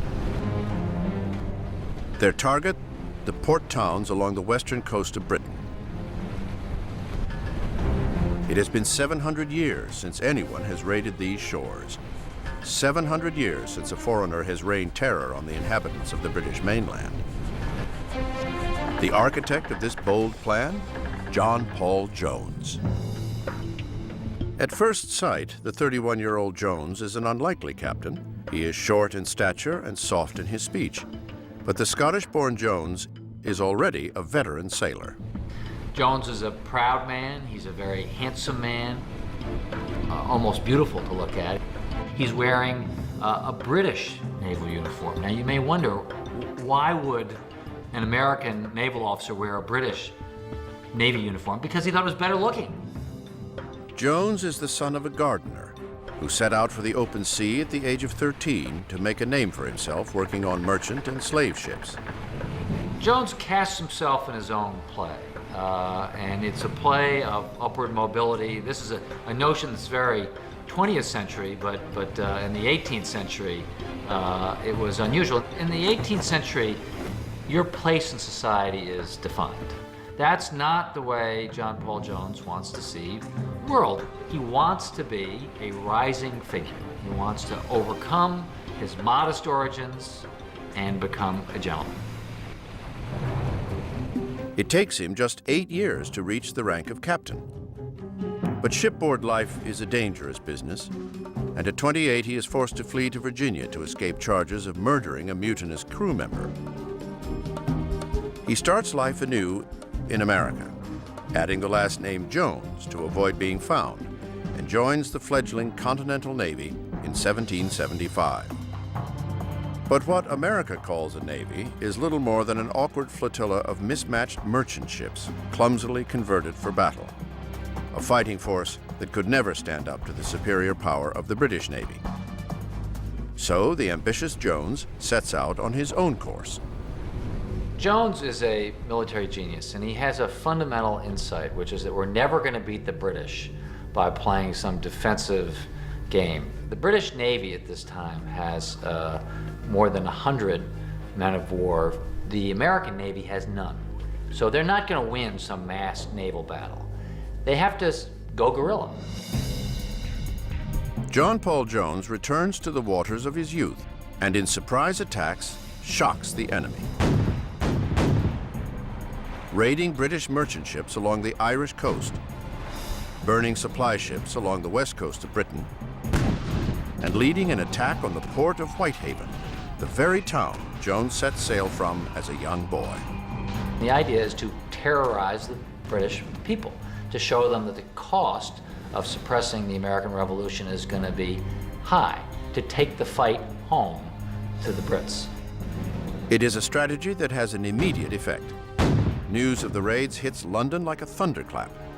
This morning, an express arrived with alarming intelligence that an American privateer had appeared off the coast and proceeded to Selkirk House, which they pillaged. Along the northwest coast of England, a general intimidation discovers itself on every appearance of a sail.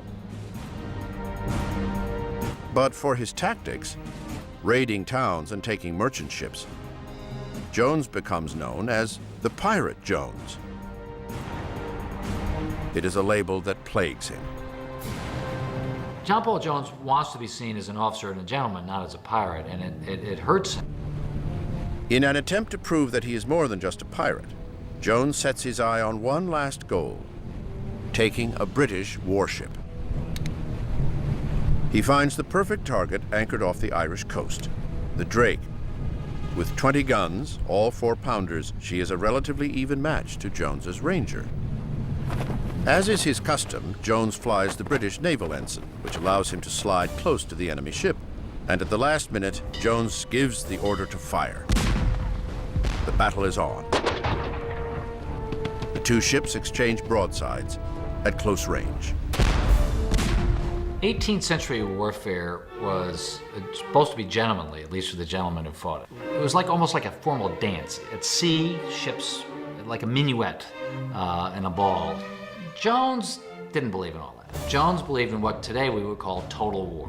He would put men up in the tops, as they were called, and up the mast on these platforms to blaze away with muskets, with guns. These new tactics give Jones the upper hand. His crew rakes the deck of the Drake with hot grape shot that tears through sails and limbs. And after just 1 hour, the British lower their flag in defeat. Its significance is that no American ship has taken a British ship in a clean, fair fight. And the British Navy considers itself to be so superior to any other navy. So for an American ship to defeat a British ship was a real blow to the Brits, and it told them, what are we getting into here? The Ranger makes a hasty retreat, heading to France, the British Navy in desperate pursuit. For Jones, the mission is a success. What was done is sufficient to show that not all their boasted navy can protect their own coasts, and that the scenes of distress which they have occasioned in America may soon be brought home to their own doors.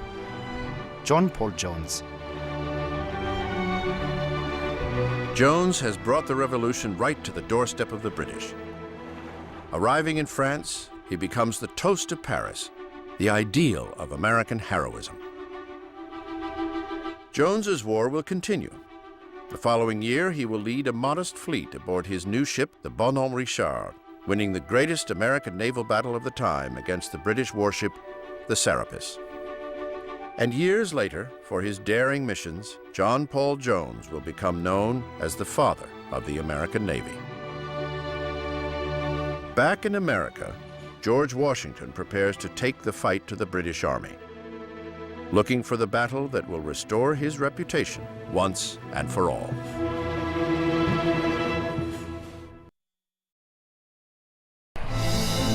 May 5th, 1778, Valley Forge. 3 months of drilling have given Washington a new confidence in his army.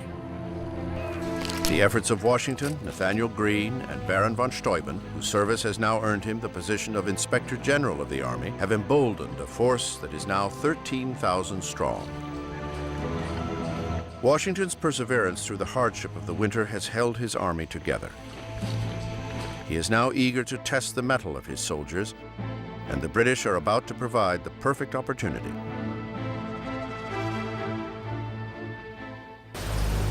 British headquarters, Philadelphia, Pennsylvania. A new commander-in-chief is taking over the British Army, Sir Henry Clinton. His predecessor, William Howe, recalled after the British loss at Saratoga. Clinton arrived in America in 1775 with Howe and General John Burgoyne. Both generals left America in defeat. Now, he is the last one standing. At the time of the American Revolution, positions of command devolved to the next man in the line according to seniority. Promotion was subject, with very few exceptions, to the rigid law of seniority. And in this case, Henry Clinton was the only choice because he was the next most senior officer following the recall of Howe. Clinton is as concerned with how his actions will be interpreted, how he will be judged, that awareness of, if I don't handle this right, what's this going to mean for my reputation back at home? Clinton has good reason to worry about his reputation. The war for independence has changed dramatically. It is no longer a battle between two adversaries. Now there are three. For the past year, the Americans have been courting France, the world's other superpower. Leading the effort is the rebel emissary, Benjamin Franklin. At 72 years old, Franklin is an internationally renowned scientist and writer who has entered a new phase in his career, that of diplomat. America's victory at Saratoga has shown the French that the colonies can hold their own against the British and has persuaded them to join the fight against their ancient enemy. Now the elder statesman is working out the final details in the newly signed Treaty of Friendship. France gives money and supplies, but more importantly, offers their navy to the American cause. French naval support is absolutely crucial for American resistance. The British, they have to now take the naval dimensions of this war into account. They can no longer say we can take naval supremacy for granted and concentrate on winning the war on land. Back in Philadelphia, British General Clinton opens his first orders, which have just arrived from England. The British ministry has been forced to make a dramatic choice. In May 1778, the British hold Philadelphia, New York City, and Newport, Rhode Island. Now there is a very real danger of a blockade by the French fleet at any of these ports. So Clinton is ordered to give up the rebel capital of Philadelphia and consolidate his forces in New York City. It is a forced retreat. Not how Clinton had expected his leadership to begin. American spies in Philadelphia rushed dispatches to Valley Forge with word of the British action. The news finds Washington and his generals discussing battle plans for the upcoming summer. Now the question on the table is whether to move on the British when they begin their retreat to New York. Washington is still stinging from last year's losses at Brandywine and Germantown and is eager for a fight. But before he can take on the enemy, Washington has to take on one of his most talented generals and one of the most outspoken challengers to his authority, General Charles Lee. The British-born Lee is an eccentric but capable officer and a brilliant military tactician. But in December of 1776, as he was supposed to be on his way to aid Washington as the Americans fled New York, Lee was instead captured by the British while he lounged in his nightclothes at a tavern. Despite the blunder, Washington worked hard to get the experienced Lee back from the British in a prisoner exchange. Lee is arguably the most qualified general officer in the American Army in a strictly military sense. He fought in the French and Indian War, he fought in continental Europe during the 7 Years' War, he fought from Russia to Poland. He's exceptionally experienced, but this experience breeds some hubris. He thinks that he knows better. Lee seemed to have an agenda throughout the war of really carving out an independent command for himself, and one could speculate that he probably would have liked to supplant Washington as the commander-in-chief. Lee's arrogance has always been an issue, and he questions Washington's plans at every turn. But today he takes his argument one step further, suggesting that the American force would never stand a chance fighting the Royals head-on. Coming from someone who spent more than a year in British captivity, Lee's stance raises questions about his loyalty. There was always an aura of suspicion around him, in Washington's mind at least. Part of the reason I'm very suspicious of Lee is he wasn't treated as a prisoner. He had dinner with the other officers. He had a convivial life with them.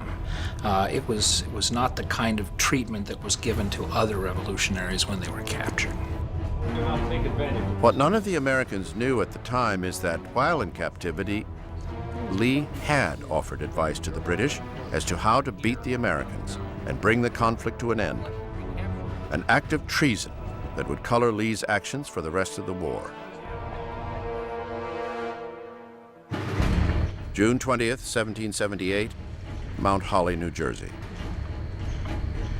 The main force of the British Army, 11,000 soldiers, have begun their withdrawal from Philadelphia to New York with a supply train that stretches more than 12 miles. Washington sees the British as vulnerable and wants to bring on a fight against the advice of his generals, including Saratoga's victor, Horatio Gates.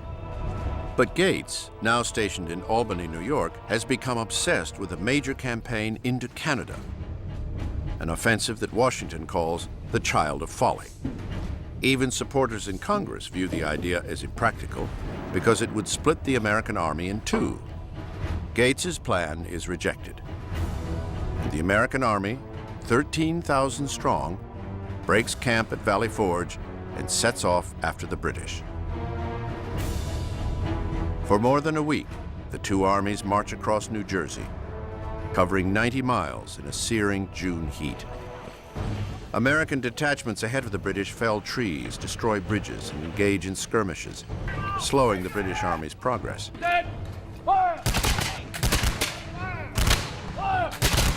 Until finally, Washington sees his opportunity for a full engagement. On the night of June 24th, Washington lays out his battle plan.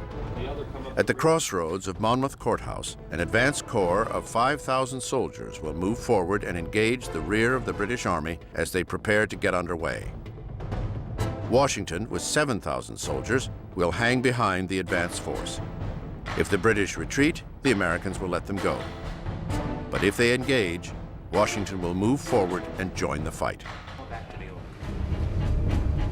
In accordance with military etiquette, Washington's senior officer, General Charles Lee, is offered command of the advance force.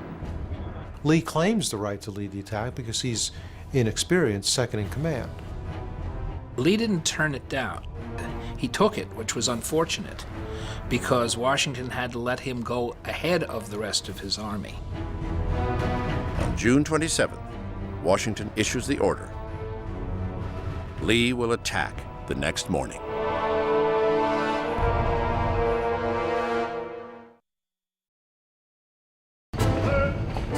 The British Army has been retreating across New Jersey for more than a week. And against the wishes of his generals, George Washington has set his army out in pursuit, seeking an opportunity to bring on a full engagement. Finally, at a crossroads called Monmouth Courthouse, the Continental Army catches up with the British. June 28, 1778. A devastating heat has engulfed the parched fields of eastern New Jersey. In the morning, General Charles Lee's men set off towards the British rear guard at Monmouth. Washington and 7,000 soldiers wait 7 miles behind Lee's troops. The general waits anxiously for word of the offensive, but so far, there has been none. His army has been trained and turned into a new and hard-fighting army, and that army and its commander are now convinced that they can beat any army on the face of the earth, and they are eager for the fight. And that fight comes on one of the hottest days of the war. Different records show that the heat was somewhere between 100 and 104 degrees on the morning of the battle. At noon, the first progress reports come in from Continental soldiers that appear to be in retreat. The news is unbelievable. Lee was not attacking. What was going on here? He had the strength, he had the trained men who knew how to maneuver now. Then all of a sudden he began to retreat when he should have attacked. In fact, Lee had no battle plan. Nothing. He was hopeful of victory somehow. It's obvious to all the men at Monmouth that there is no plan. The men retreat. Furious, Washington rides ahead and encounters General Lee himself. Washington personally rode up and took over and relieved Lee of his command. Nobody accurately knows what Washington said because it was almost sacrilegious to write down when George Washington swore. And whatever he called Lee, it was enough for Lee to get the idea and to get out of there. With Lee reprimanded, Washington turns his attention to a more urgent matter: the British Army, which is fast approaching. But for the British soldiers, marching in 100-degree heat in their full wool uniforms, it is an exhausting advance. We proceeded 5 miles in a road composed of nothing but sand, which scorched through our shoes with intolerable heat. The sun beating on our head with a force scarcely to be conceived in Europe, and not a drop of water to assuage our parching thirst. A number of soldiers were unable to support the fatigue and died on the spot. Lieutenant William Hale.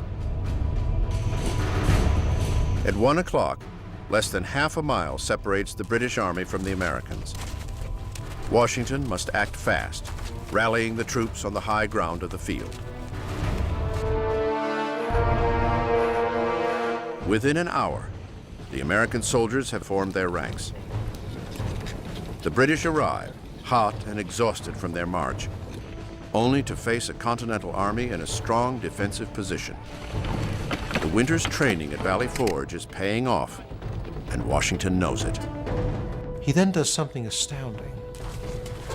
He rides back and forth in front of his lines to rally the troops, putting himself in the line of fire, risking his life as he asked his own men to risk their lives. People who know Washington in the war think that he has a feeling of invincibility because he puts himself in the line of fire so often. He's almost convinced that he can't be killed. The British open up on him and miraculously miss him.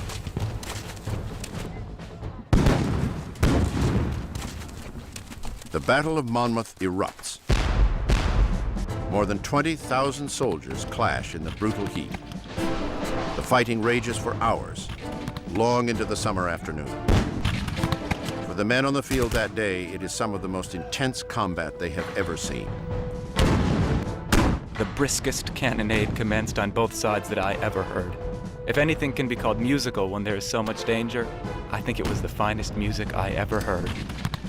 Henry Dearborn.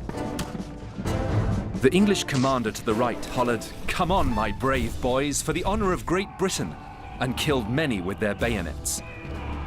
British Lieutenant Alexander Dow. The shattered remains of our battalion suffered from thirst and heat, of which several died. Some preferred the shade of the trees in the direct range of shot to the more horrid tortures of thirst. One of these had his arm shattered to pieces. Lieutenant Hale. The British advance repeatedly, but Washington's men repel each of the assaults. In the thick of the fighting, a young woman named Mary Hayes Macaulay risks her life caring for the wounded and bringing water to the parched American troops. She is just one of the scores of women who take to the battlefields of the Revolution and become known to the soldiers as Molly Pitcher. The Battle of Monmouth is the longest of the Revolutionary War, lasting continuously more than 5 hours.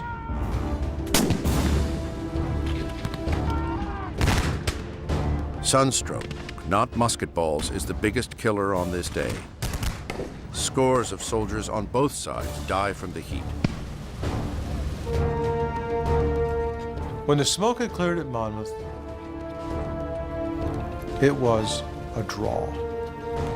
Washington knew and the country knew that this new army that had come out of Valley Forge was a good one. They had held their own against the British. This renews the public's spirit for the war and forever solidifies Washington's position as the unquestioned commander-in-chief.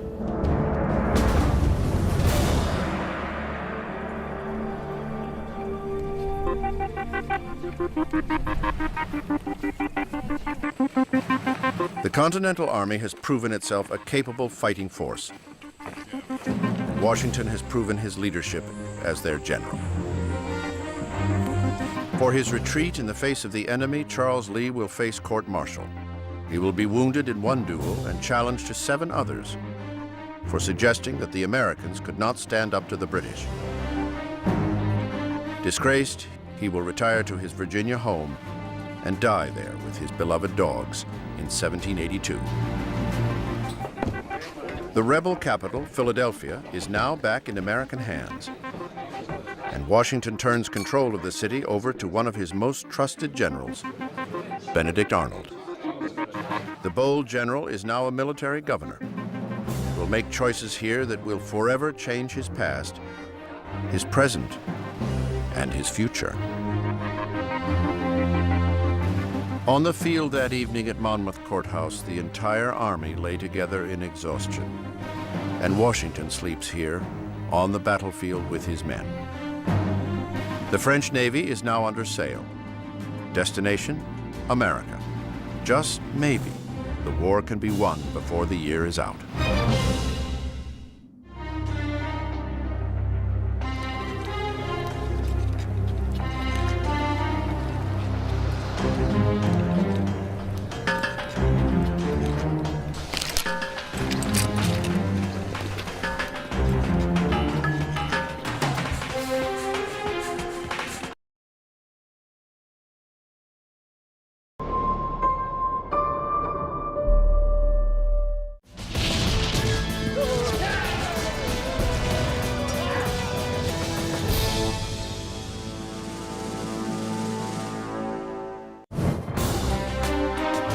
July 4th, 1778.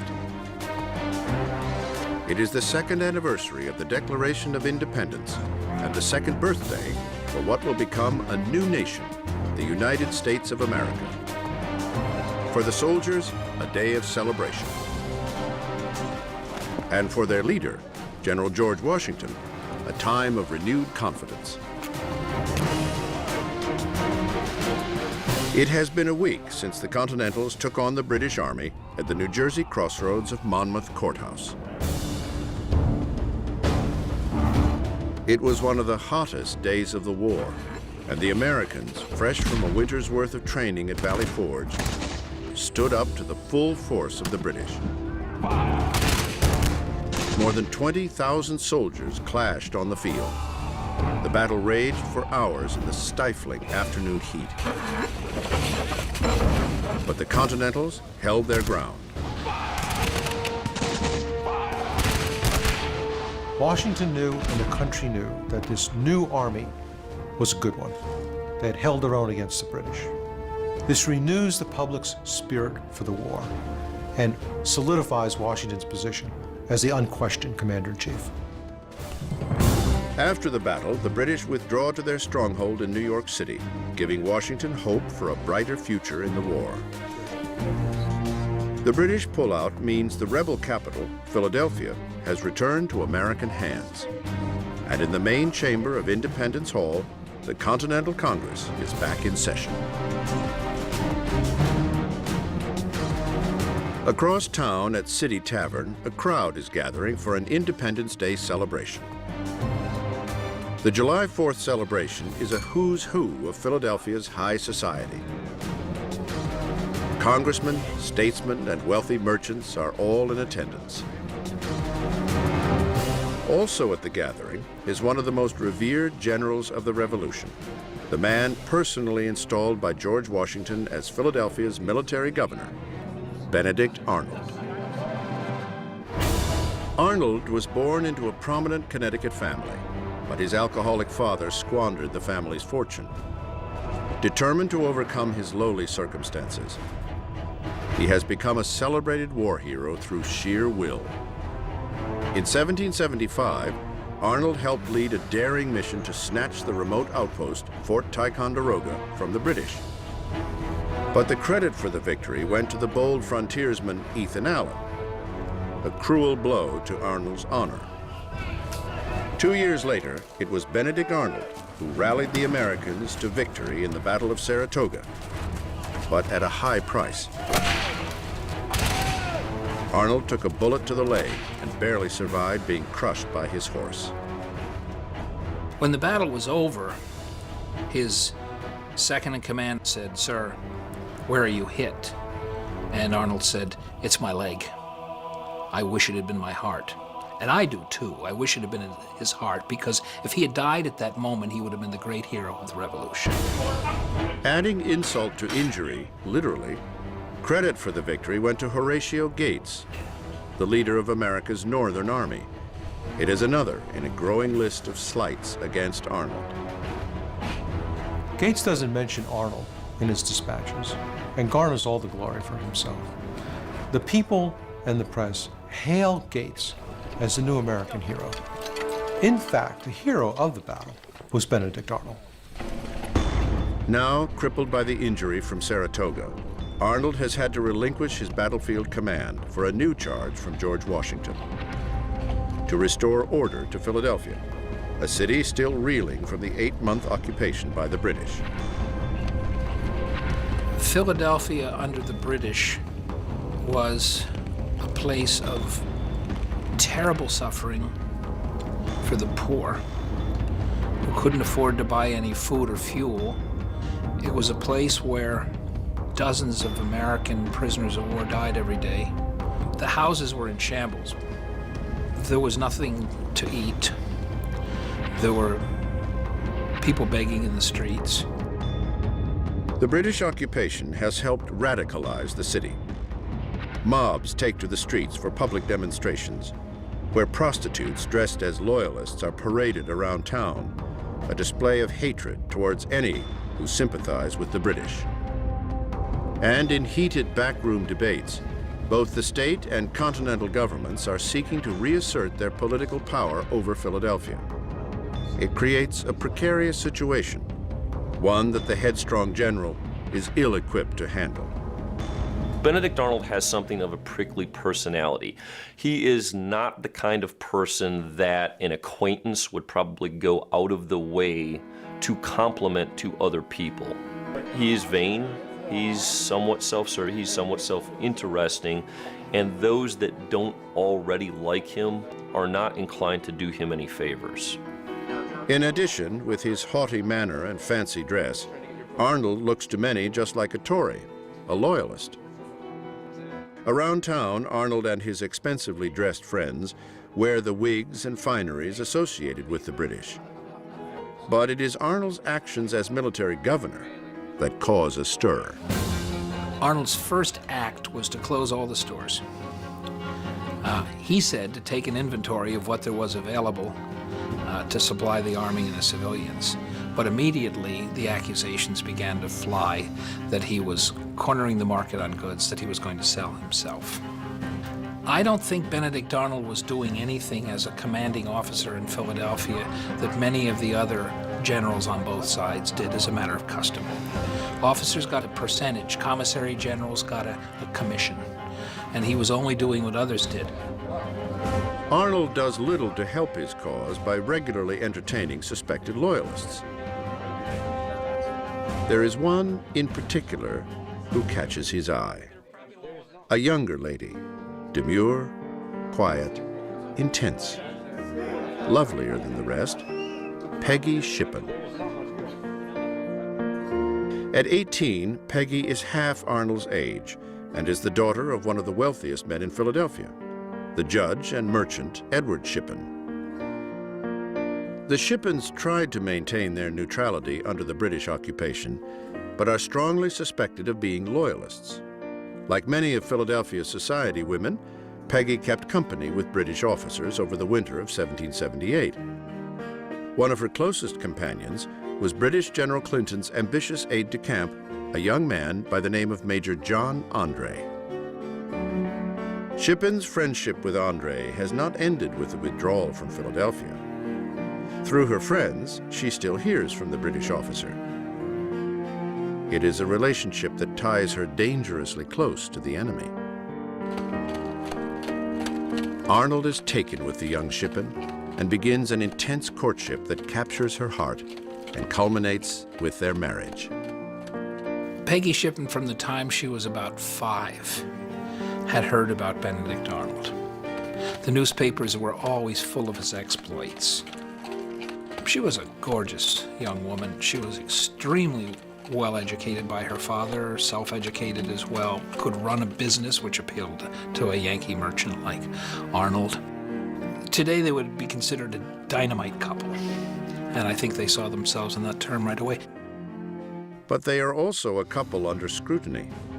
For his extravagant parties and questionable business dealings, Arnold comes under fire in the press. They are deadly serious charges: corruption, abuse of power, leveled by an anonymous source. Once again, Arnold faces a slight against his honor. But this time, his integrity is called into question. It is an attack that may push him too far.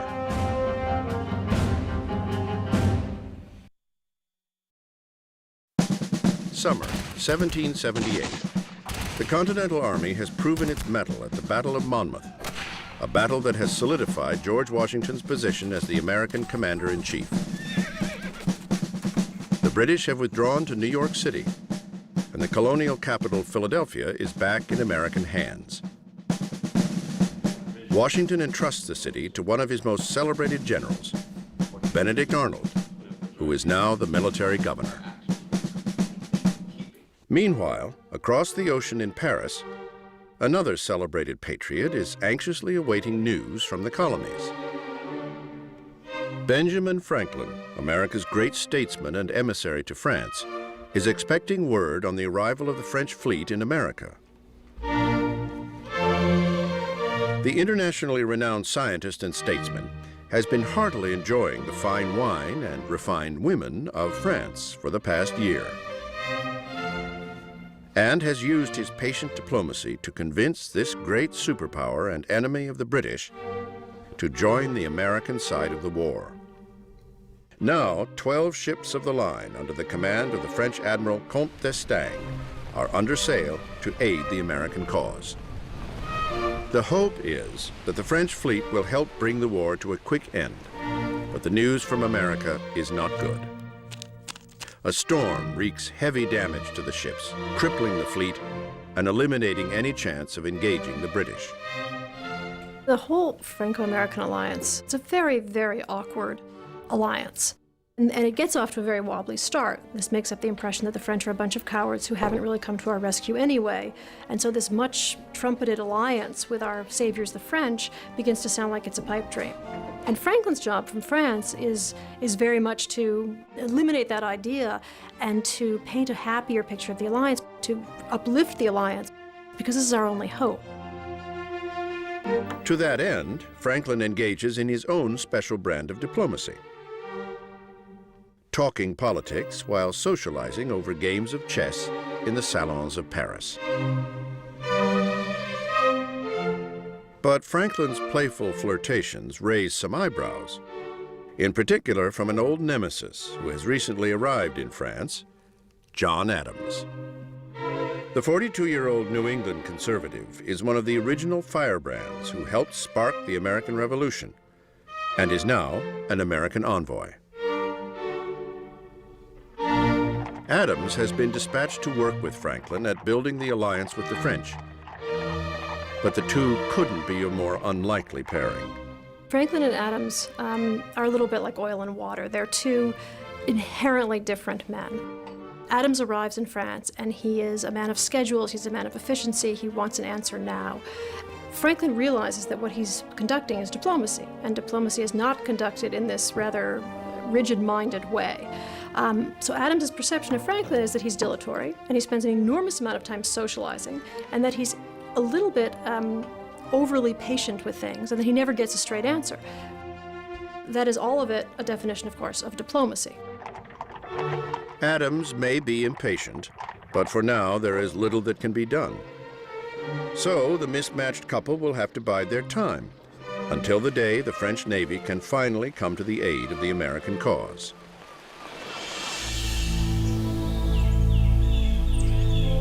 Back in the colonies, the fall of 1778 brings old problems to the doorstep of General George Washington. His army again faces chronic shortages, limited food, tattered clothing, and dwindling supplies, all compounded by an additional problem: no pay.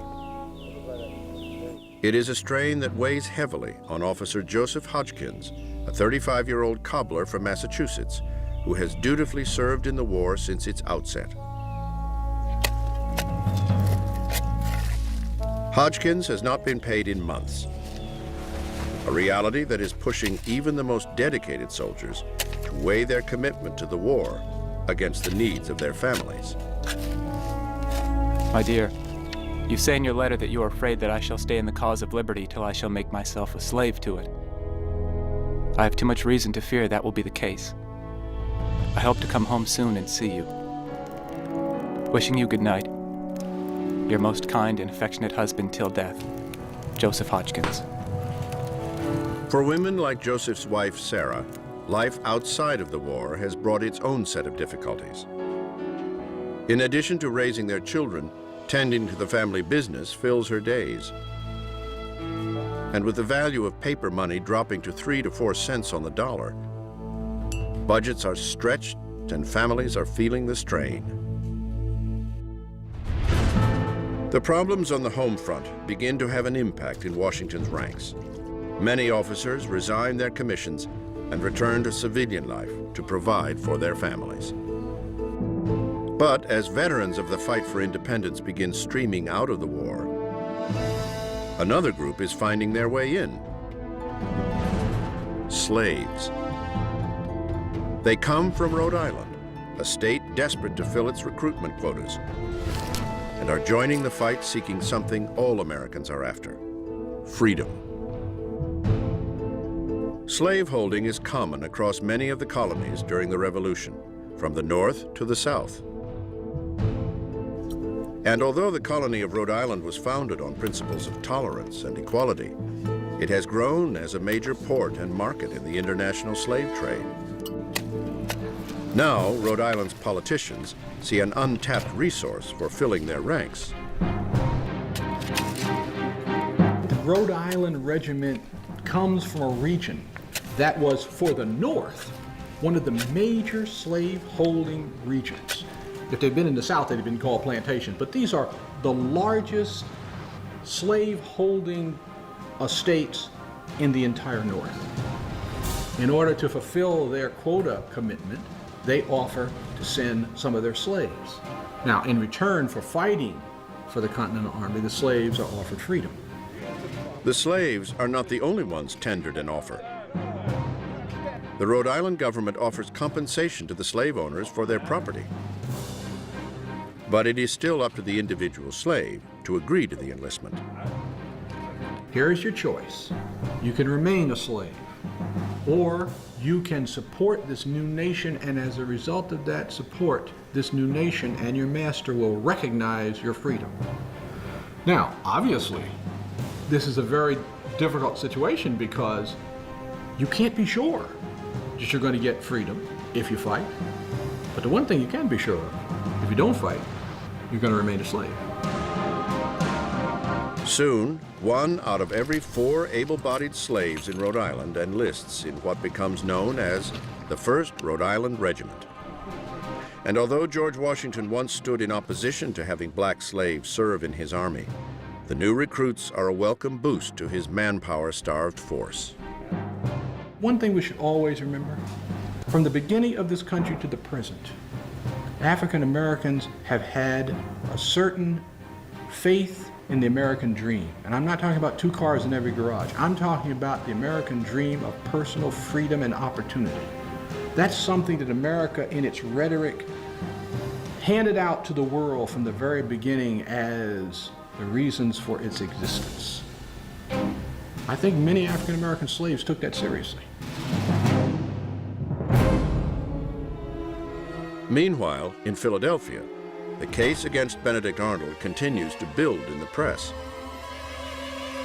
Serious charges that will have to be answered. Winter 1779. George Washington again faces crippling shortages of soldiers and supplies for his fighting force. Some of his officers have even begun to leave the ranks. It is another uphill struggle, not just for the Continental Army, but also for the military governor of Philadelphia, Benedict Arnold. The charges of corruption and abuse of power circulating in the press have been getting more frequent and more serious. The essence of the charges against Arnold were that he had abused his office for his own personal profit, closing the shop so he could rake off business from those. He was just doing what was common practice at the time, but he got nailed for it. The identity of the once anonymous person leveling the accusations is now known. The president of the Supreme Executive Council of Pennsylvania, in essence, the governor, Joseph Reed. The powerful Reed is a veteran of the Revolution who served under George Washington at the battles of New York and Brandywine. There he gained the confidence of the commander-in-chief. Reed's strong patriot zeal is matched only by his dislike for anything that smacks of loyalism. Now a civilian politician, Reed is on a mission to take the control of Philadelphia out of the hands of the Army and return it to his command under the state of Pennsylvania. And Arnold will be his sacrificial lamb.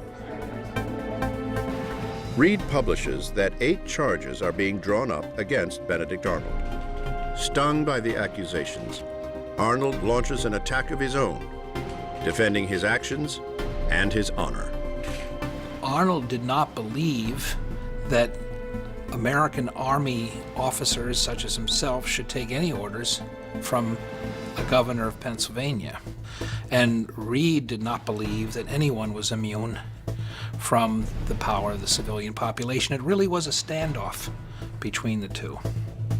The heated exchange lasts for months in the Philadelphia press and catches the eye of another powerful body, the Continental Congress, which decides to take the matter into its own hands and convene a hearing. March 5th, 1779. In front of a Congressional Investigative Committee, Arnold answers the charges leveled against him. Arnold wanted to defend himself in the eyes of the American people, as well as his fellow officers. And his statement is really a recitation of all that he did and all that he had lost. He'd been crippled for life. He'd been passed over for promotion several times, and he thought he had lost his honor with its lingering cloud over him. After Arnold's eloquent defense, the committee rules that there is no intentional wrongdoing and refers the matter along to a friendly audience for the general, a military council. For Arnold, it is a victory, and at his request, a hearing date is set for May. But Joseph Reed has more plans for Arnold. He renews his attacks in the press and renews a correspondence with his old commander, George Washington. Reed demands that all of the charges be reinstated against Arnold and backs it with a threat of removing Pennsylvania's support and supplies from the war. He tried to blackmail Washington. If Washington didn't court-martial Benedict Arnold, Washington would not have the army wagons he needed to move his armies the next year. Desperate for supplies, Washington sees no choice but to consider the possibility. And in a terse, polite letter, postpones Arnold's hearing indefinitely. When Washington agreed to the postponement, it really horrified Benedict Arnold. And he wrote probably his most wrenching letter to Washington at that time. If you think I'm guilty, well then try me and execute me. But after all I've done, don't leave me hanging and twisting here this long. And the day he wrote that letter to Washington, that is the turning point. Now, Benedict Arnold, the bold American general, the savior at Saratoga, the capturer of Fort Ticonderoga, does the unthinkable. And with encouragement from his wife Peggy, reaches out to her old friend and enemy combatant, British Major John Andre, who is now the head of British intelligence. Arnold sends the dispatch signed only with the code name Monk. It offers information on the Continental Army in return for money. But above all, for the aggrieved Arnold, it is his way out of the American Army, which to him and Peggy has never fully appreciated his sacrifice and his service.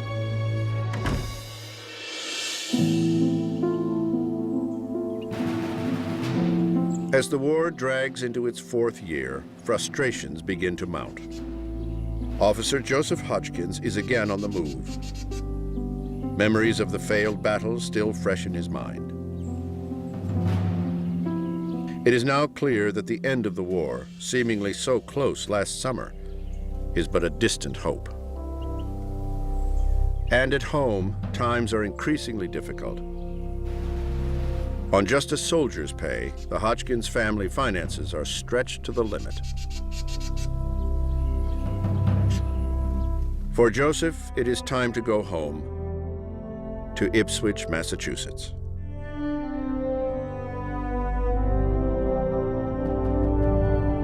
"4 years, 4 months, and 27 days after turning out for the alarm at Lexington, Hodgkins resigns his commission and quits the war.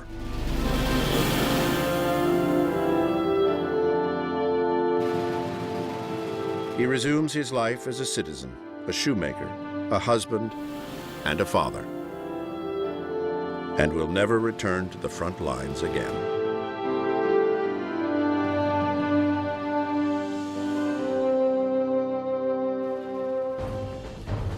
The loss of veteran soldiers like Joseph Hodgkins hits Washington's army hard, especially now, as the war is pulled to a new, far-flung frontier.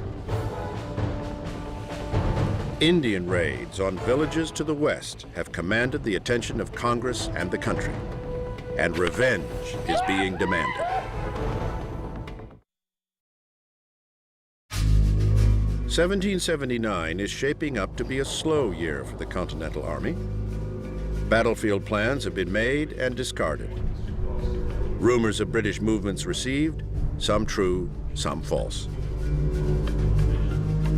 Just one assault, demanded by Congress and ordered by George Washington, will be the major campaign of the year.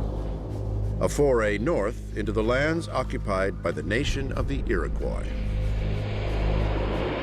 Stretching east to west across land that will become New York State, the Iroquois nation consists of the Mohawk, the Oneida, the Onondaga, the Cayuga, the Seneca, and the Tuscarora. It is the largest confederation of tribes in the Northeast and would be a powerful addition to either side in the Revolution.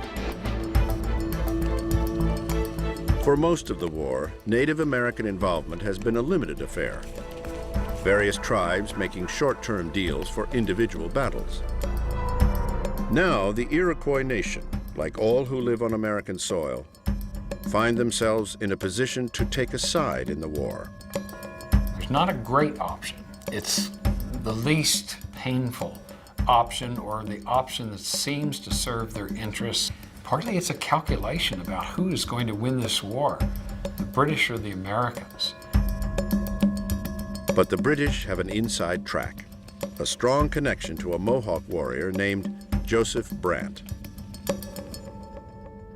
Born in Ohio, his Indian name, Thayendanegea, translates as "he who places two bets," an appropriate name for a man who has spent his life straddling white and Indian society. Born to Mohawk parents, he was introduced at an early age to a man of great wealth, the British Superintendent of Indian Affairs, Sir William Johnson, who took Joseph under his wing and raised him as his own son. Brant's family connection with Sir William Johnson lands him on a far-flung trip across the sea to another land, Great Britain. Presented as a representative of the Iroquois people, Brant meets with King George III and is promised that his people will be able to keep their lands after the war if they side with the crown. It is a promise Brant takes back with him to America, and he brings his case before the Iroquois Tribal Council. There was a grand debate, reminiscent of our own debate about independence. All the warriors and the leaders and women were included in this debate as well. Joseph Brant started off. He said, we have to join with somebody, because somebody's going to win. To which another respected warrior said, war is war. Death is death. A fight is a hard business. We should be cautious before taking up the hatchet. This is a classic debate between hawks and doves. We see it over and over in history. And here it was in the Indian Council among the Iroquois. As in many such debates, the hawks prevail. It is a decision that comes at a high price. 4 of the Iroquois tribes agree to take up arms for the British. But the Oneida and Tuscarora, swayed by missionaries loyal to the American cause, refuse Brant's appeal. Now, a divided people, the great council fire of the 6 nations, a symbol of tribal unity, is ritually extinguished. Once under British command, Brant and his warriors are ordered to raid villages along the New York frontier. But although they are fighting for their own land, Brant is portrayed much differently in the American press. He becomes known as the Monster Brant. Newspapers fill with vivid accounts of attacks. Yet there are few articles of the vicious retaliation and assaults by American settlers. The press coverage of the Indian raids has an immediate effect, and George Washington is ordered by the Continental Congress to mount an offensive against the Iroquois, as they call them, the Savages. Washington deploys the mission and leaves no doubt as to the goal. The immediate objects are the total destruction and devastation of their settlements, and the capture of as many prisoners of every age and sex as possible. Lay waste all the settlements around, that the country may not be merely overrun, but destroyed. George Washington. The language that the Americans use about overrunning and destroying is language that they would not use about the British. That was not how they were going to fight the British. They were going to do that in a very controlled way, whereas against Indians, it's the entire population who's under attack. August 1779, 4,500 Continental soldiers descend upon their first target, the Iroquois border town of Newtown, New York. Washington's forces burn the village to the ground, and a mass exodus begins ahead of the advancing army. Thousands of Iroquois from the Mohawk, Onondaga, Cayuga, and Seneca tribes march overland to the safety of the British forts to the west at Niagara. The people, Indian villages, the orchards, the wheat fields, the corn fields, in other words, a scorched earth policy. It was intense. Nothing quite like it until Sherman's march through Georgia in American military annals. If the idea was to destroy Indian resistance, it didn't work. The warriors had nothing left to live for other than to fight. So they continued to raid against the Patriot settlements the next year. As one American officer commented, the nests are destroyed, but the birds are still on the wing. With the Iroquois now forced from their lands, George Washington turns his attention to another pressing matter: a decision on one of his most renowned generals, Benedict Arnold. Washington is eager to get the bold general back into the fight for the American cause, and is considering Arnold for a major field assignment.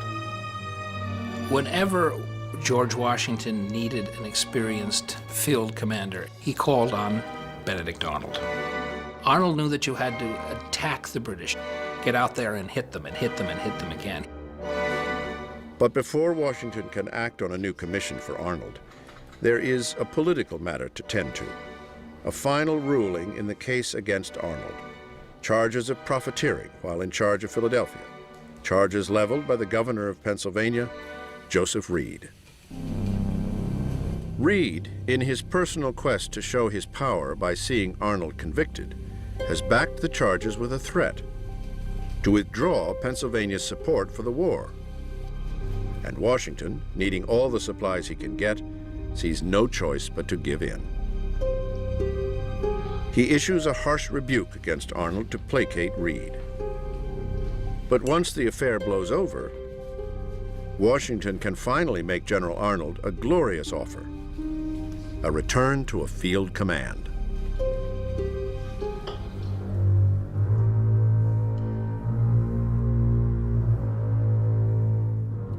With no knowledge of Joseph Reed's threat, Arnold receives Washington's decision. The words are stinging, reprehensible, imprudent, improper. For the embattled American general, it is the last straw. Passed over for promotion, gravely injured at Saratoga, and now reprimanded by Washington, Arnold is pushed over the edge. Benedict Arnold will betray America.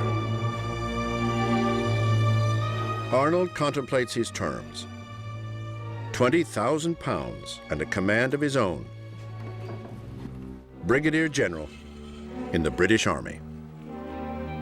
Arnold had changed since the Revolution began. He felt that he'd been given a very raw deal. I think the biggest misconception about Arnold's treason is he did it for the money. I don't think he did. I don't think it was as simple as that. He did it for his pride. The money was secondary. In return, Arnold will offer a mighty fort to the Royals. It is the key to defending the Hudson River, and even bears the general's name, Fort Arnold, also known as West Point.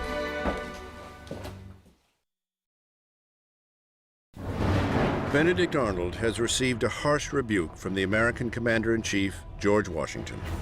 It is the final straw for the brash general and pushes him over the edge. With the help of his wife, Benedict Arnold reaches out to British Major John Andre with an offer: money and a command of his own in return for the American stronghold that bears his name, Fort Arnold, also known as West Point. Just 60 miles north of New York City, West Point is a critical post on the banks of the Hudson River. Located in the middle of the Hudson Highlands, the fortress guards a sweeping S-curve in the mighty river. At West Point, the river remains tidal, which is to say at some times of the day it flows south and at other times of the day it flows north. This made West Point an ideal place to mount cannons on both sides of the river as ships had to navigate this very tricky curve. It is a prize that the British have coveted since the beginning of the war, but have never been able to take with a military offensive. Now, Arnold offers to deliver the post and begins to lobby George Washington for command of the fort. August 1st, 1780. George Washington summons Benedict Arnold to a meeting just south of West Point, New York. Washington has a surprise for the general: a powerful field assignment and glorious return to action. Control of the entire left wing of the Continental Army, and with it, 1/2 of America's best infantry. Washington takes his leave. The offer on the table is something that Benedict Arnold would have jumped at just months earlier, but his treasonous plot has been set in motion. Flustered, he pleads he is too crippled to assume the command. Only a stationary post. A desk job will do.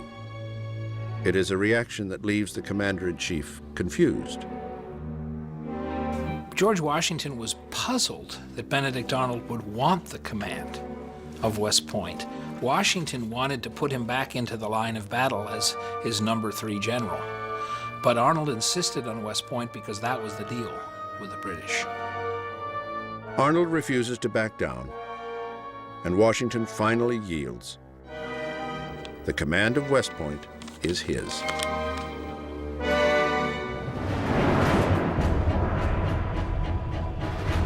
August 3rd. Now in charge, Arnold wastes no time in laying the groundwork for his treason. As the new commandant of West Point, Benedict Arnold deliberately weakened the fortifications, transferred men to distant posts where they couldn't reinforce in a British attack, moved guns around, and would have made it very easy for the British to take the place.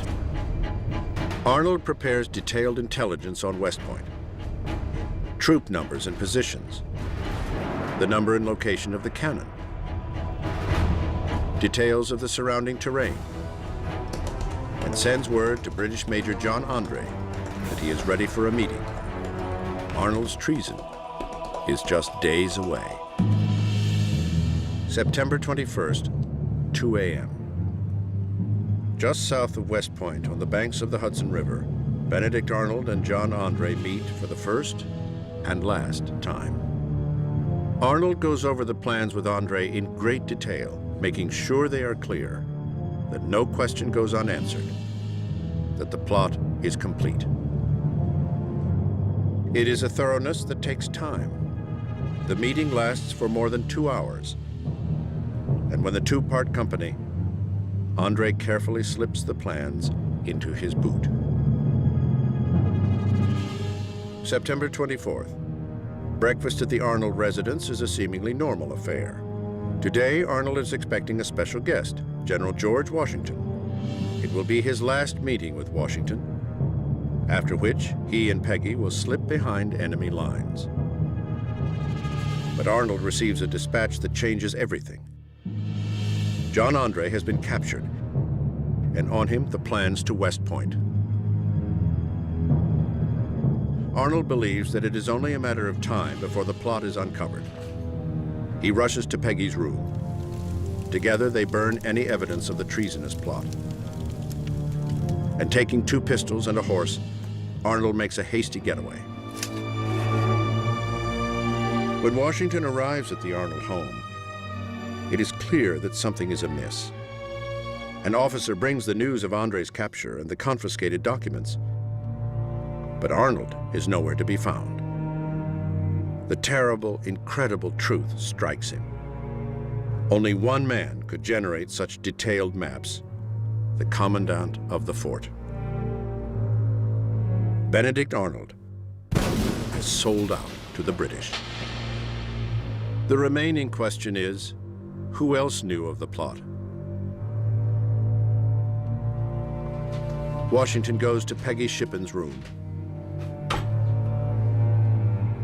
But to the commander's eyes, she is suffering from the shock of her husband's treason. When Washington arrives at the house, she is weeping, crying that this terrible thing has happened. She's had nothing to do with it. She knows nothing about it. Washington buys this. George Washington was a sexist. He didn't believe a woman could have pulled off such an act or been at the heart and the brain of such a plot.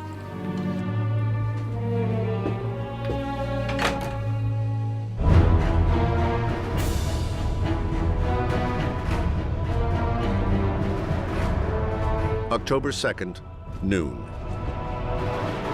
10 days after his capture, John Andre is the one who pays for the treason of Benedict Arnold. His request for an officer's death by firing squad is denied. He will suffer the death of a spy and hang. Ever the honorable English gentleman, Andre puts on his own blindfold and his own noose. At just 30 years of age, John Andre is both the youngest and highest-ranking officer executed in the Revolution. In British-held New York City, there is a new officer in their ranks. A Connecticut-born patriot, a hero in the revolutionary cause, British Brigadier General Benedict Arnold. Were it not for his treason, he would almost undoubtedly be one of the most celebrated American commanders of all of the American Revolution. West Point to this day would probably still be called Fort Arnold rather than West Point. If the Americans had lost the Revolution, Benedict Arnold would have been Duke Arnold, and Washington would have been hanged, drawn, and quartered. Treason's tricky. It depends on which side you are. Arnold will follow the war to the southern states in charge of his own Loyalist brigade with his wife Peggy, now banished from Philadelphia, by his side. Arnold's treason is the highest in the young history of America. It is an act that shakes George Washington to the core. That one of his highest-ranking generals could betray the rebel cause raises questions. Who else might be considering the same? He will pursue Arnold throughout the rest of the war with a singular goal: to bring the traitor to justice.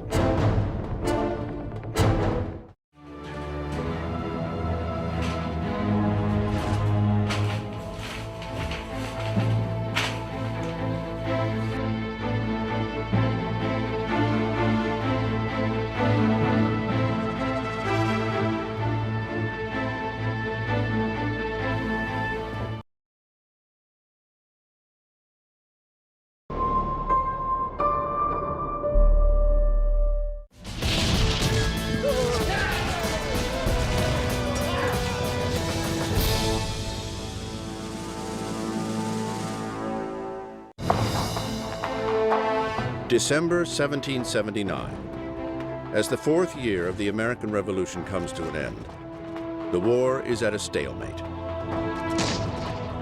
Many battles have been won and lost, but neither side has taken the advantage.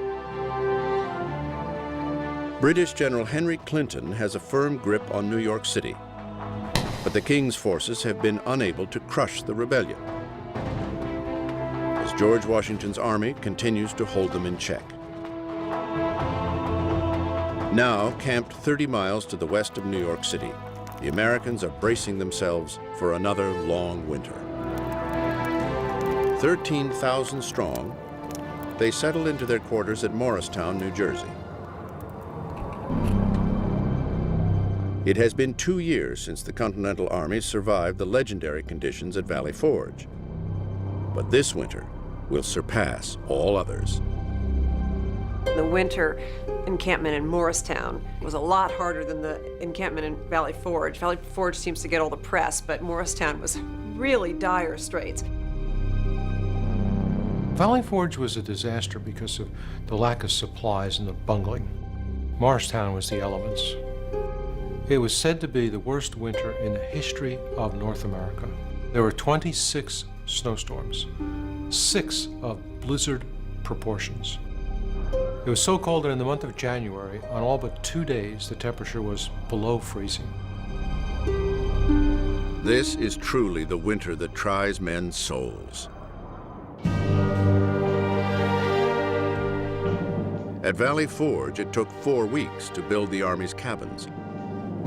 But at Morristown, blizzard conditions slow the progress, and the construction takes months. Many soldiers are forced to sleep under canvas tents or lie in the snow. Compounding the soldiers' suffering is the fact that once again, food is in critically short supply. The countryside is covered with snow, but really the areas of Morristown just does not have enough food to supply the Army. Soldiers fill their diaries with accounts of the cruel conditions. We were absolutely, literally starved. I do solemnly swear that I did not put a morsel in my mouth for 4 days and as many nights, except a little black birch bark, which I gnawed off a stick of wood. I saw several of the men roast their old shoes and eat them. Private Joseph Plumbarton. It is yet another low point in Washington's career.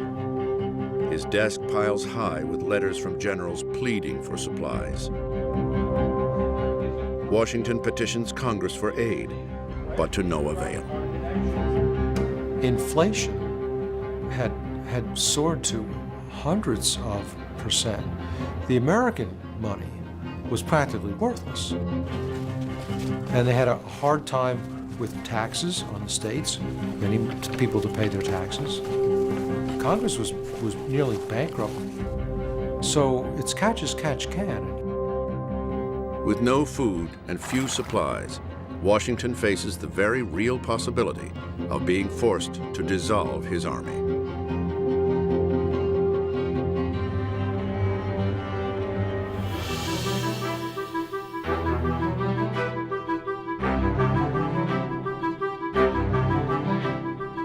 Charleston, South Carolina.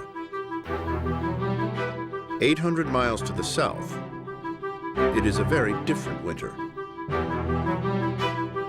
4 years into the war, the South is mostly untouched. Here in the bustling hub of commerce and trade, life goes on undisturbed. The wealthy partake heartily in the pleasantries of social life. Dances and dinners fill the evenings, a far cry from the hardships faced by an army fighting for their liberty. Charleston has been threatened only once by the British. A poorly executed attack in 1776 that was easily fended off. From the looks of it, Charleston is hardly part of a nation at war.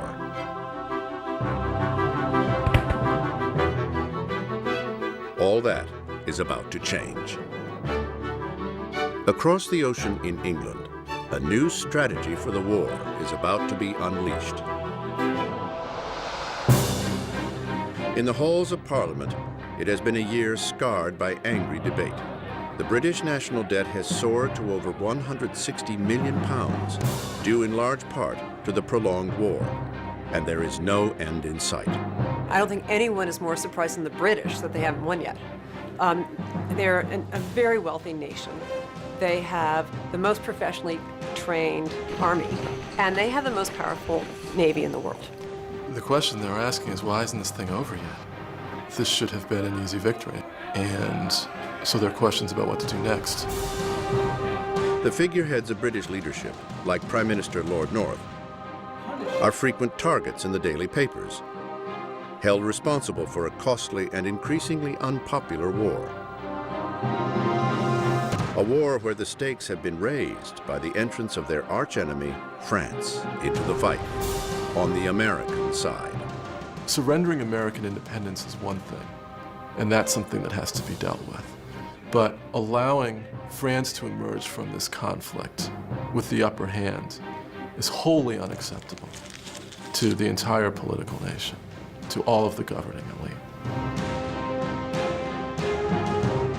Under the gun now to turn the course of the fight, British policymakers unveil a dramatic new direction for the war.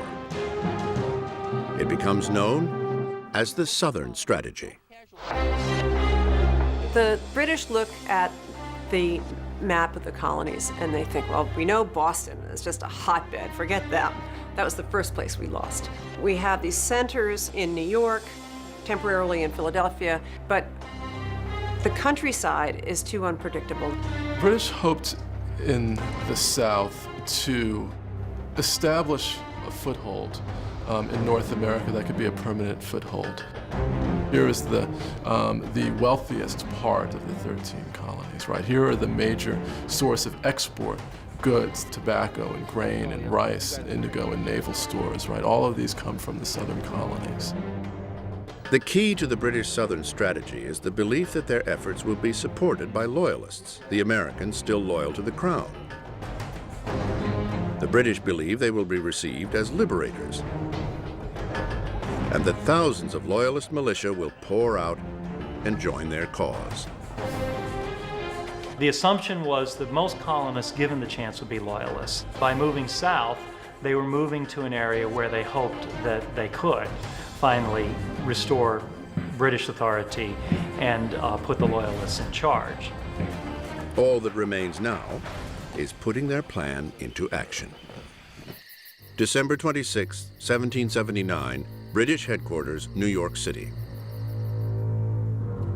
With his orders from the British ministry now in hand, Commander-in-Chief Henry Clinton makes preparations to carry them out. This is Clinton's first offensive action, one that is so important that he himself will lead the assault. But he is filled with a sense of foreboding. Clinton has watched 2 other British commanders fail at winning this war, and doesn't want his name added to the list. If the seizure of the other southern states doesn't work, it's not clear what will work. Clinton is as concerned with how his actions will be interpreted, how he will be judged, that awareness of, if I don't handle this right, what's this going to mean for my reputation back at home? The general's neck is squarely on the line. His success or failure could determine the outcome of the war, and no one knows it better than Clinton himself. This is the most important hour Britain ever knew. If we lose it, we shall never see such another. British General Henry Clinton. The British leave New York City with more than 100 ships and a force of 8,700. Roughly 1/3 of the British Army in America. Their destination, Charleston, South Carolina.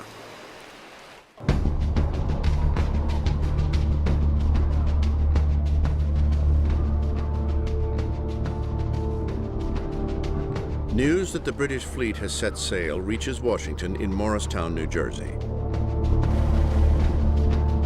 But the commander-in-chief is powerless. A cruel winter march south is no option for his starving army. He must let the British go. Charleston will have to fend for itself.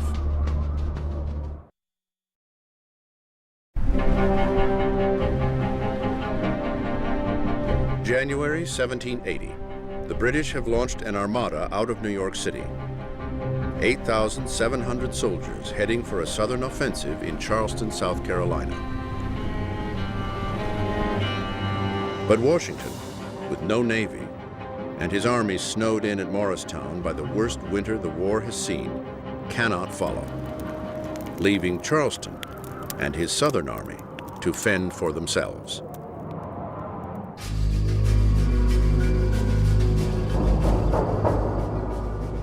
"800 miles south of Washington's winter camp, Benjamin Lincoln, the new commander of the Continental Southern Army, is assuming his duties.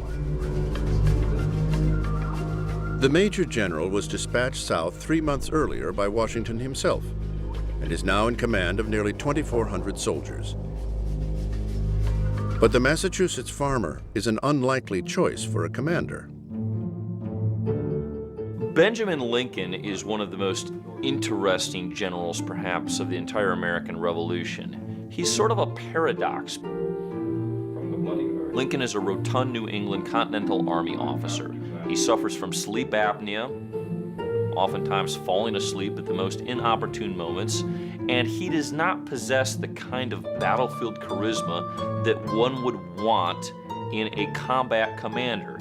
He is, however, a masterful compromiser. He is a great politician, and in large measure, this helps explain the reason that he assumes command of the Southern Department. Lincoln's task is first and foremost the defense of Charleston, South Carolina, the city known as the Jewel of the South. Clustered on a low, sandy spit of land, Charleston sits on a peninsula at the junction of the Ashley and Cooper rivers. It is the 4th largest city in America, with 12,000 residents. Its deep water harbor makes Charleston the South's most important port.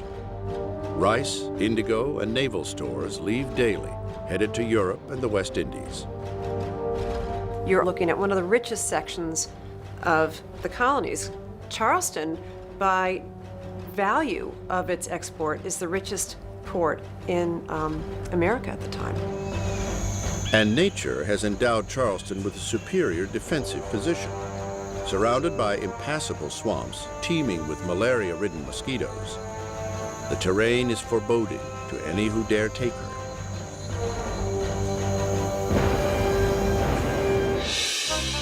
January 10th, 1780. Benjamin Lincoln receives a dispatch from spotters along the coast. A massive British force is approaching. With his command barely underway, Lincoln will have to face down England's army. Lincoln immediately petitioned South Carolina's government to recruit and raise more troops. But his request is denied. It is not the first time the South Carolinians have frustrated the Patriot cause. Many view the colony's citizens as reluctant revolutionaries, voting for independence only under tremendous pressure from the other colonies. And on the floor of the Continental Congress, South Carolina's seeming unwillingness to raise troops has ignited heated debates.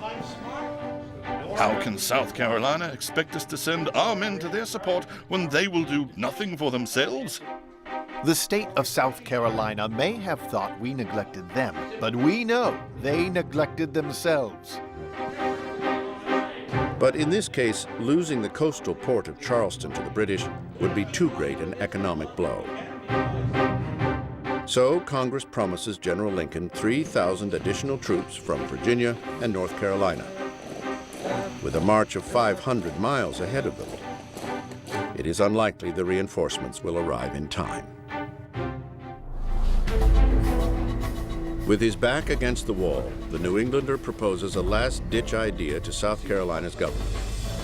Arm 1,500 black slaves and turn them into soldiers. If they refuse, Lincoln will leave Charleston to the British. South Carolina's response is immediate. The request is denied as totally impractical. Even though their backs were to the wall when the British Army moved south, they could not bear the risk of putting weapons in the arms of black men. They were very concerned about what might happen should they start arming their slaves. I mean, to arm those people you have formerly held in captivity might be a suicidal thing to do, and they understood this. With reinforcements hundreds of miles away and no black recruits, the defense of Charleston is looking more and more futile. At that point, Lincoln's choice was either to get the army out of the city and give it up, or to stay in the city. In the best of all possible worlds, Lincoln should have left Charleston and gone to the countryside. But the general's sense of honor and duty prevents him from abandoning his post. And retreat, however wise, would open him to accusations of cowardice. Undermanned, undersupplied, and unsupported, Lincoln will make his stand at Charleston. He communicates his plight to his commander-in-chief, General Washington.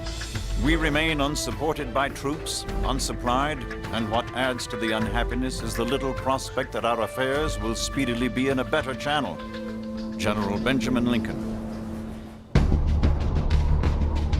But from New Jersey, there is little Washington can do.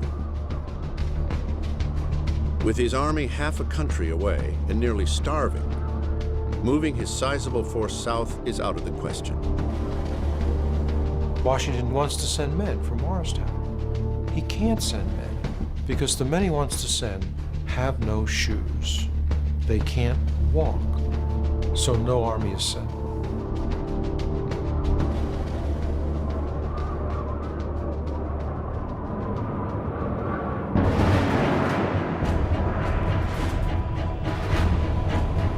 February 11th, 1780. After a harrowing journey on the frigid, windswept seas of the Atlantic, British General Henry Clinton and his force of nearly 9,000 soldiers finally reached their destination, landing 20 miles south of Charleston. The army now unloads and begins its northward march. On February 16th, the British crossed the Stono River, taking control of James Island, which sits right across the harbor from Charleston. Then, finally, at the end of March, crossed the Ashley River in force. The British Southern campaign is underway, and the city of Charleston is in their sights.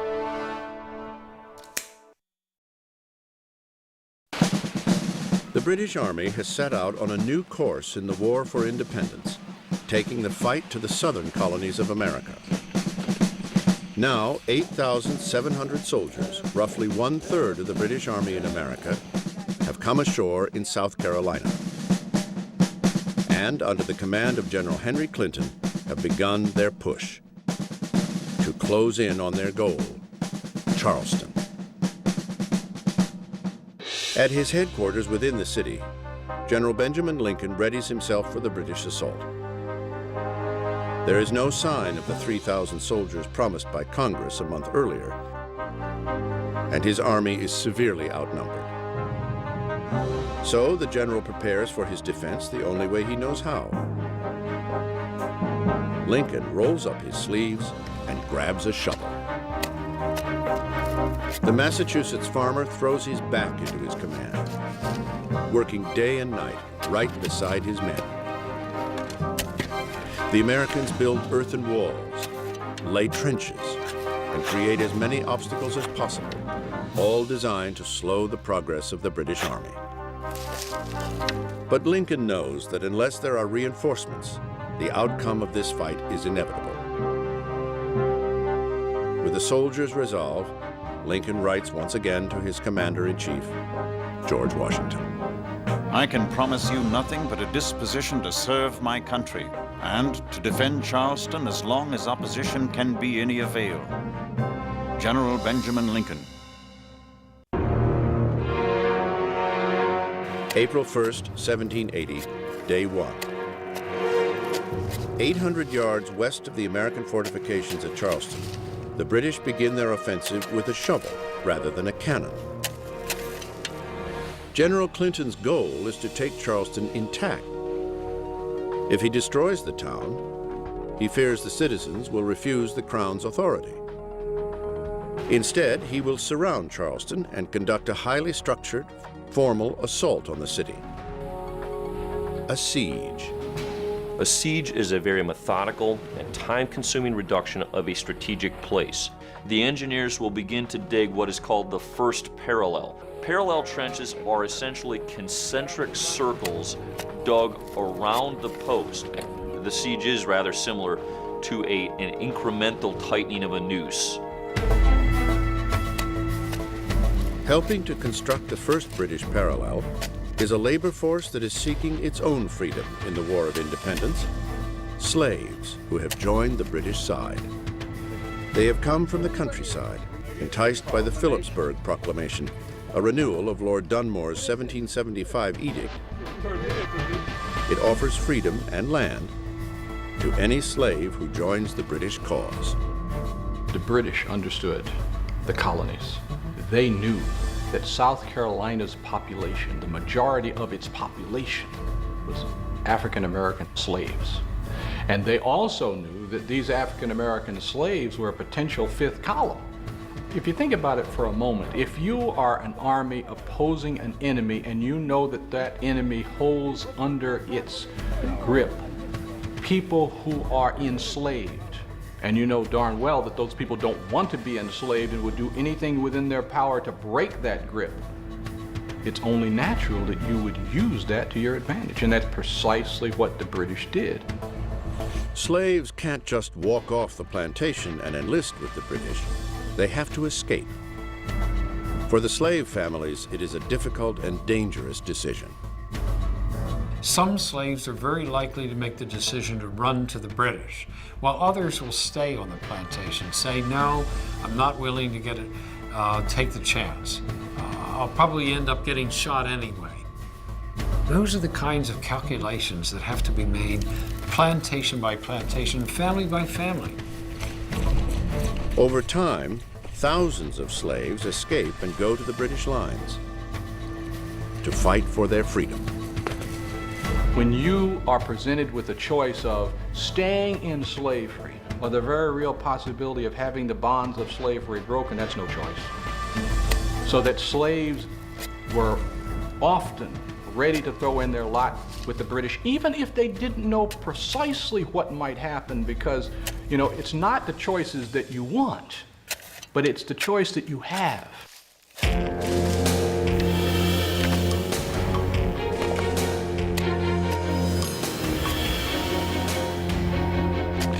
The siege of Charleston enters its 5th day, and the methodical work of the British assault continues.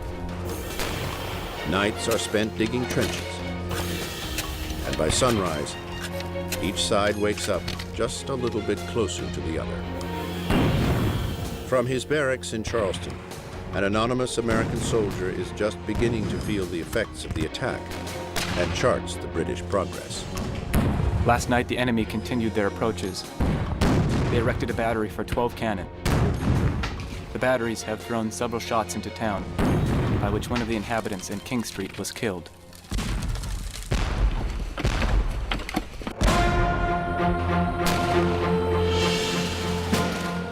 Day 7. From the north comes the news American General Benjamin Lincoln has been waiting for.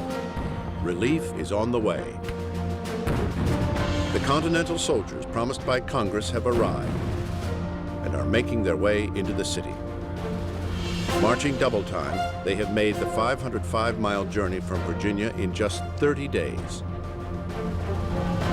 Charleston citizens greet the soldiers with cheers and the hourly pealing of bells. The celebration on the streets of Charleston stands in stark contrast to the somber mood of Benjamin Lincoln's headquarters.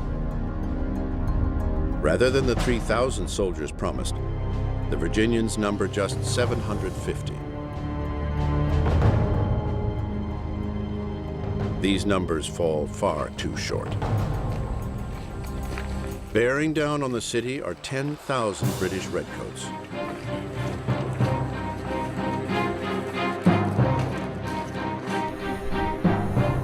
Day 8. The British take their aim on Charleston Harbor as a group of warships runs the narrow channel under cannon fire from Fort Moultrie, the American outpost protecting the inlet. A Hessian soldier fighting on the British side witnesses the scene from the shore. It was the most majestic and beautiful spectacle that one can imagine. The fort was veiled in fire and smoke, and the roar of 43 heavy guns resembled a terrible thunderstorm. Despite all dangers threatening the fleet, it sailed quite slowly past the fort with colors flying proudly. Captain Johann Ewald. With his fleet now safely in Charleston Harbor, Henry Clinton's forces encircle nearly all of the city.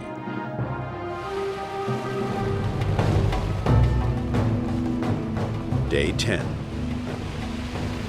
From their position of strength, the British now send the Americans an ultimatum: give up the fight and surrender. General Lincoln's response is immediate. He will not yield his post. The protocol of war at that time mandated that the defending commander keep the fight up at least long enough to meet the minimal dictates of honor in that time. So the besieged commander would always routinely decline the first offer of surrender. British General Henry Clinton has gotten the response he expected. It strengthens his resolve. They will now defend the town, and when we take it, we shall take all in it. Sir Henry Clinton. Day 14. The British parallels continue creeping closer and closer to Charleston. Shelling fills the days as hot lead rains on the town. Just one escape path remains open to the Americans. Along the Cooper River to a crossroads called Monk's Corner. Running through a series of shallow crossings along the river's edge, the route serves as the last communication link between Charleston and the South Carolina backcountry. A lone Continental garrison is stationed at Monk's Corner. Their charge is a vital one: keep the route open. For the British, it is the last target needed to encircle the city. The man charged with taking the post is a brash, young, and vicious cavalryman, Banastre Tarleton. The 24-year-old Tarleton is as ambitious as they come. Described as full of enterprise and spirit and anxious of every opportunity of distinguishing himself, he has risen quickly through the British ranks. Banastre Tarleton is one of Clinton's most capable subordinate commanders. He is a dashing young cavalry commander, and he understands how to fight in this theater. But his actions are all directed at the decisive destruction of enemy combat power. Tarleton is known for his daring, for moving his cavalry quickly, quick hits. He's also known for no restraint.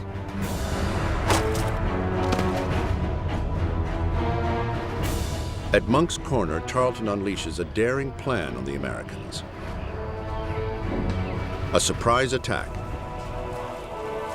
Under the cover of night, Tarleton and his men make their move. They strike fast, hard, and without mercy, catching the Continental garrison completely off guard.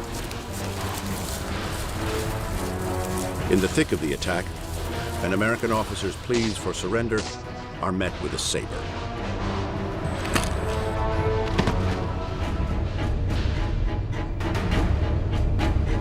Monk's Corner becomes Tarleton's calling card. It is not the last time the Americans will face the brash cavalry officer. The final road out of Charleston is now closed.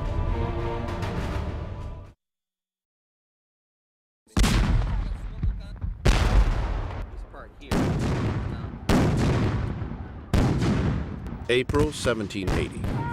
The siege of Charleston, South Carolina enters its third week, with the British painstakingly inching their way towards the city's continental defenses.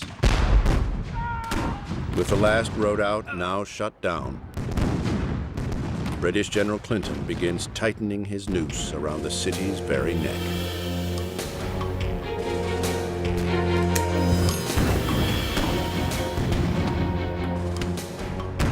Day 18. Behind the defensive line, there is the terrifying and constant barrage of cannon fire. For an anonymous Continental soldier, the strain of the siege is beginning to show. The enemy continued firing from their cannon, mortars, and small arms. A sentinel near the advanced redoubt had his arm shut off by one of our own cannon. The enemy continued to approach. And we hear that our cavalry have been defeated and that we lost between 20 and 30 killed and wounded among them. It's hard for us today to imagine what it's like to be inside a city that's being besieged. You're worrying about these incessant artillery shells coming in, and you're probably worrying all the time about what eventually is going to happen. What's going to happen when the enemy gets in here?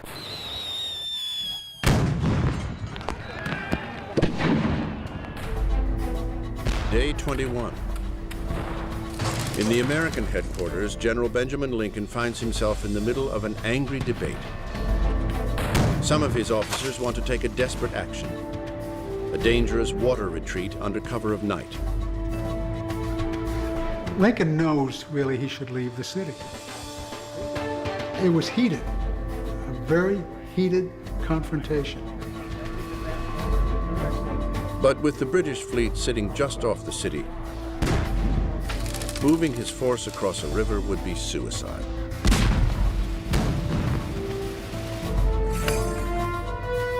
So Lincoln sends out a flag of truce and a request for a 6-hour break from fighting. Having already rejected British General Clinton's offer of surrender, Lincoln now proposes his own terms. He will give up Charleston, and in return, his forces will be allowed to retreat for 10 days unmolested, with its arms, military stores, and baggage. In addition, he asks for the guaranteed protection of the residents' property. Those who wanted could sell their goods off and leave the city. It would be a free evacuation with the honors of war, the most lenient surrender in a formal siege. But British General Clinton will have none of it. His goal is complete capitulation by the Americans. He returns the note and includes his terms: a total surrender. A total surrender or an unconditional surrender is perhaps one of the most humiliating defeats that an enemy can suffer. A commander will not make an offer or demand a total surrender or unconditional surrender unless he is confident in his ability to finish the job by force of arms. Lincoln refuses the offer. The terms, unacceptable. It will be a fight to the end.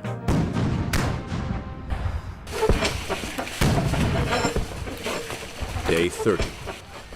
The British parallels have closed to within 500 feet of the earthen defenses protecting Charleston. At this distance, cannon can be fired with accuracy into the city. But even at this close range, the British are still looking for some sign of the effect of their barrage, some intelligence on the mood of their enemy. Clinton's men intercept a letter from an American militiaman to his wife. It confirms the state of mind in the besieged city. Our affairs are daily declining. Nothing prevents Lincoln's surrender but a point of honor in holding out to the last extremity. This is nearly at hand, as our provisions will soon fail. The enemy have continued their approaches with vigor, and in a short time will plant the British standard on our ramparts. This will give a rude shock to the independence of America. The 13 stripes will be leveled in the dust, and I will owe my life to the clemency of a conqueror, Benjamin Smith. Clinton publishes the letter for all his men to see and increases the cannon barrage.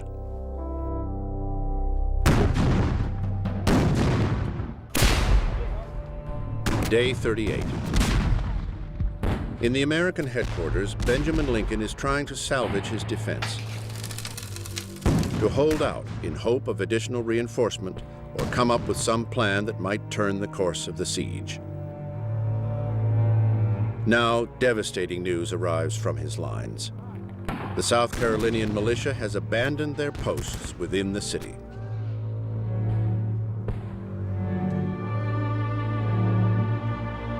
And now the citizens of Charleston are saying that they have had enough.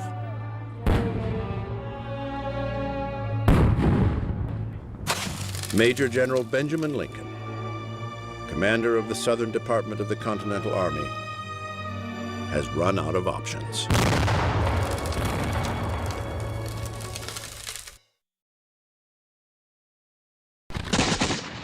The siege of Charleston has ground on for more than a month, and the British rain a constant barrage of cannon and mortar fire down upon the town.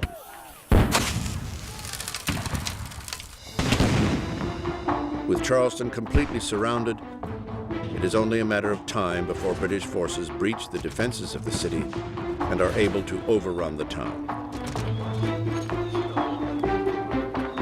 Now General Clinton prepares a final offer for the Americans: complete and total surrender.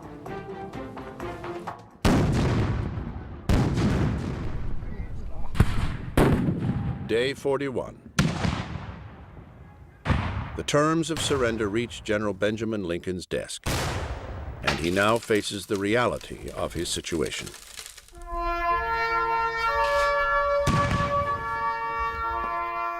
The time has come to give up the fight, to yield his post.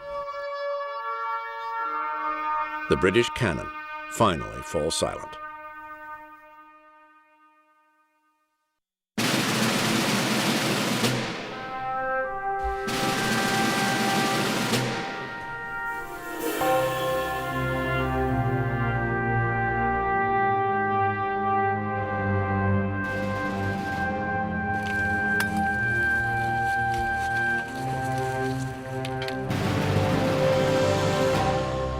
May 12, 1780.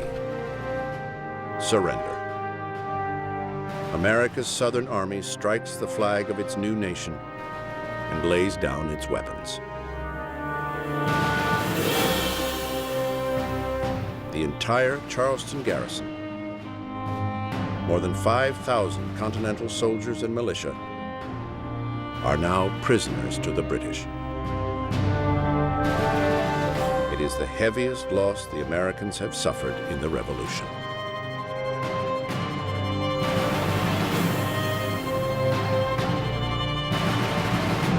General Benjamin Lincoln's war is over for now. He returns in defeat to his Massachusetts farm as a prisoner of the British on parole. Charleston, the jewel of the South, belongs to the King.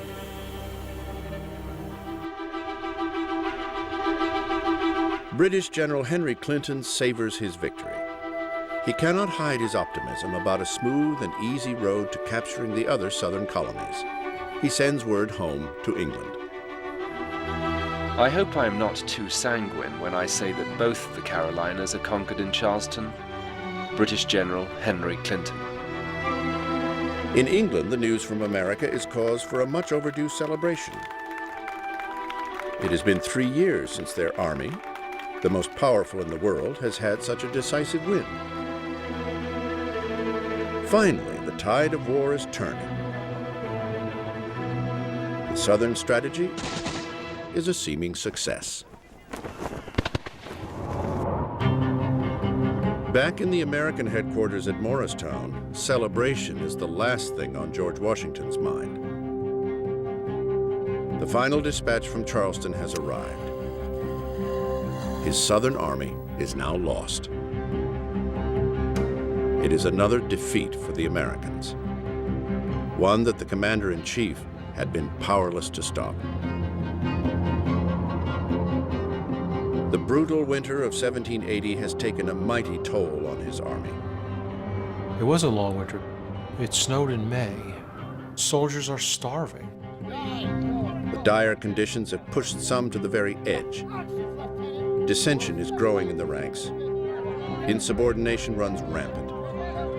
Some soldiers even threaten to take matters into their own hands, to mutiny. It is a decisive and dangerous moment for the Continental Army.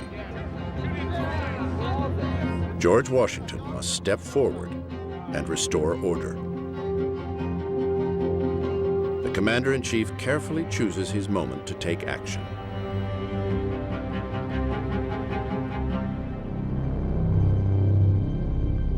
May 26, 1780.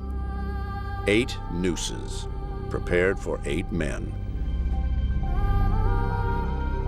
They are soldiers brought here on a variety of charges: insubordination, forging documents, theft.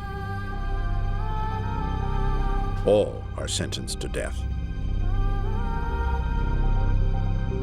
Washington orders the execution be held before the entire camp, for all of his men to see. It is a carefully choreographed event. Washington wanted to use punishment, a capital punishment, particularly sparingly, but he also knew it was great theater. All 8 were put on top of the gallows. Nooses were put around their heads. Their graves had been dug in front of the gallows, and their coffins, which he ordered manufactured, placed next to the graves. The goal of a public execution is to instill awe in the audience, awe for the power of military authority. But you can make it into better theater by pardoning and offering a last-minute reprieve. As they were about to be hung, a soldier stepped forward from the crowd. Reprieve. Reprieve from the commander-in-chief. 7 of the 8 were freed. So you have both awe in the punishment and then gratitude for the reprieve, and the audience experience all of these things at the same time. On this day, just one man will hang for his crimes. It is a warning to all in Washington's army of the consequence for insubordination. For Washington, these are some of the darkest days. The British Southern strategy flourishes, while simultaneously it looks as if the American army is coming undone at the seams. And without the army, there is no revolution. I find our prospects are infinitely worse than they have been at any other period of the war. I look forward to the consequences with an anxiety not to be described. George Washington. The commander-in-chief cannot help but question the future of the war he once called this glorious cause.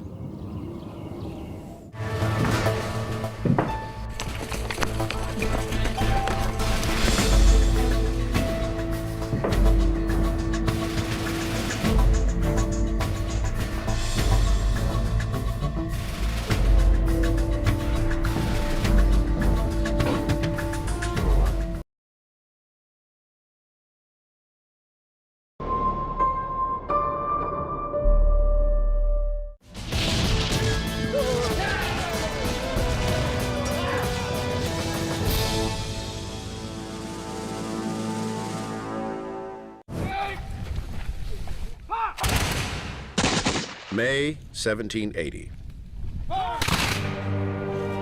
The War of Independence now enters its 4th year, longer than anyone had imagined. Battle after battle has failed to bring either side closer to winning. In the North, where the revolution began, the war has ground to a deadlock. But in the South, the fighting has just begun. With their victory in Charleston, South Carolina, the British set grander sights toward establishing authority across all the southern colonies. The colonies here would be a handsome prize for King George. It is a land rich in lucrative crops like tobacco and rice, and by all accounts, full of colonists loyal to the crown. The British expect to find little resistance. Here, at last, they would find colonists loyal to the king and eager to embrace the British Empire, especially for its protection and trade. By moving south, they were moving to an area where they hoped that they could finally restore British authority and put the Loyalists in charge. The goal was always to try to isolate the rebellion. The assumption was that most colonists, given the chance, would be Loyalists. For 4 years, the British have tried to find those colonists loyal to the Crown. For 4 years, they have encountered an America deeply divided. But now, down south, they believe they have their strongest foothold. The South needs England, and England needs the South. They will drive their strategy toward the backcountry. Into this frontier, the British send one of their most effective and ambitious officers, Colonel Banastre Tarleton. He is destined to become a household name in the South, only it will not be for bravery, but for brutality. Tarleton is known for his daring, for moving his cavalry quickly, and the troops, quick hits. He's also known for no restraint. He's a little bit of a dandy, which was appropriate for that era, but he fights like a Tasmanian devil. The British will not only raise and train a loyalist militia to keep peace in the South, they will hunt down rebels and destroy them. No one is better suited to that task than Tarleton. 100 miles from the coast, he closes in on the remains of the Continental Army in retreat from their defeat at Charleston.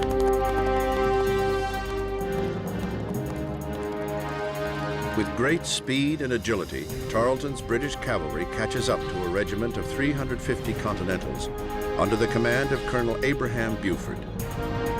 He pursues them to a town called Waxhaws. Tarleton sends Buford a deadly threat. You are now encompassed by a corps of 700 light troops on horseback. Half of that number are light infantry with cannon, the rest cavalry. Banastre Tarleton, British officer. It's a bluff. Tarleton has no more than 200 men, but they are his best soldiers, well trained in the bayonet and saber. Buford, sure that he has the greater numbers, doesn't back down. Sir, I reject your proposals. I shall defend myself until the last extremity. Colonel Abraham Buford.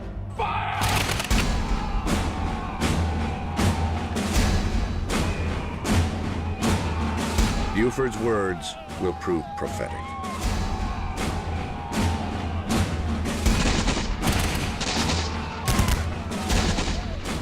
The Americans are able to fire just a few volleys before they are overrun.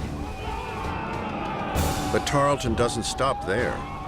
As the rebels raise the white flag of surrender, he continues a ferocious attack, cutting down enemy soldiers even as they lay down their arms.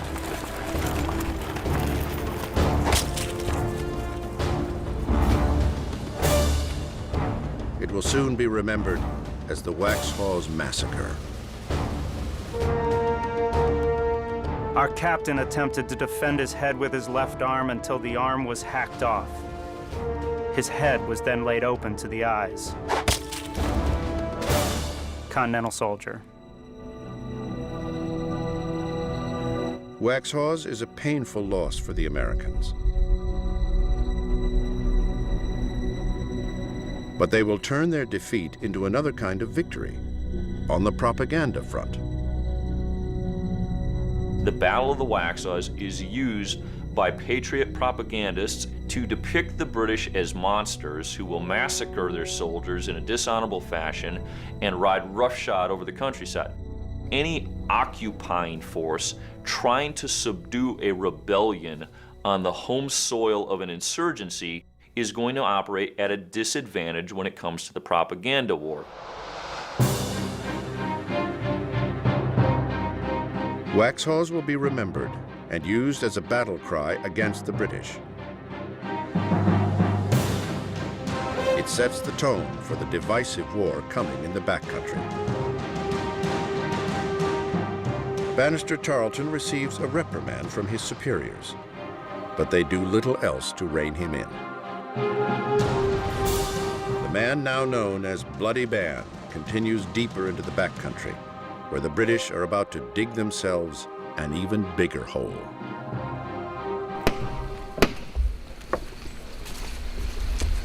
In an effort to shore up loyalty and frighten would-be rebels, the British issue an ultimatum to Southerners. All persons who shall neglect to return their allegiance to His Majesty's government will be considered as enemies and rebels, and treated accordingly.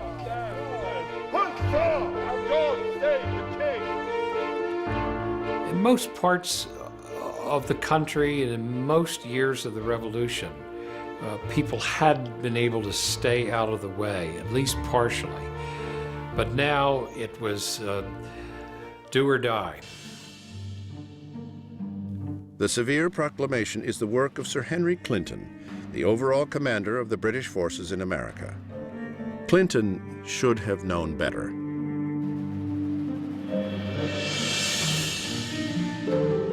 Back in 1776, the British issued nearly the same document in New Jersey, banking on strong loyalist sentiment. It backfired then, and it will backfire now. The verity here, if there is one, is if you're going to push someone off of the fence, you ought to be pretty certain which side of the fence they're going to fall on. Now everyone must choose, for or against, loyalist or patriot. Old rivalries and fresh wounds inform their choices. The British have created a tempest in a teapot.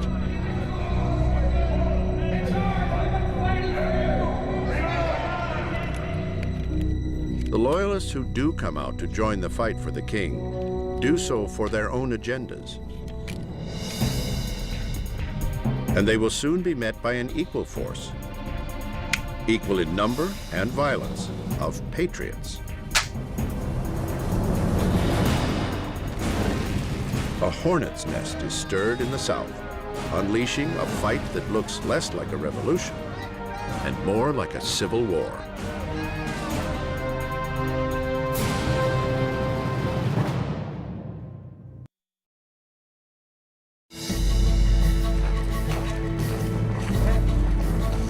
The British Army now moves deeper into the Carolina backcountry. Having declared, in a misguided proclamation, anyone not a friend an enemy, they intend to back up their words with force. But resistance is deeper than they think. Late June 1780. British Commander Sir Henry Clinton has lived in Charleston for a month now and can sense trouble brewing in the wilderness. His response? Leave for New York and turn the Southern Command over to another officer. London, England. The man who will replace Clinton is no stranger to the American war. General Charles Cornwallis will soon return to the colonies, but a changed man. He has been in England to bury his beloved wife. Now, with her passing, Cornwallis can think only of escaping his memories.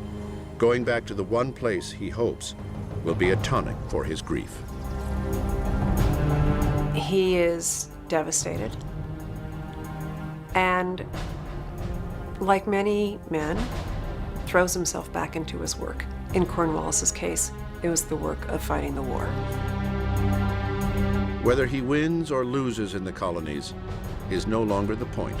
I am now returning to America. Not with views of conquest and ambition. Nothing brilliant can be expected in that quarter. But I find England quite unsupportable to me. It has now no charms for me. I must shift the scene.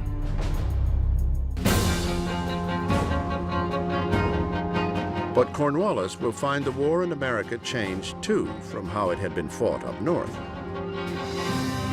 The British forces on the ground are moving further and further into unknown territory. A wild country made up of remote farms, simmering with rivalries. This is not the South of wealthy ports and rich rice farms. This is the South of fetid swamps and untamed frontiers. Here, loyalties are not so clear.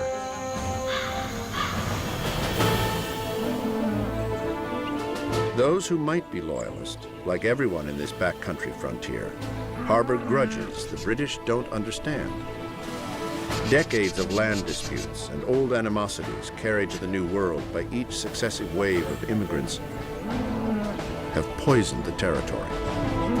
We need for our family. All it takes is the presence of war to seriously stir things up. The South soon crawls with men like David Fanning. A struggling farmer, he had been robbed of everything he had 2 years back by a group claiming to be patriots. Now, with a powerful British mandate to ride under, he devotes himself to vengeance.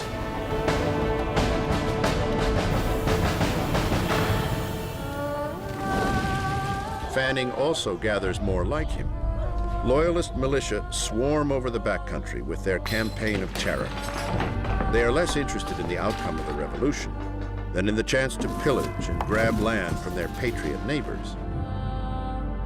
I heard the horses coming in such a furious manner, but I'd no time for thought. They were up to the house, entered with drawn swords and pistols in their hands, crying out, "Where are these rebel women?" Then they began to plunder the house of everything they thought worth taking. Eliza Wilkinson.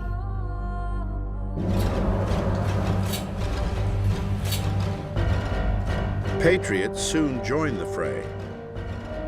Men like Thomas Sumter, a former Continental soldier, take up their arms to battle the Loyalists. Stirred out of what he hoped would be retirement, Sumter gets back into the fight for personal reasons too. His house had been targeted by Loyalists. For him, as with men on both sides, the cause of independence takes a back seat to payback and plundering. In the South, it's American against American. There are entire battles fought. In fact, there are 103 different battles in South Carolina alone where there's nary a Brit in sight. This is Tory militia against Patriot militia. Each side attempts to outdo the other in terror and brutality. Whipping, tar and feathering, and a particularly gruesome device called the spigot becomes as commonplace as revenge. A loyalist was placed with one foot upon a sharp pin and turned around. As cruel as this punishment might seem to those who never witnessed the unrelenting cruelties of the Loyalists, I viewed the punishment with no little satisfaction. Charles Gibson, Southern Patriot. When the blood started to flow, it was revenge and counter-revenge. One killing provoked a counter-killing. It really tapped into these pre-revolutionary resentments and conflicts. It's like a fire feeding itself. It is, in short, a civil war.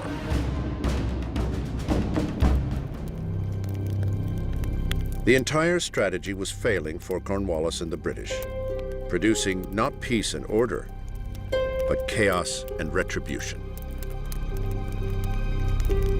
What happened to Cornwallis in the South is a long and bloody guerrilla war that had, by that time, made it extremely dangerous for anyone to reveal he was a loyalist.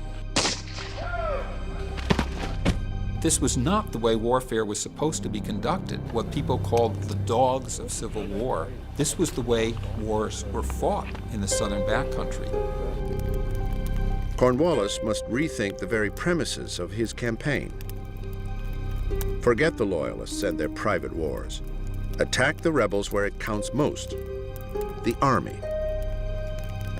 Cornwallis is a man utterly devoid of self-doubt. He really becomes convinced that he can lick the remainder of the Southern Department of the Continental Army, so he engages what's essentially a headlong rush to complete the annihilation of this force.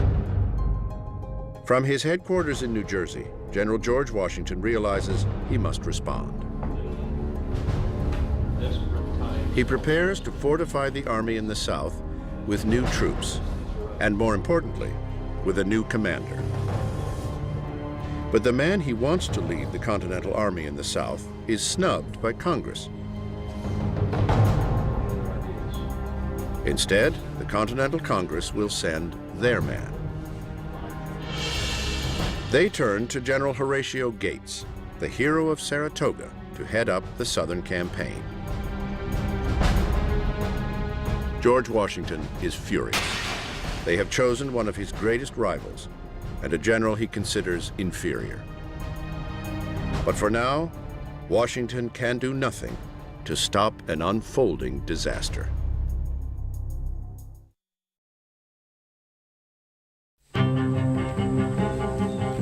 In the Carolinas, civil order crumbles as patriots and loyalists battle each other. In July, Congress scrambles to form and equip a Southern army. At its head, against the advice of George Washington, Congress sends General Horatio Gates. Gates was the hero of Saratoga 3 years earlier when he defeated General John Burgoyne in the largest British surrender of the war. Yet there are whispers. Some say he stole credit for Saratoga from Benedict Arnold and Daniel Morgan, that he is not the great general he claims to be. Gates, ever proud, ignores the doubters and focuses on his grand ambitions. Horatio Gates wanted to be commander-in-chief of the American Army, and it goes much beyond that. Whoever was the victorious leader of the revolutionaries would emerge as the leader of a new nation. There had to be a new ruler, some new kind of ruler. No one had decided what yet. I think he might have been that ambitious and that foolish. But the challenges of the South still await him. Gates will soon take charge of an army in a dire state. He will inherit 1,400 soldiers still reeling from the defeats at Charleston and Waxhaws. I have, says Gates, an army without strength and a military chest without money. In the barren swamplands of South Carolina, Gates's army of professional soldiers slowly starves. They are as short on provisions as they are on the will to fight. Gates does little to alleviate their conditions. His soldiers, many of whom have been in the army since the outset, turn even more bitter. Being again disappointed, fatigued, and almost famished, their patience began to forsake them. Their looks began to be vindictive. Mutiny was ready to manifest itself. Colonel Williams. But Gates will soon get relief. The Patriot militia, who have been fighting their own wars in the backcountry, now turn out to fight alongside the army. What they lack in experience, they make up for in spirit. The militia are itching to take on the British, and General Gates thinks they can. The Continental soldiers, now in the minority, are less sure. They foresee trouble. We soldiers cannot imagine how an army consisting of more than 2/3 militia, and which had never once been exercised in arms together, could perform in the face of an enemy. Colonel Williams. Gates will mount his campaign against Cornwallis, ready or not. Faith in his militia and in himself is at an all-time high. Gates has still been stung by assertions that he doesn't really deserve the credit for the victory at Saratoga. He sees an opportunity to silence his critics and show them once and for all that he, in fact, is the best and most experienced American battlefield commander, and that he can beat the British, whether on the defensive or on the offensive. Gates's chance comes sooner than he imagines. On August 16th, the two armies stumble upon each other at Camden, South Carolina. Each side hastily sets up for a battle. 5,000 British move into position. where they will meet Gates's 3,000 men.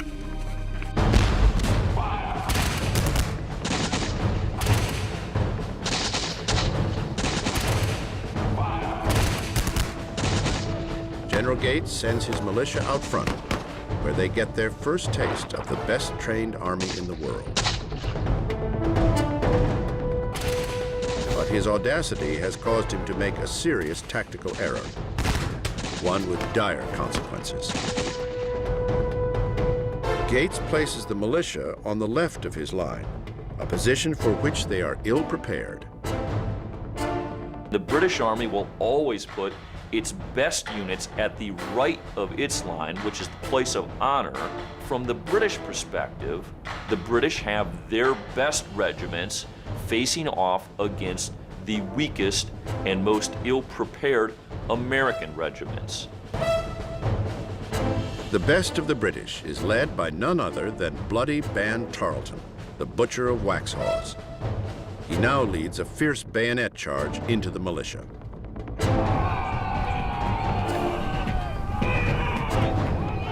Can't you imagine them just standing there and watching this line of red coming at them, you know, huzzaing and presenting 18 inches of cold steel coming at them.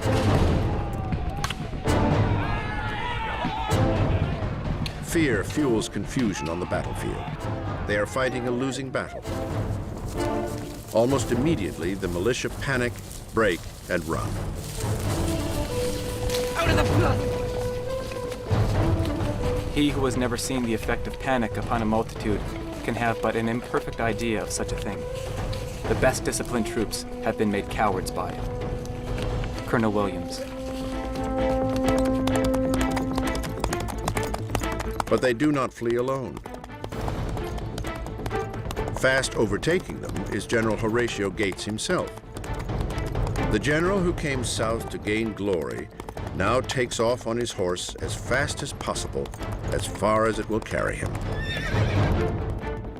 What began as a rather courageous venture now turns into a flight for his life, and he rides 200 miles all the way back to Hillsborough without stopping and becomes the butt of every mean-spirited joke in the Continental Army for the next 2 years.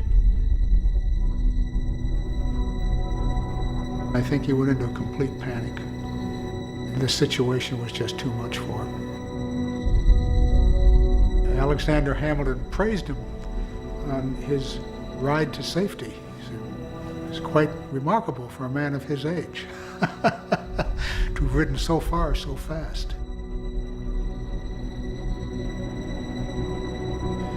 The Battle of Camden scars Gates' reputation forever.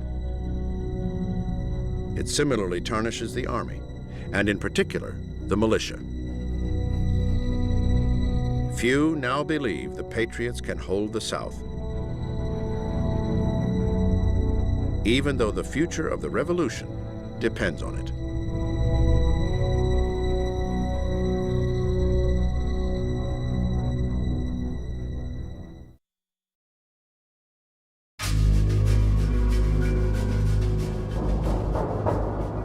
The defeats at Camden and Waxhaws have decimated the Continental Southern divisions.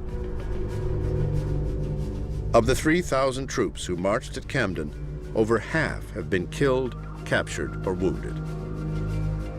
The majority of the Patriot militia simply disappear back into the wilds. The South has all but fallen to the British. In New Jersey, George Washington soon receives news of the defeat at Camden. Washington feared the worst when Congress appointed Horatio Gates, and the worst has happened. Gates will face court-martial. But there is a more urgent concern. Who will now lead Washington's Southern Army? It's after Gates's debacle at Camden that Washington is finally allowed to send the man he wants. And of course, he goes to Major General Nathaniel Greene. I can venture to introduce this gentleman to you as a man of abilities, bravery, and coolness. George Washington. Nathaniel Greene is Washington's most trusted subordinate. A New England patriot and fallen Quaker, Greene has proven time and time again to be one of the most brilliant commanders in the Continental Army. Truly one of America's great generals, and nobody knows who he is. Washington says, if I'm shot in battle, if I can no longer take command, the general I want to lead is Nathaniel Greene. Among the many qualities that recommended Nathaniel Greene to George Washington was his can-do attitude. All military commanders want subordinates that will never admit defeat, that always say they can find some way to accomplish the mission. Greene will travel far from his native New England to take on this formidable command, only to find an army ravaged and dispirited. I am removed from almost all my friends and connections and have to prosecute a war with almost insurmountable difficulties. I cannot contemplate my own situation without the greatest degree of anxiety. Nathaniel Greene, Continental General. Only 800 are deemed fit for duty. The rest, Greene reports, are literally naked, starving with cold and hunger.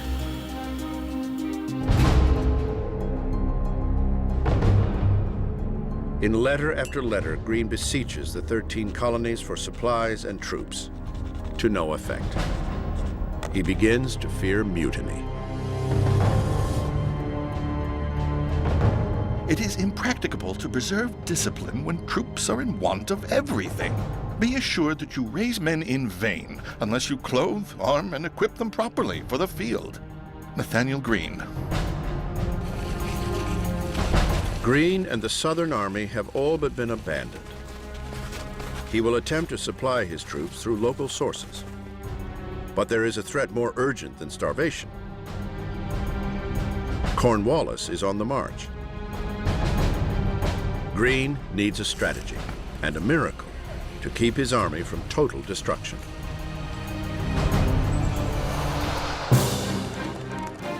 The fortune Greene needs soon arrives in the form of Colonel Daniel Morgan,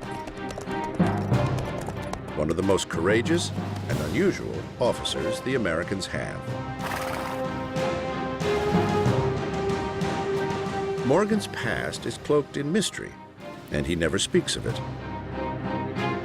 By age 17, he appears as part of the British Army during the French and Indian War.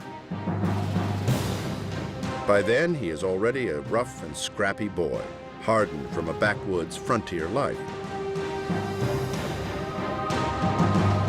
By nature, he is a fighter and carries scars from every brawl and knockdown, including 500 lashes for punching his superior officer in his early days.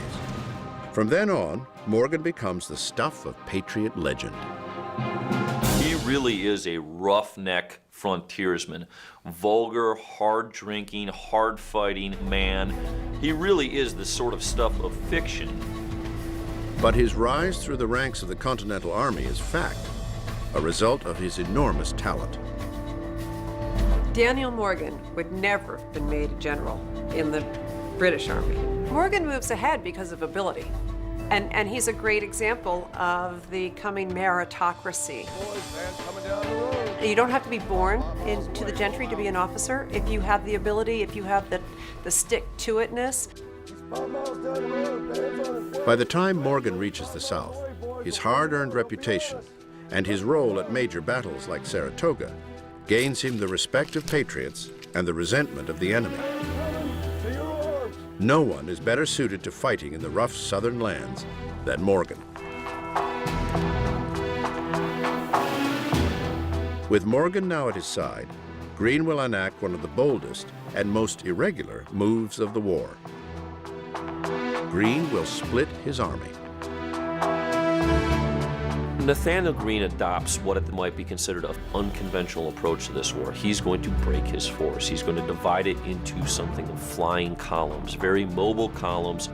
He knows the British Army doesn't know the territory, and he knows that since they want to draw him into a decisive battle, he can lead them through the backwoods, through the marshes, into what are ultimately indecisive conflicts that's going to spread the British Army thin. Greene and Morgan take off on separate paths. Greene to the southeast, Morgan to the southwest. As if on cue, Cornwallis too splits his army, sending the infamous Tarleton after Morgan, while he himself pursues Greene. The four flying armies, the prey and the predators, move through some of the roughest terrain on the eastern seaboard, each following their own will to win. Cornwallis, Greene, Tarleton, and Morgan, four ambitious and gifted leaders, now engaged in a headlong chase.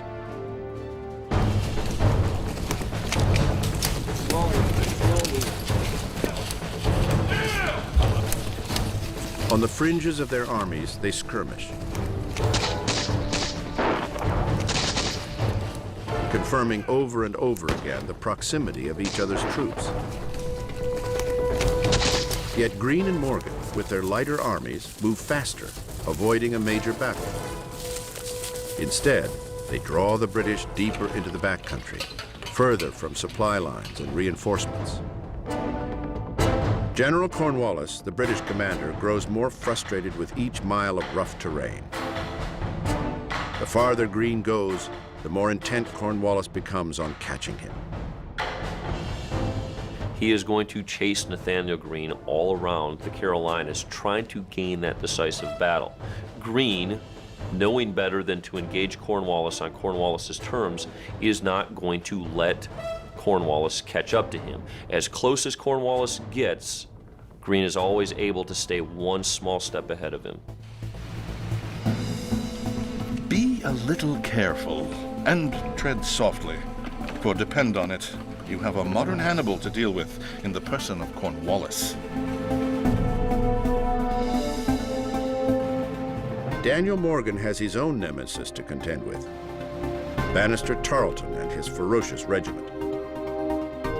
Morgan knows he can't outrun them for long.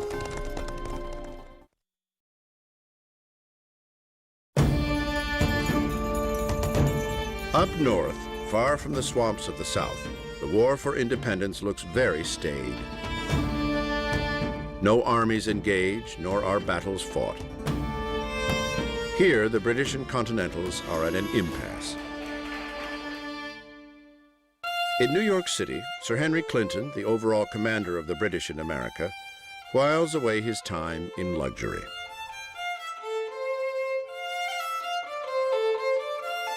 There was a lot of going to dinner. He put on a lot of weight. There was a lot of inspecting the troops. All the things that a parade ground general, as they were called, would do short of fighting. The war down south is far off. Clinton receives fewer and fewer dispatches from Cornwallis, but that doesn't concern him, at least not enough to leave New York City.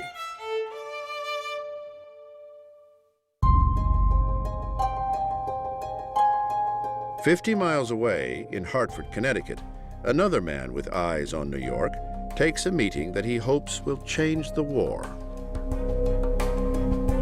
General George Washington hasn't seen a battle in a long while, nearly 3 years, but now his prospects may be changing.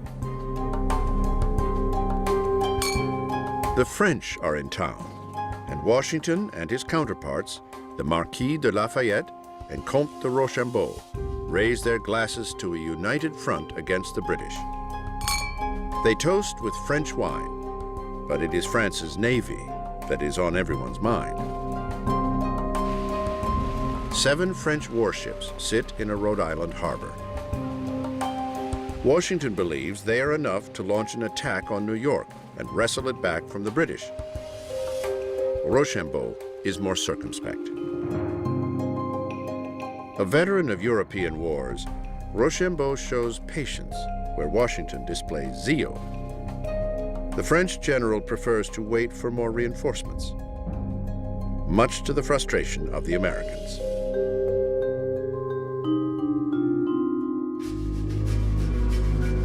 Though these French ships sit idly in Newport, Rhode Island, the French have already tipped the balance of power in the war, but in less obvious ways.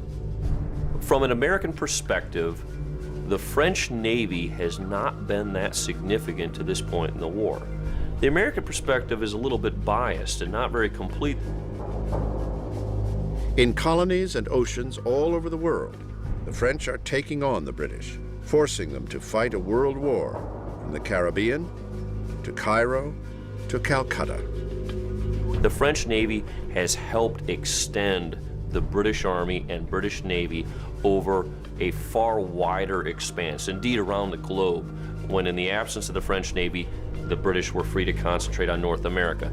But the Americans don't quite see it this way. Washington sees only that he must delay his goal of taking New York. The battles, for now, remain in the South. January 16th, South Carolina.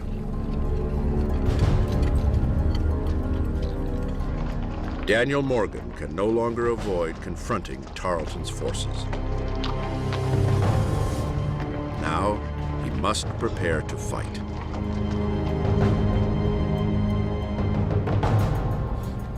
On the eve of their battle, Morgan visits with his troops.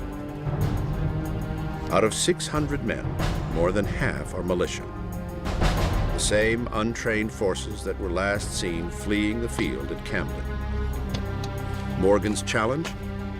Make them engage. As he faces the most grueling battle of his life, Morgan rallies these citizen soldiers. Just hold up your head, boys. When you return to your homes, how the old folks will bless you for your gallant conduct. Daniel Morgan. Morgan has great rapport with his troops. He loves to joke with them, to talk with them. I think they really just find him one of the great officers they've ever served under. He tells them things like, "We'll have you home soon, boys, to kiss your girlfriends." January 17th.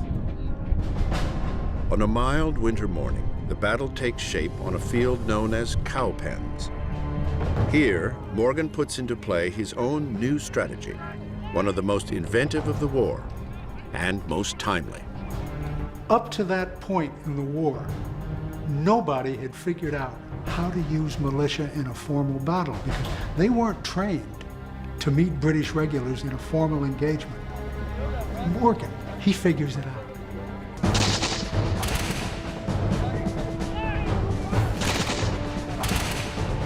Like others before him, Morgan puts his militia out front, the first line to meet Tarleton's charging British soldiers. Only this time, he tells them to fire just 2 shots, a quick volley, and then fall back. Against the onslaught of the British charge, they do just that. When the British see this, they think that they have earned a replay of Camden, that they have essentially caused a rout of the militia forces who are breaking from the field.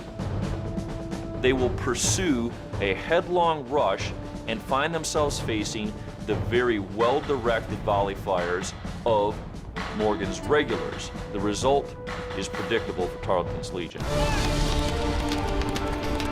Bannister Tarleton, the aggressive and ambitious young officer, drives right into Morgan's trap.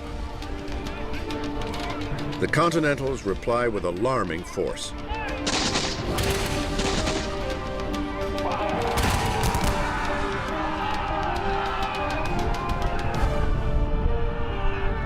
British infantry scatter and retreat. Tarleton will try to push them on again, but within an hour, the battle is lost. Tarleton has chased Morgan all across the South to end here, defeated by the rough and tumble American at Cowpens. Talk about a conflict of styles. You have this very kind of arrogant, dashing, cruel British officer, young guy, and Daniel Morgan, and they're both playing for keeps, you know? How can you not love that victory? when Daniel Morgan just beats the tar out of Tarleton. Most of the entire British detachment at Cowpens is killed, captured, or wounded. This time, it is bloody Bannister Tarleton who is seen fleeing the field. He will escape, soon to rejoin Cornwallis's army, thirsting for revenge.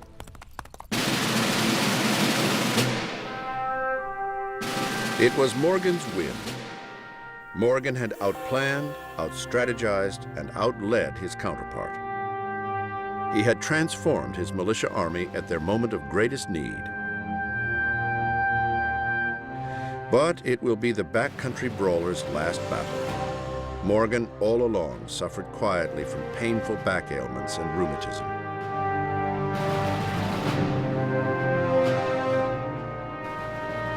You could say, why is he retiring now? He's just won this big, monumental victory. And the real question is, how was he able to fight at all during the Battle of Cowpens? It's very painful for him. And his commanding officer, Nathaniel Greene, says, "You've earned the right to go home." Morgan, who had spent a lifetime of fighting, will now watch the war from a small farm in Virginia, from the sidelines.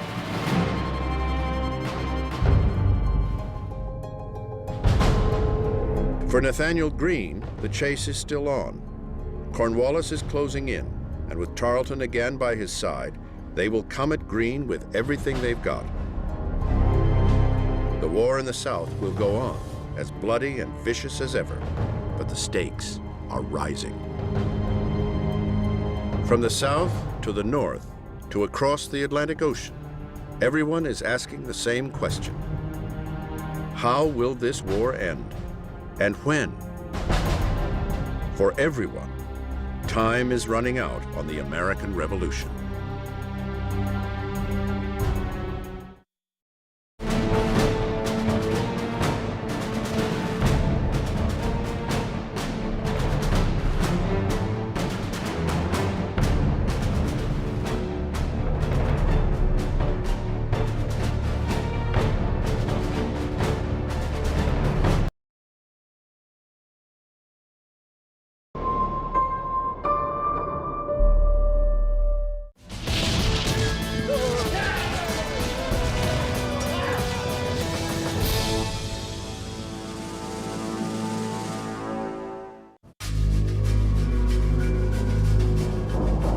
January 27, 1781, New Jersey. The war for independence drags into its 6th year. Money, spirit, and patience are flagging throughout the army. Time is running out. Only 3 weeks into the new year, the situation reaches a crisis point. The Continental Army, exhausted and neglected, is on the verge of revolt. In no time, Washington has mutiny on his hands.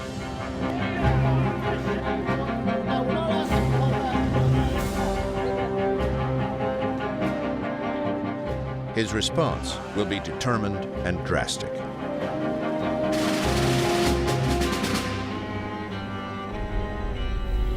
Unless effectual measures are taken to place the army upon a more satisfactory footing, its dissolution and the utter ruin of our cause will be the inevitable consequences. George Washington. Make ready! Hey!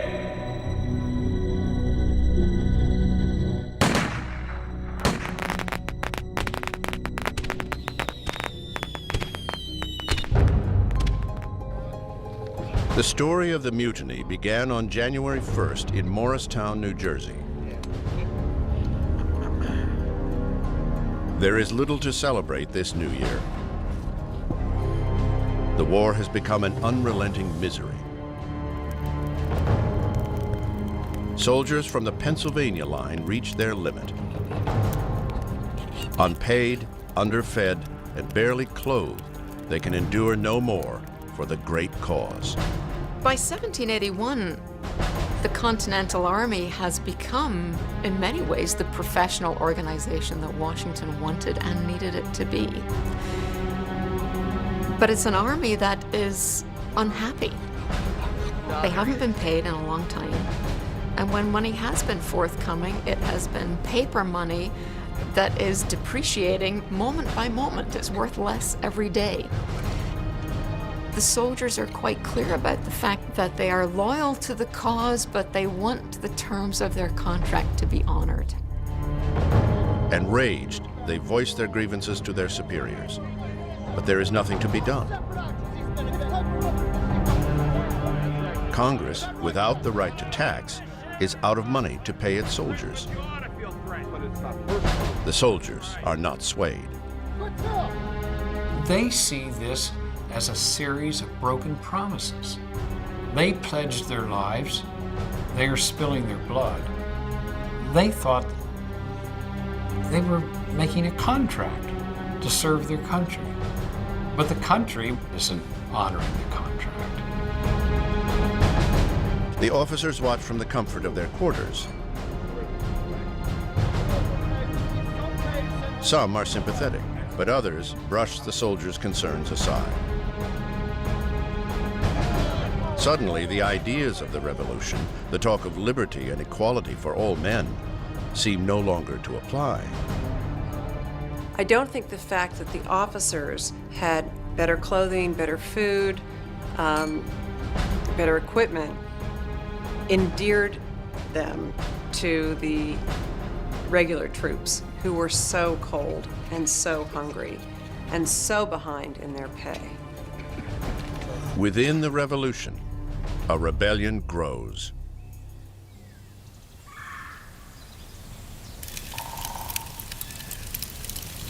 On January 2nd, camps empty as 1,300 soldiers, 1/4 of the Northern Army, up and leave.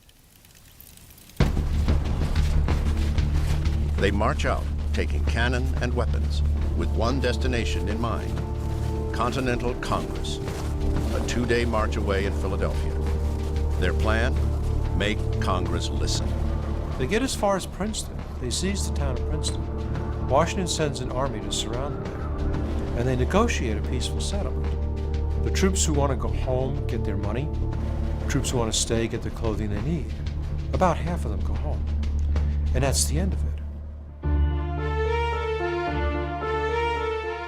Washington begs Congress for money and provisions as the only way to pacify his army. It is too little, too late. As I have used every endeavor in my power to avert the evil that has come upon us, so will I continue to exert every means to prevent an extension of the mischief. But I can neither foretell or be answerable for the issue. George Washington.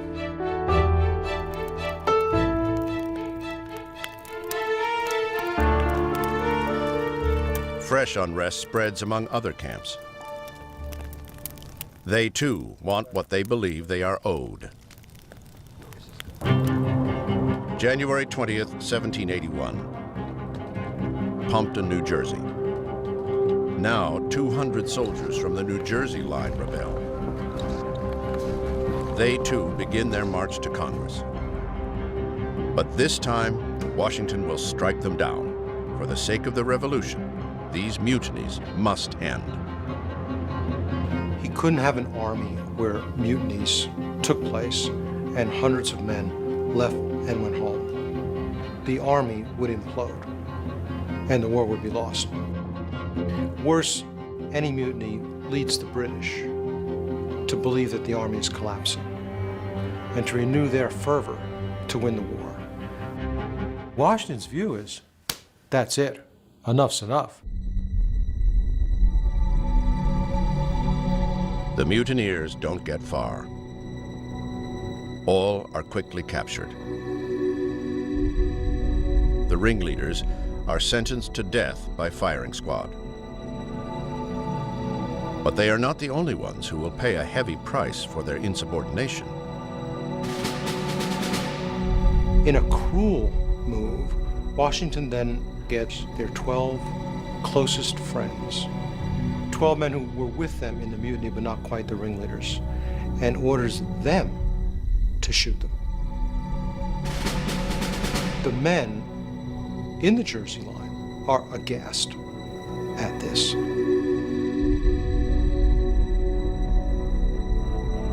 But at the same time, terrified. It could have been me. This was a most painful task. When ordered to load, some of them shed tears. James Thatcher, Continental doctor.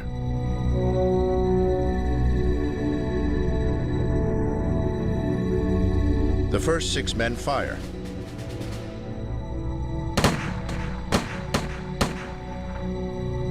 But they have deliberately aimed high, sending a volley over the heads of the condemned men.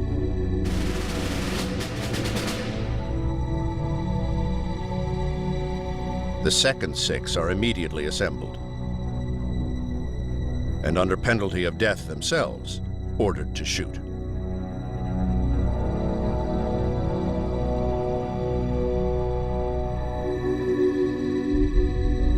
This time, the shots find their target.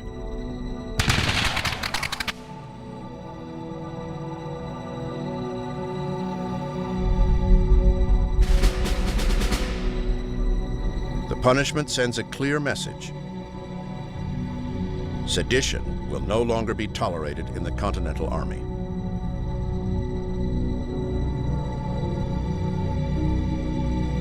After the execution of those men in that terrible winter of 1781, there were no more mutinies.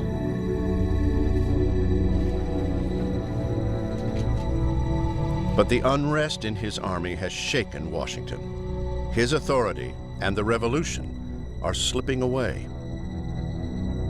He must find a way to end this war. Now.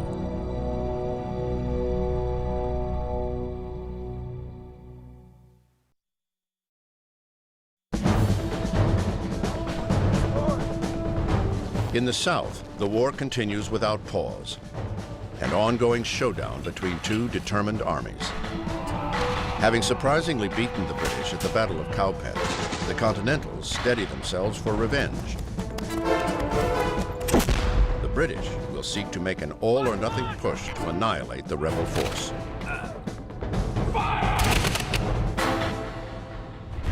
General Charles Cornwallis, the British commander in the South, has become singular in his obsession. He will not stop until he can make the Continental Army stand and fight. Instead, the rebels keep pulling Cornwallis deeper into the backcountry.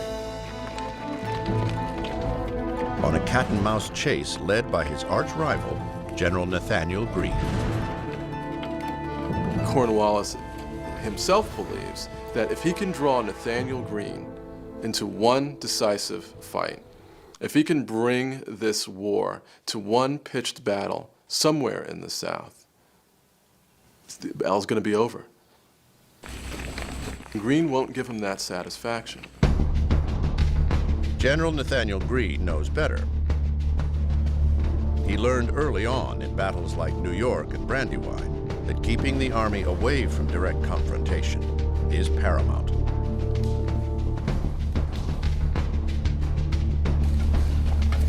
Like a boxer who realizes his opponent hits harder, Greene's plan is to keep moving, to wear down and exhaust his enemy. If he can buy time, he can get reinforcements. Greene draws Cornwallis step by step farther from his lines of supply, farther from the possibility of reinforcements, farther from the point of no return. Greene has been leading a chase for months that zigzags across the South. Through swamp and forest, Cornwallis manages to stay close, often trailing by a few hundred yards. But the Continentals are like a mirage that disappears as he draws near.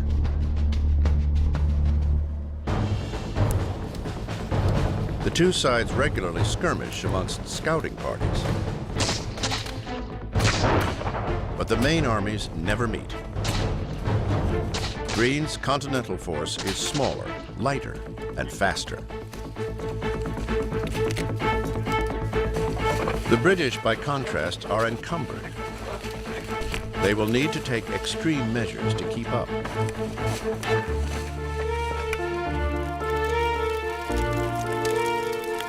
To lighten his load, Cornwallis orders an enormous bonfire built, onto which all the unnecessary trappings of a distinguished British army are thrown. Wagons, tents, clothing, fine china, silver, and cask upon cask of rum. Cornwallis is very earnest. He does not want to allow Greene to escape. He is going to do anything within his power to catch up to Greene. In this situation, without baggage, necessaries, with zeal and bayonets only, it was resolved to follow Greene's army to the end of the world. Brigadier General Charles O'Hara. It is a fateful decision that he will pay for later. The race picks up speed. The two armies begin to travel at an almost inhuman pace, moving as much as 40 miles in a single day. Greene now sees only one chance for survival. As Cornwallis chases him toward the Virginia border, Greene makes a daring move. He splits his army, sending one branch toward the upper Dan River, while the main army moves east, where Greene has commandeered all the boats along the crossings. Cornwallis, fooled, dutifully follows the decoy. It bought Greene the time he needed to move down the river to the point where the Continentals had gathered all of the boats on that river and crossed at a point that Cornwallis could not hope to cross. Greene's plan works. He moves his entire regiment, all 2,000 men, across the Dan, reaching the other side just in time. The British, realizing the ploy, rush to the crossing, arriving just hours after the last of Greene's boats leave. Cornwallis, so close to the victory he sought, recognizes that the chase is over.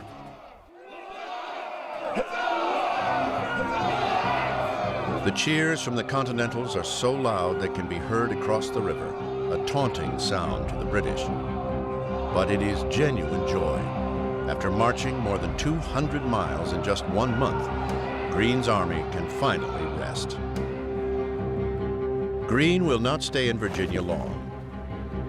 He will get what he needs, new supplies and new recruits, and change his game. The hunted will become the hunter. Here in the South and beyond, the tide is about to turn.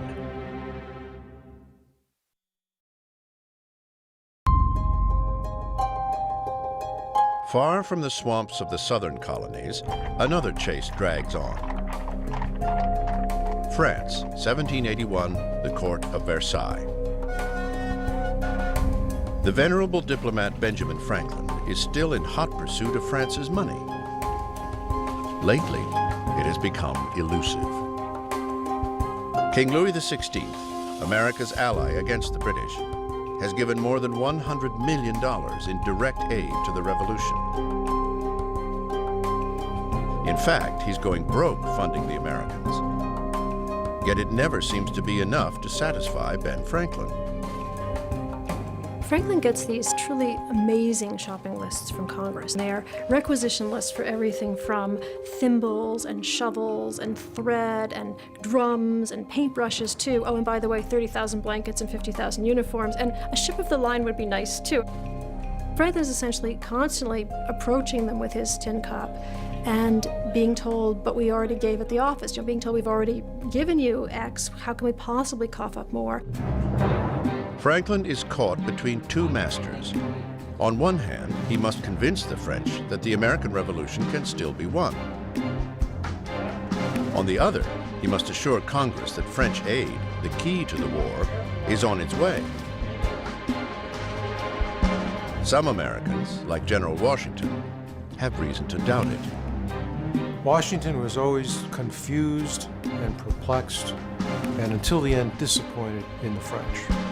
The soldiers that they did promise didn't get here fast enough. He didn't feel that there were enough of them. He's worried about the help that the French have given him, if it's going to be in time. Unbeknownst to Washington, his concerns are being answered. Quietly, on its own schedule and with its own agenda, the French Navy finally makes a move that will change the war. March 1781. On the eastern coast of France, a shipment is being prepared. The mighty French warship, the Ville de Paris, readies for a long voyage to the Americas.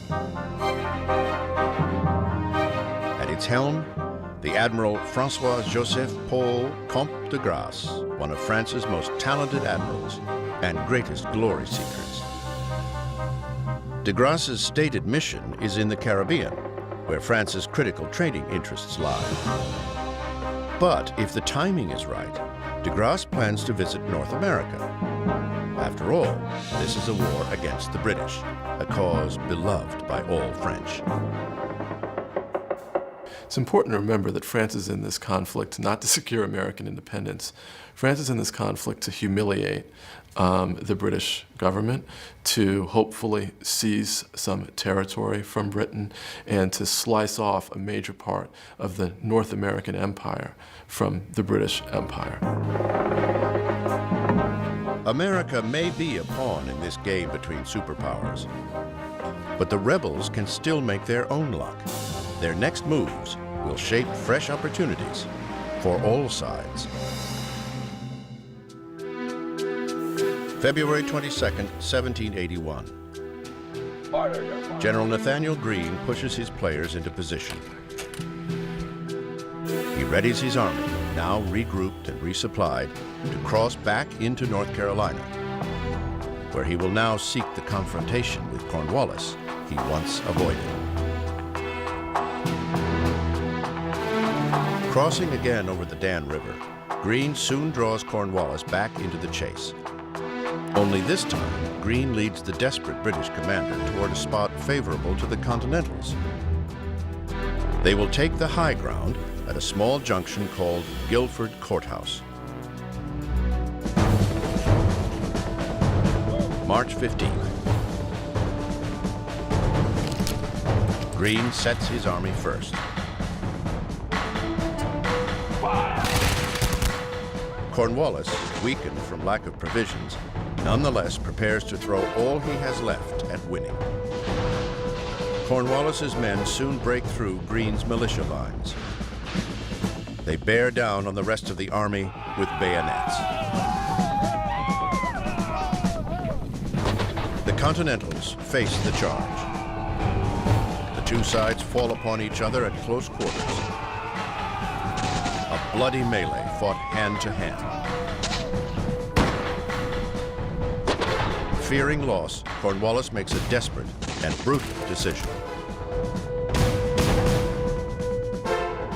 Cornwallis turns to the lieutenant in charge of artillery and orders him to fire grape right into the mass of struggling men, both Americans and British, in order to break it up.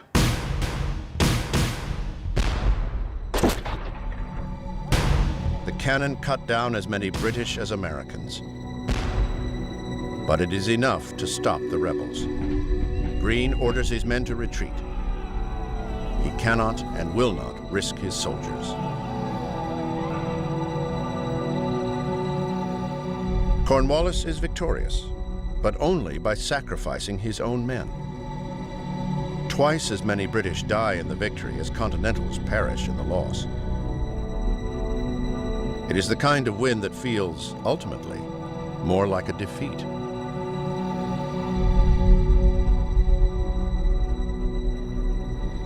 The months spent chasing Greene have cost Cornwallis greatly and gained him nothing. Defeat of the rebel army is not 1 inch closer to him.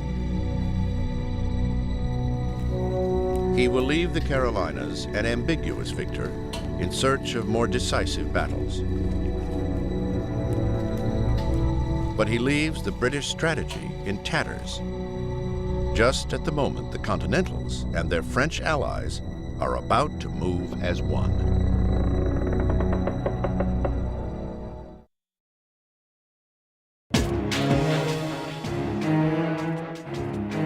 Losses in the south and stalemate in the north have left the British command in America in disarray.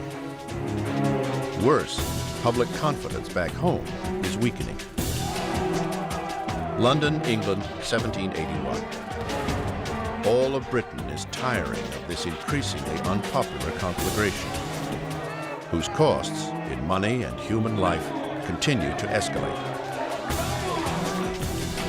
King George and his cabinet may try to spin it differently, but they cannot change the facts. The insurgent colonies are showing no signs of submission.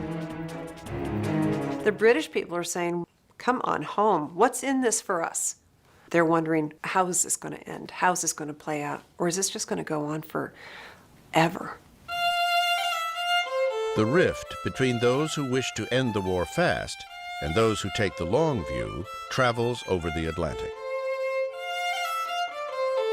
In America, the King's commanders will soon find themselves with opposing strategies of war.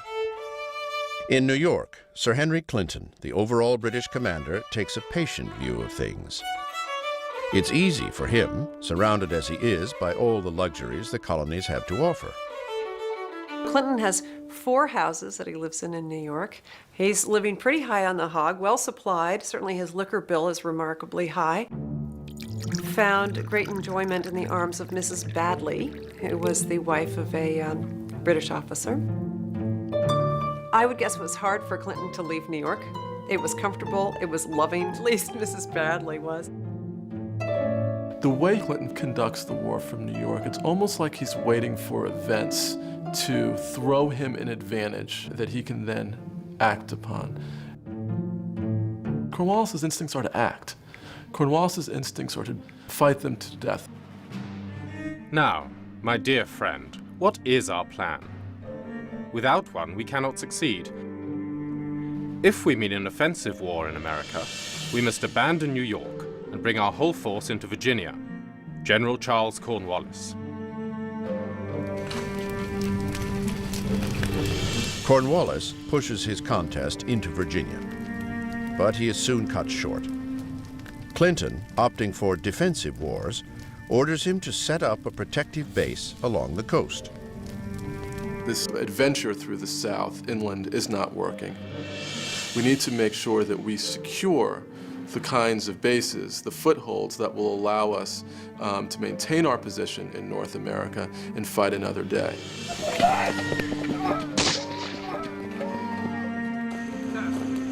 Cornwallis has no choice but to obey his commander. He turns his army toward a small coastal village, to a place called Yorktown. Once, Yorktown was known solely as a tobacco trading port, but it will soon become a major battlefield, and for some, a place of destiny.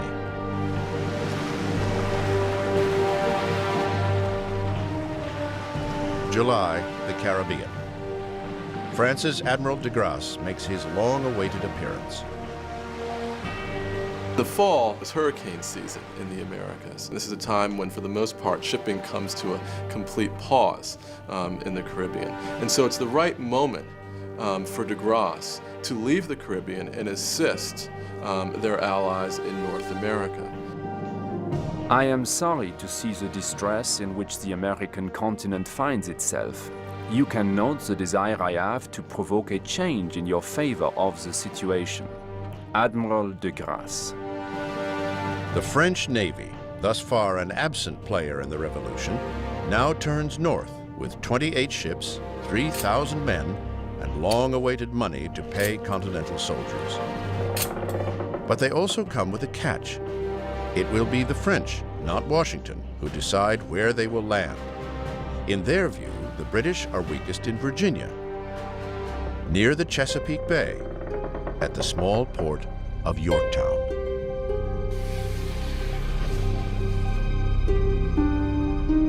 Washington had his heart set on retaking New York, but when DeGrasse says he's going to the Chesapeake, he's going to be there just for a certain time, Washington then makes really the greatest decision of his career. He knows, he seems to sense that this is the time. This is the time to strike.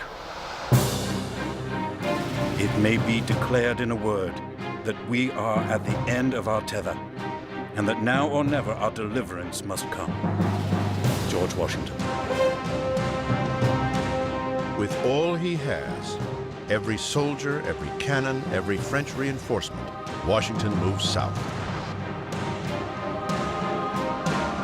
The general now returns to Virginia, his beloved homeland, in search of the battle he hopes will end the war.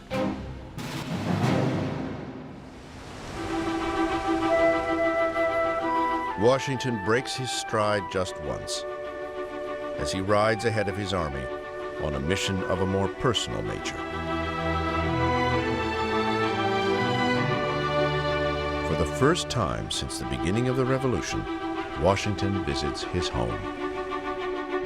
He goes home to Mount Vernon, and I think the whole point of the war is brought home again to him on a very personal level. He had seen Martha only rarely, and he had grown out of touch with Mount Vernon. Now he delves into the details that a man of the house, not the general of an army, would attend to.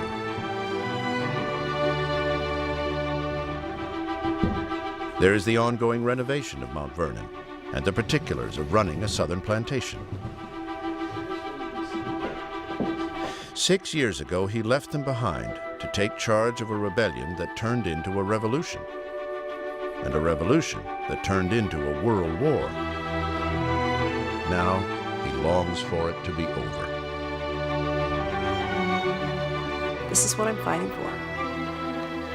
On one hand, and then on the other hand, it's when can I get home?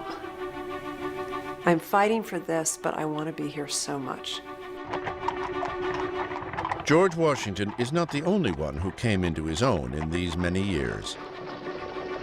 Washington's only son, Jackie, had come of age too. Long kept out of the army by his overprotective parents, Jackie now makes a final plea to follow his father into battle.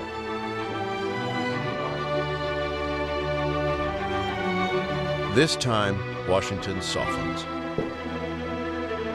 It is a testament to Washington's confidence.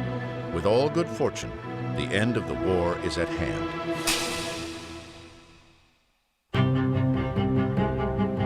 A convergence is taking shape.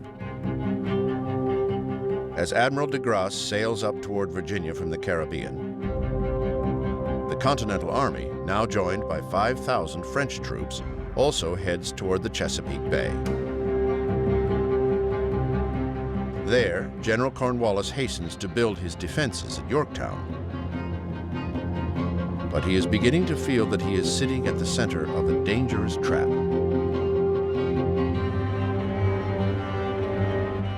Cornwallis raises the alarm. He writes to Clinton in New York. Sir, if I had no hopes of relief, I would rather risk an action than defend my half-finished defenses. But if you cannot relieve me very soon, you must be prepared to hear the worst. General Charles Cornwallis. Clinton's response? Vague promises. Your lordship may be assured I shall endeavor to reinforce the army under your command by all the means within my power. Sir Henry Clinton. Cornwallis will soon find himself hanging on those promises, while Washington and the French will get their chance to fulfill the promise of alliance. For each player, the war's endgame has arrived.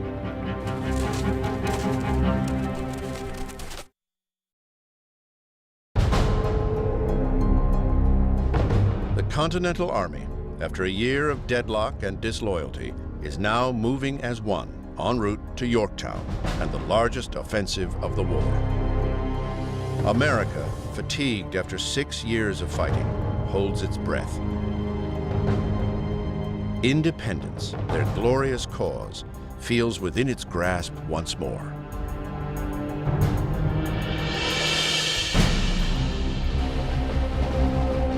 September 5th. Admiral de Grasse and his French fleet arrive first to the Chesapeake Bay and take on the inadequate British force sent to chase him out. The two navies clash at sea for 4 days. Both fleets are badly hurt, but it is the British who must give up the bay. They needed to drive de Grasse out of the mouth of the Chesapeake, and that they failed to do. De Grasse, in one pivotal battle, captures control of all that comes into or out of Yorktown. General Cornwallis knows his situation is worsening. He needs more help. He needs reinforcements. His commander, Henry Clinton, has not budged from New York. Sir Henry Clinton to Earl Cornwallis, New York. Your lordship may be assured that I am doing everything in my power to relieve you, if the winds permit and no unforeseen accident happen. This, however, is subject to disappointment. Sir Henry Clinton. Earl Cornwallis to Sir Henry Clinton. Sir, I shall have no doubt, if relief arrives in any reasonable time, York will be in the possession of His Majesty's troops. General Charles Cornwallis. Cornwallis, feeling magnanimous, takes faith in Clinton's tepid promises. Imprudently, he stays put. One by one, his routes of escape are cut off. De Grasse's ships inch up the York River. George Washington takes the south. French ground troops occupy the north and west. 17,000 French and Continental soldiers now surround Cornwallis. Washington presents his plan: launch a massive frontal assault on Cornwallis. His European allies disagree. Yorktown has now become heavily fortified. Washington will lose a lot of men in the assault. General Rochambeau, the French commander, suggests a long-range siege of cannon and water. Washington sees it as a better strategy. One of his great gifts as a commander was to listen to other people and often do what other people suggested, even if he was against it at first.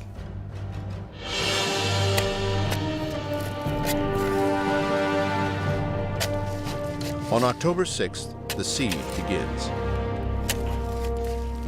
Trenches are dug that will, in time, envelop Yorktown, like the tightening of a noose. Earl Cornwallis to Sir Henry Clinton. Sir, the enemy made their first parallel on the night of the 6th. On the evening of the 9th, their batteries opened, and have since continued firing without intermission. Against so powerful an attack, we cannot hope to make a very long resistance. General Charles Cornwallis. A lot of a siege is about the timing. Can you force a city to surrender before the city gets reinforcements? Can you get closer and closer in your parallel trenches as you move towards the city line of defenses? October 11th, the second parallel is dug, closing the circle around Yorktown. Still, there is no sign of Clinton's reinforcements. October 11th, 5 p.m. Since my last letter was written, we have lost 30 men. I have only to repeat, nothing but a direct move can save me. General Charles Cornwallis. Clinton promises support, and Clinton promises support, and Clinton promises support, and Cornwallis waits for the support, and he waits for the support, and it doesn't arrive. The siege daily is becoming more and more formidable. His Lordship Cornwallis must view his situation as extremely critical, if not desperate. James Thatcher, American officer. October 14th, 8 p.m. Washington's troops close in and make a full-scale attack on the outer redoubts of the fort.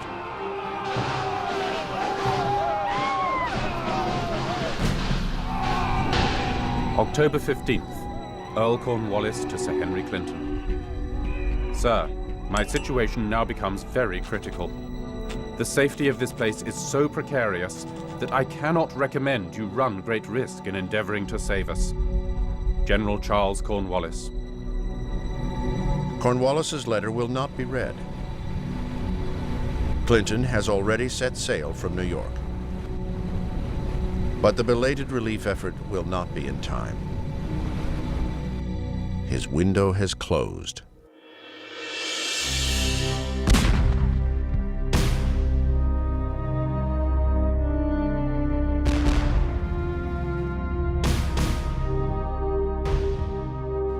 For 6 long years, Washington fought a war marked more by loss than victory. Now his day has come. The general's finest hour begins quietly with a lone British drummer spotted coming through the smoke.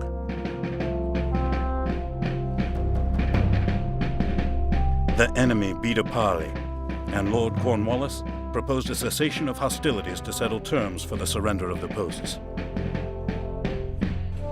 To this he was answered that a desire to spare the further effusion of blood would readily incline me to accept of the surrender, but that I wished to have it in writing. George Washington. When he got Cornwallis's letter proposing the cessation of hostilities, his heart must have been ready to burst. Because I think he must have known, just as Cornwallis knew, that was it. This was the end.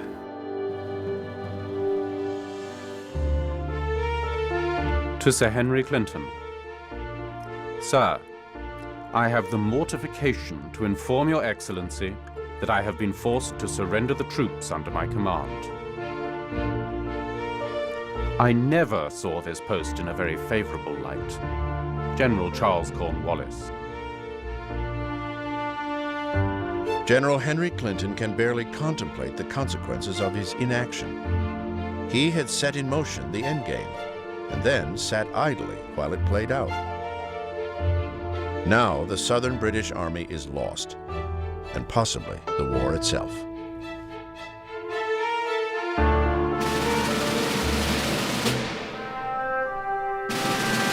October 19th, 1781.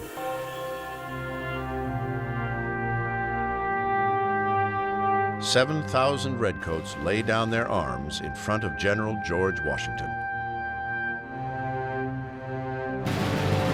On this momentous occasion, only one person is missing. General Charles Cornwallis avoids the ceremony, claiming illness. No doubt he felt worse on this day than any other in his long military career. How could this have happened? Cornwallis is so humiliated and so stricken by the defeat that he cannot surrender in person to George Washington.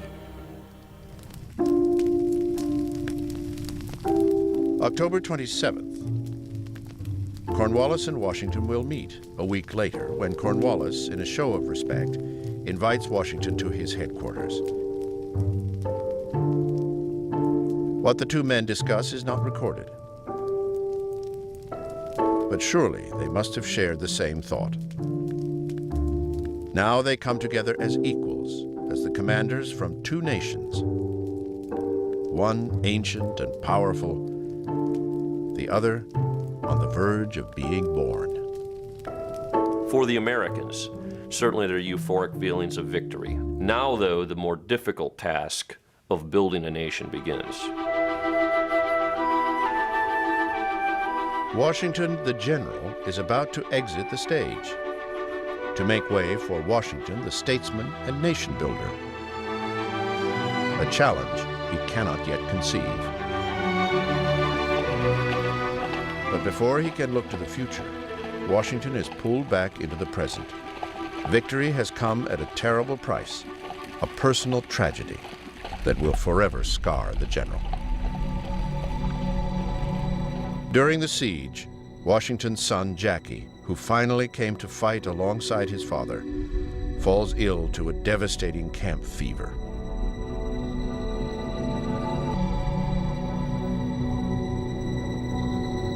Washington and Martha arrive in time to see their son alive, but only briefly. Jackie soon dies, at the very last, a victim of America's crusade at Yorktown. At the same time, the country is celebrating in jubilation through all the colonies at the victory of Yorktown. The commander-in-chief, who brought them that victory, is mourning, deep in grief, over the death of his son and his final child. George and Martha have now lost all their children. It is the final, ultimate sacrifice for the Virginia farmer who stepped up to lead his fledgling country. At last, it seems the revolution is coming to an end. But Washington, like the thousands of Americans who fought and died alongside him, must wonder at the extraordinary cost of independence.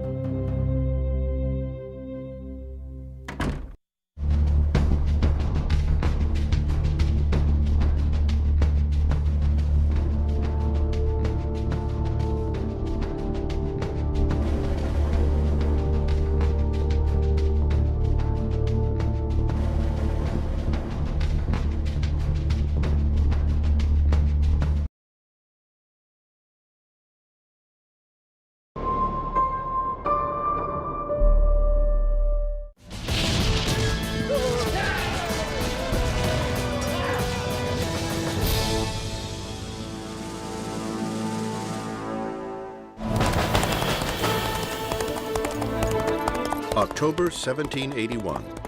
Tench Tillman, George Washington's aide, rides non-stop for 4 days and nights to bring glorious news from Yorktown, Virginia to the Continental Congress in Philadelphia.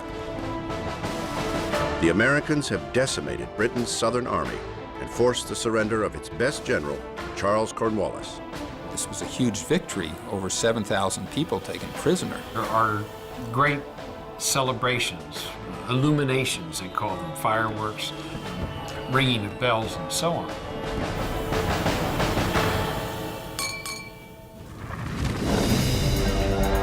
But the joy in Philadelphia is anything but unanimous. Loyalists face a different kind of illumination. They would not have imagined this house to be illuminated last night, but it was. A mob surrounded it, broke the shutters and the glass of the windows, and were coming in. It was the most alarming scene I ever remember. Anna Rawl, Loyalist daughter. Paris, November 19th. A month later, as fast as 18th century news can travel, a midnight message is delivered to Benjamin Franklin with the news of Yorktown. Franklin has been in France for 5 years to secure and hold on to French support. At long last, victory and peace may be at hand. London, 6 days later. Ironically, the British are the last to know. Prime Minister Lord Frederick North gets the dreadful news by way of a French source. "My God," he cries, "it's all over." The news stuns England. The last anyone had heard, Cornwallis, one of Britain's most able generals, had marched his army from Charleston to Virginia uncontested. There's been no warning that such a profound defeat was even possible. Capture of Cornwallis comes as a nasty shock. Britain's not supposed to lose. And it's not supposed to lose to its own people, to its own colonists. King George III has no intention of surrendering any part of his empire. He prepares a speech to steel the spine of Parliament. The late misfortune calls loudly for your firm concurrence and assistance. I have no doubt but that by the support of my parliament, by the valor of my fleets and armies, and by a united exertion of my people, I shall be enabled to restore the blessing of a safe and honorable peace to all my dominions. King George III. In New York, Britain's man in charge of the American war is still General Henry Clinton. His failure to reinforce Cornwallis at Yorktown has made his troubled command unbearable. I am fairly worn out. For God's sake, let me return to my little family while I have something of life left. General Henry Clinton. Henry Clinton makes a willing and ready scapegoat for this debacle. He has very few friends, legions of enemies. So back in England, immediately there are renewed calls to bring this war, at least against the Americans, to a speedy conclusion. While London weighs its next move, it orders Clinton to maintain all positions on the Atlantic seaboard. The British still have 12,000 troops in New York, 5,000 in Charleston, South Carolina, and over 1,000 in Savannah, Georgia. Britain still has substantial forces in North America, so no one is under any illusion that the war is over. Up in New Windsor, New York, Continental Commander George Washington has brought his 10,000-man army 60 miles up the Hudson River from New York to contain Clinton and his army. Washington's troops may be savoring their victory at Yorktown, but the general himself is not yet ready to celebrate. Because there is this exuberant feeling of victory that the Americans have won this great victory, a lot of the American soldiers at this point are inclined to hang them up and head back home and return to the business of peace. But the war is not yet over, and Washington recognizes this.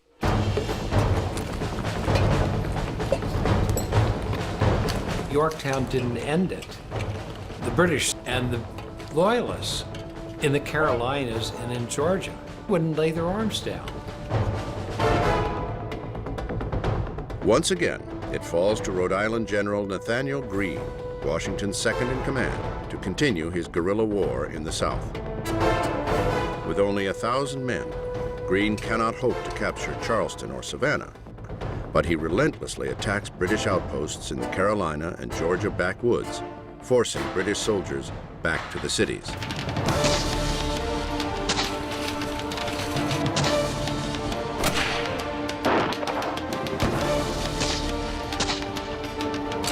Greene and his men never let up on the enemy in some of the bitterest fighting of the entire war.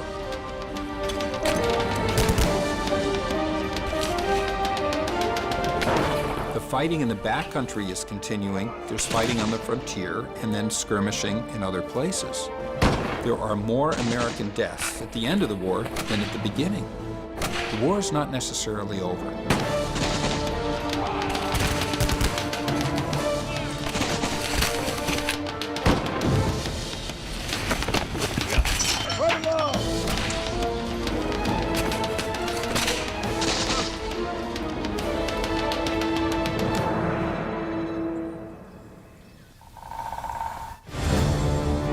London, February 1782. The war in North America may not be over, but it has grown increasingly unpopular with England's people and politicians. The feeling among almost everyone is Cornwallis has been captured. This war has been expensive. It's been ruinous in terms of the loss of men. It's drawn us into a fight where we have no friends, no allies in Europe or anywhere else. Parliament's war opponents are determined to quit North America. They introduce a motion that the war in America be brought to a close. Initially, the motion is defeated by 1 vote. But in a revote 3 days later, it carries by 19, effectively ousting Lord North and his pro-war regime.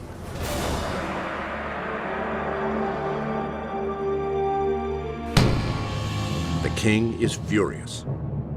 Now, with the opposition in power, he must agree to end the war, despite his firm belief that an independent America will weaken, perhaps destroy his empire.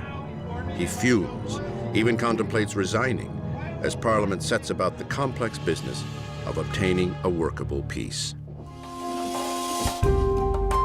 By spring, the major conflict moves from the battlefields in America to the peace table in France. Will Britain recognize American independence? What will the French demand for their contribution to the war?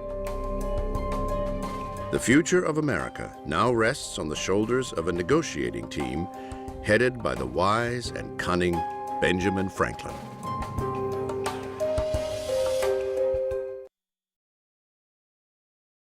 London, spring 1782. The 6 months of limbo after the American victory at Yorktown is starting to break. Parliament has voted to end the war in America and forced out its Prime Minister, Lord North. In New York, a worn-out General Henry Clinton gets his wish and is relieved of his command. He has been fighting this war nearly from the beginning, from Bunker Hill in 1775 to Yorktown. For the last 4 years, Clinton has served as Commander-in-Chief. His greatest moment was capturing Charleston in 1780. But he exits America forever tarnished by the catastrophic failure at Yorktown.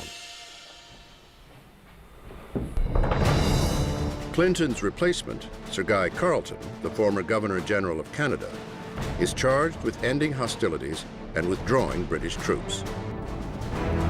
George Washington, ever wary, keeps his army alert and ready for any British action. From the former infatuation, duplicity, and perverse system of British policy, I am induced to doubt everything, to suspect everything. General George Washington. In Paris, peace negotiations begin somewhat tentatively in April. The Continental Congress has instructed the venerable Benjamin Franklin to sort through the many political agendas of the French, British, Spanish, and Dutch, whose recognition America will need to secure its independence. Franklin is the one sitting in Paris when the peace feelers are first put forward. So it's his job to begin to separate the valid ones from the sort of less serious ones, to figure out which emissary is really bearing negotiating power, which is not as easy as it sounds. But he holds this whole mess of peace feelers in place until he's joined in Paris by John Jay and ultimately by John Adams. John Adams is currently in the Netherlands seeking Dutch recognition of the United States and is soon to join Franklin at the Paris peace table. 37-year-old John Jay, a lawyer from New York and a former president of Continental Congress, is the youngest member of the American Peace Commission and plans to arrive in Paris by June. For now, Franklin is on his own, just the way he likes it. What Britain wanted out of negotiations more than anything else was to separate the United States from France, because a persistent French-US alliance would be a horrific prospect. Which is exactly what France is hoping for. France has a great stake in the outcome. Franklin's ally, French Foreign Minister Comte de Vergennes, persuaded his king, Louis XVI, to declare war on Britain, his perennial enemy. Since joining the war in 1778, France has thrown its army and navy into the fight and has lent the Americans $31 million. Vergennes is anxious for a satisfying payoff to his investment, American independence that will decimate England's wealth, trade, and power.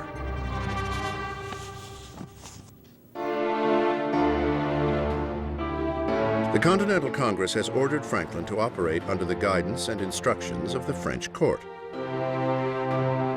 Over the next several months in Paris and Versailles, the old chess master takes care with every move. Franklin knew that the cardinal rule of diplomacy was never to speak unless you absolutely had to. The patience of an old man, coupled with the fact that he's naturally taciturn, makes him an enormously shrewd diplomat. Innumerable issues need to be ironed out with the British. The big one, of course, is independence. But there are other crucial items for both sides. Terms of trade, fishing rights off the coast of Canada and on the Mississippi River, payment of pre-war debts. Who owns what North American territory outside the previous colonial borders?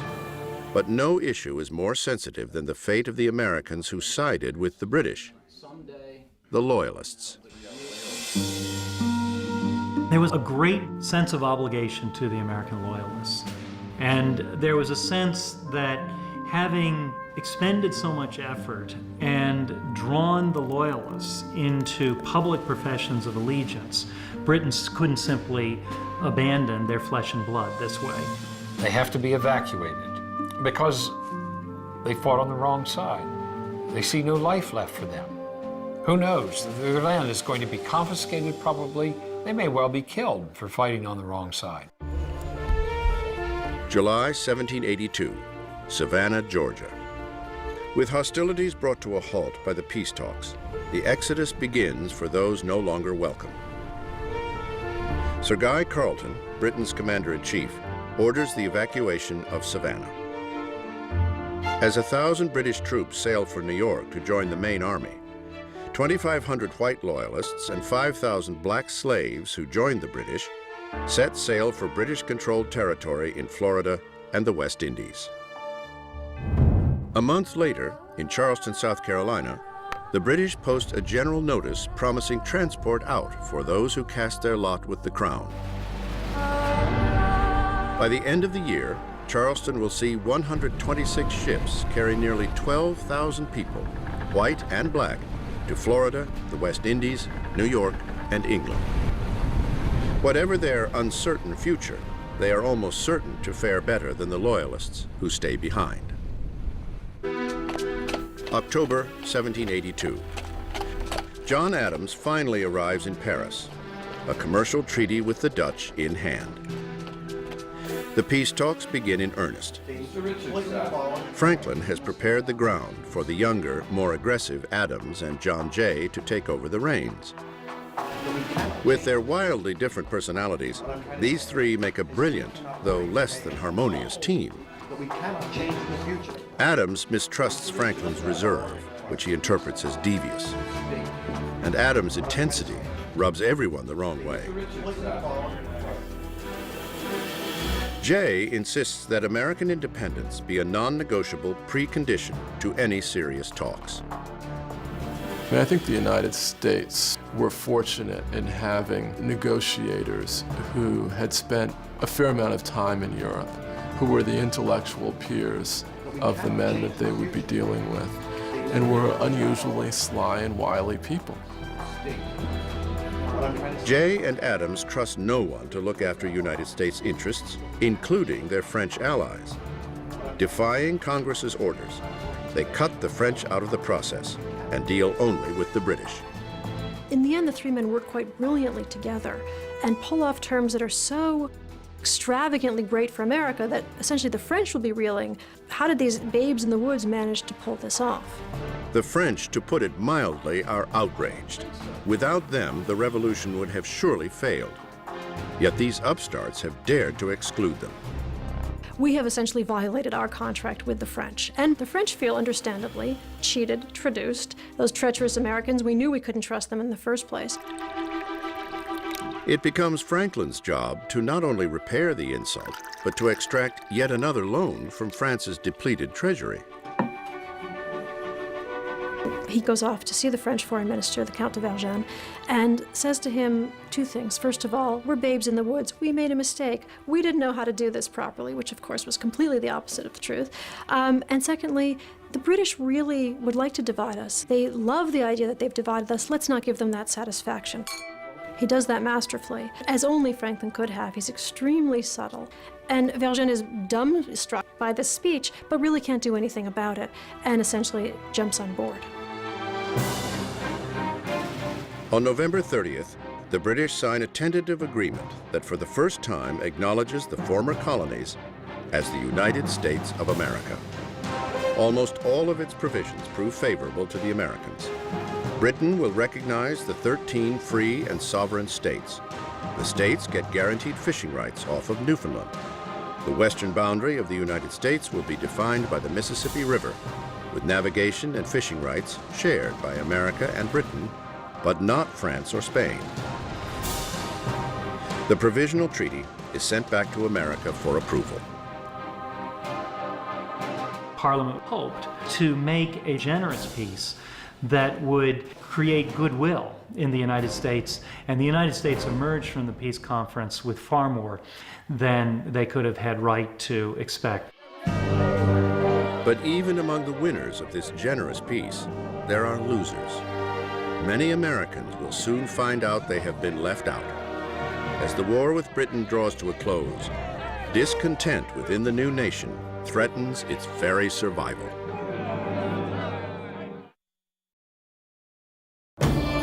Winter 1783. A year and a half after the climactic Battle of Yorktown, General George Washington is still waiting for an end to the war.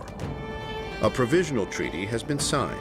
Hostilities have all but ceased, but an official peace is not yet declared. With too much time on their hands and nothing to do but drill, discontent festers. At the New Windsor, New York encampment, mutiny is once again in the air. The officers of the Continental Army were extremely frustrated. Peace negotiations were dragging on. Congress had promised them officers' pensions years ago. They had still not approved that. There was months of back pay they were owed that had not been collected. They were enraged. Though they're on the verge of going home, furious officers threaten not to disarm until Congress honors its financial obligations to its fighting men. It was not outside the realm of feasibility that the Army might have in fact marched on Philadelphia and tried to depose the government. March 15th, Newburgh, New York.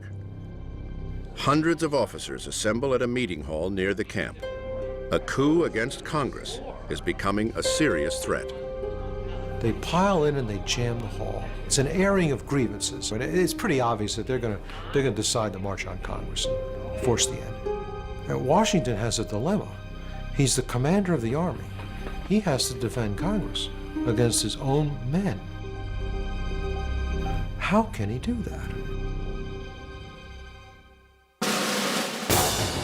They're mad at him. He hasn't helped them in this. He said he would and nothing has happened. He told them that things take time.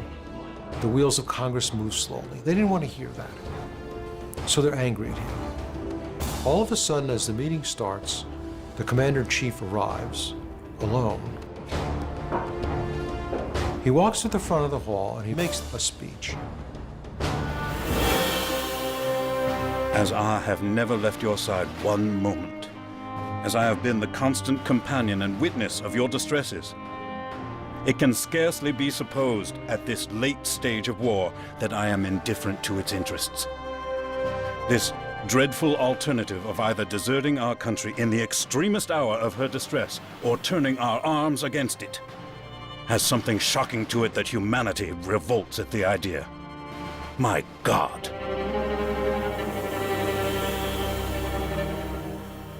He says wonderful things, but the speech goes over like lead.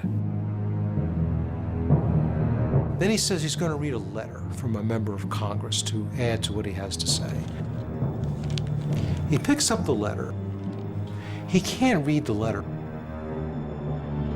He takes out his glasses and he tells the men that I've got to read this letter with my glasses because, like you, in addition to growing gray, I have gone blind in the service to my country. And this ad-lib line that he didn't intend to say hits these men like a punch to the stomach. And then all of a sudden, these tough, hard soldiers, they begin to weep uncontrollably. This admiration for the commander. He never took a vacation. He's been at the front lines being shot at like us. He's held us together for 8 years. Everywhere we've been, he's been with us. There's this unbelievable connection between the officers and him. That was the end of the rebellion. there was no rebellion.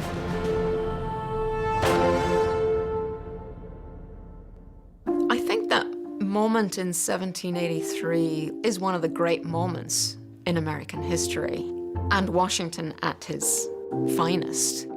It was a moment of real danger. Americans had always suspected a standing army, suspected what it might do, suspected that it might actually take power. And this is the moment where it might actually have occurred. A month later, in April, Congress receives England's official declaration to end all hostilities. One after another, the European countries have recognized the United States of America as a sovereign nation. By June, most of the Continental Army disbands, and Washington awaits the peaceful evacuation of Britain's last stronghold, New York City. New York has become the last safe place for Loyalists. As the British military prepares to leave, the city is overrun by thousands of black and white refugees who desperately need to get out. Some 100,000 blacks who had thrown in their lot with the British had been offered protection. Now the question is, will the British make good on their promise? Washington was demanding that the British restore slaves to their masters, and so there was a lot of concern. But by and large, the British didn't do that. By and large, the former slaves left America with the British. The fate of the slaves who escaped is mixed. We know that 3,000 went from New York up to Canada. A few hundred went to England. Lots of them were sent to the Bahamas and other places as slaves, and some were returned forcibly. By the fall, the Treaty of Paris is signed. In November, the last of the British soldiers leave New York. After 7 long years, General George Washington, with what remains of his army, returns triumphant to New York City, the scene of his most humiliating defeat.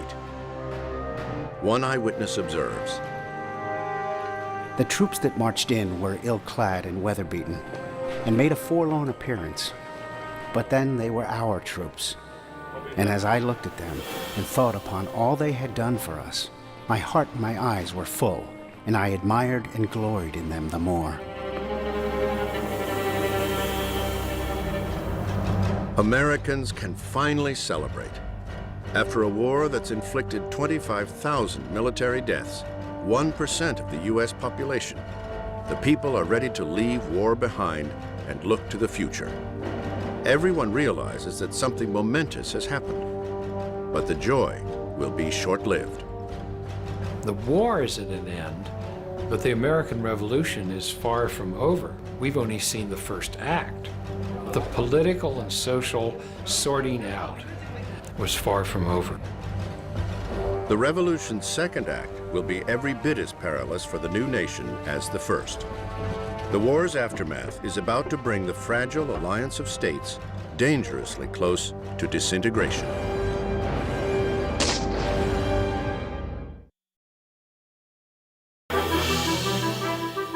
The Continental Congress, December 23rd, 1783. Having now finished the work assigned me, I retire from the great theater of action, and bidding an affectionate farewell to this august body under whose orders I have so long acted, I here offer my commission and take my leave of all the employment of public life. George Washington. At this moment, if he wanted to, George Washington could rule the new United States. But he walks away. He submits $100,000 for expenses, asks no payment for his services, and he goes home to Mount Vernon. George Washington's decision startled everyone. What happens in revolutions is that the head of the revolutionary army that wins takes over. You become a king or a dictator for life. You take over. You don't leave and go home. He never really thought about it. It was time to go, and he went. The war is finally over. The British and their loyalists, both white and black, are gone. The American army has, for the most part, disbanded. But many in America will soon realize that the long-awaited peace is anything but. For American Indians, the revolution was a disaster. They were on the losing side, and when the British walked away from their Indian allies, the same American weapons, the same American officers, the same American enlisted men in many cases, turned their guns west against the Native Americans. And a long war of national expansion into the West occurred. But it's not just the Indians who suffer. Go! The end of the war brings political and economic chaos. Fear and anger spread through all 13 states at every level. People are tired out. The economy was in shambles. There was no currency at the end of the war. It had lost all its value. There's serious economic problems. The new United States is really a very fragile country. A lot of their leaders are very worried. Exactly how they're going to keep this group of states together is always a question.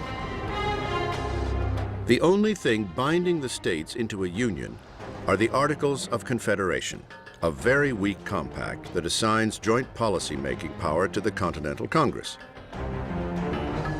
The Congress cannot, however, regulate trade, levy taxes, or issue currency. The Articles were drafted at the same time as the Declaration of Independence in 1776, but it took 5 years for the fiercely independent states to agree to even this feeble central authority. The government under the Articles of Confederation failed badly. There was no central chief executive. Congress had no power to tax. There were rebellions against authority. The revolution that started over British taxes has ended up with new conflicts over state taxes. Returning veterans are losing their farms to bankers and tax collectors. This is not what they fought for, and many are ready to take action. Take the farmer in Massachusetts.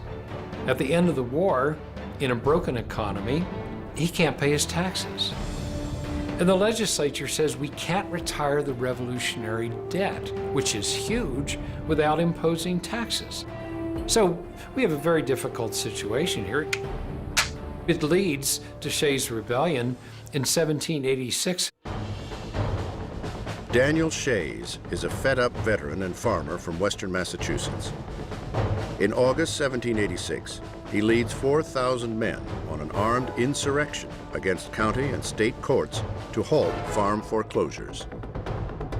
The same men who fought in the Massachusetts line in the Revolution are now fighting against their own government. They're closing courthouses. In September, Shays' rebels forced closure of Massachusetts' highest court, the Supreme Court in Springfield. The Massachusetts governor sends 4,400 state militiamen to put down the rebellion.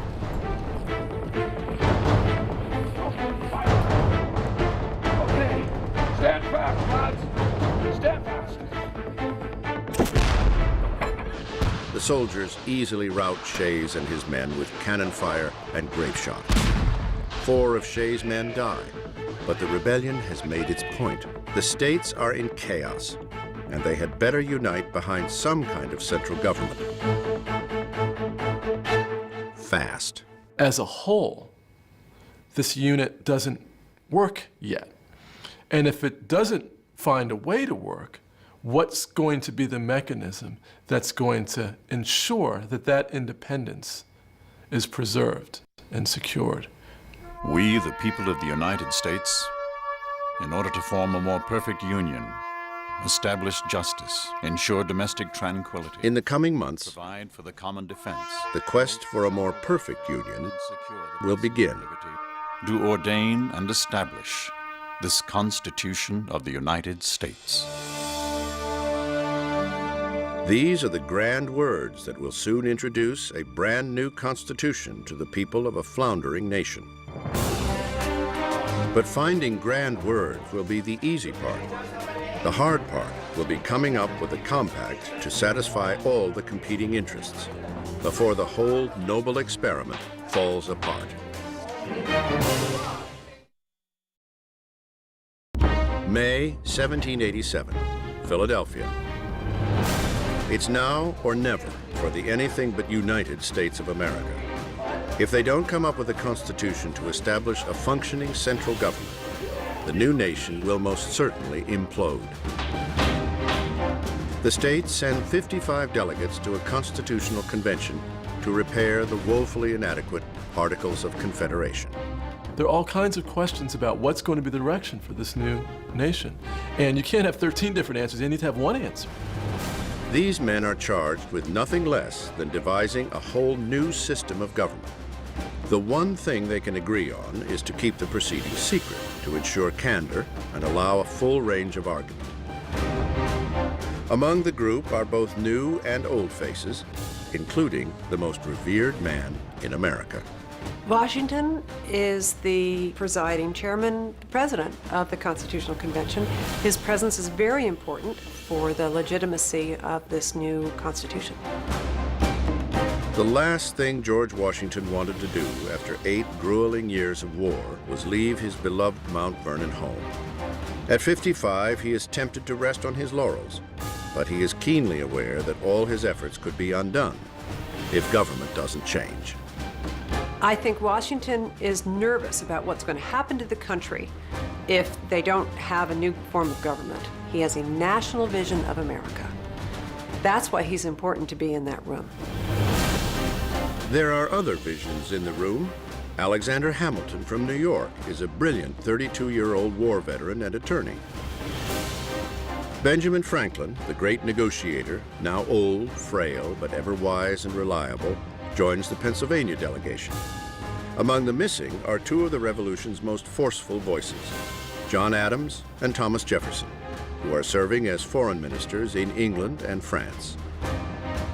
Adams and Jefferson just, I think, are frantic with the fact that a new government's being written about and they're not there. In their place, the man with the plan, the Virginia Plan, is James Madison, a 36-year-old career politician from Virginia. Madison knew this moment would come and has spent years formulating a new governing structure. His Virginia Plan, with a foundation as old as the Greeks and as recent as the state's own constitutions, proposes 3 branches of government: an executive, a 2-house legislature, and a judiciary, with each branch serving as a check on the power of the others. Throughout the hot summer of 1787, arguments rage about the balance of power between large states and small states, between South and North, between civilian and military authority. There's a real concern about democracy run amok. There's a real concern about monarchism returning. There's a concern about the states having too much power. There's a concern about this new national government having too much power. And so it's really a balancing act to make sure that there's a structure that does not let anyone monopolize power. A lot of folks in the country fear a new democratic federal government, just as they fear the power of the crown. Another big issue, how are you going to represent people? You can have 2 houses, but do you count the small states the same as the big states, or the big states overwhelm the small states? How are you going to get around that? The months wear on and tempers wear thin. Some delegates go home, and some states threaten to bolt. I fear, worries Alexander Hamilton, that we shall let slip the golden opportunity of rescuing the American empire from disunion, anarchy, and misery. But under Washington's patient hand, the delegates stay the course, and the long days and nights of argument and compromise produce a workable draft. It is only 4 pages, made up of a preamble and 7 articles that outline the structure of a new national government. Article 1, Section 1. All legislative powers shall be vested in a Congress of the United States, which shall consist of a Senate and a House of Representatives. you can have 2 senators from each state, and they'll be sort of where the brains are. And representatives in the House of Congress will be apportioned by population. And that's where the virtue will lie, the sort of sense of what the people want. So if you have them both, you get the wisdom of the Senate and the virtue of the people. Article 2, Section 1. The executive power shall be vested in a President of the United States of America. He shall hold his office during a term of 4 years, and together with the Vice President... Washington exerts his greatest influence in fashioning the unprecedented role of an elected president. After years of wrangling with Continental Congress during the war, he knows better than anyone the need for a decisive executive. The president will execute the laws of Congress, and as a civilian, will act as the commander-in-chief of the National Army and Navy. Military tyranny, something they're determined to avoid.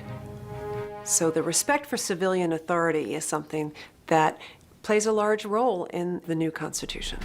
These first 2 articles and the third, establishing a Supreme Court, form the heart of an unprecedented democracy. But the document also contains a blatant anomaly: slavery. Slavery was in clear counterpoint to the ideals of the Revolution, but these guys believed very strongly, particularly in the plantation economies, that slavery was the basis of their livelihood. Many of them felt that slavery was wrong. Those who were dependent upon it could not figure out a way to escape it. With the South threatening to secede, the delegates agreed to continue the importation of slaves for another 20 years. Another clause prohibits any state from harboring or freeing escaped slaves from their masters. For the purpose of counting population, slaves are defined as 3/5 of a person. Otherwise, they are property, not people.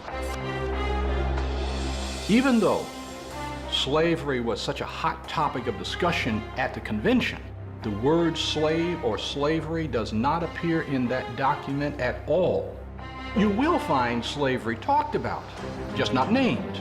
You know, they will use euphemisms like those not free, other persons, and so on. Slavery is so interwoven in the economy of the South that they just can't bring themselves to right this wrong. And they basically postpone the problem to be reckoned with on another day. That day became the Civil War. It was a pretty bad day. On September 17, 1787, 39 exhausted delegates signed the finished document. The Constitution they have fashioned to form a more perfect union is an imperfect compromise of visions, and few of the signers, if any, are truly satisfied. But with characteristic optimism, Benjamin Franklin sets aside his own reservations and fully endorses it. I think it will astonish our enemies who are waiting to hear that our states are on the point of separation. Thus, I consent to this Constitution because I expect no better, and because I am not sure that it is not the best.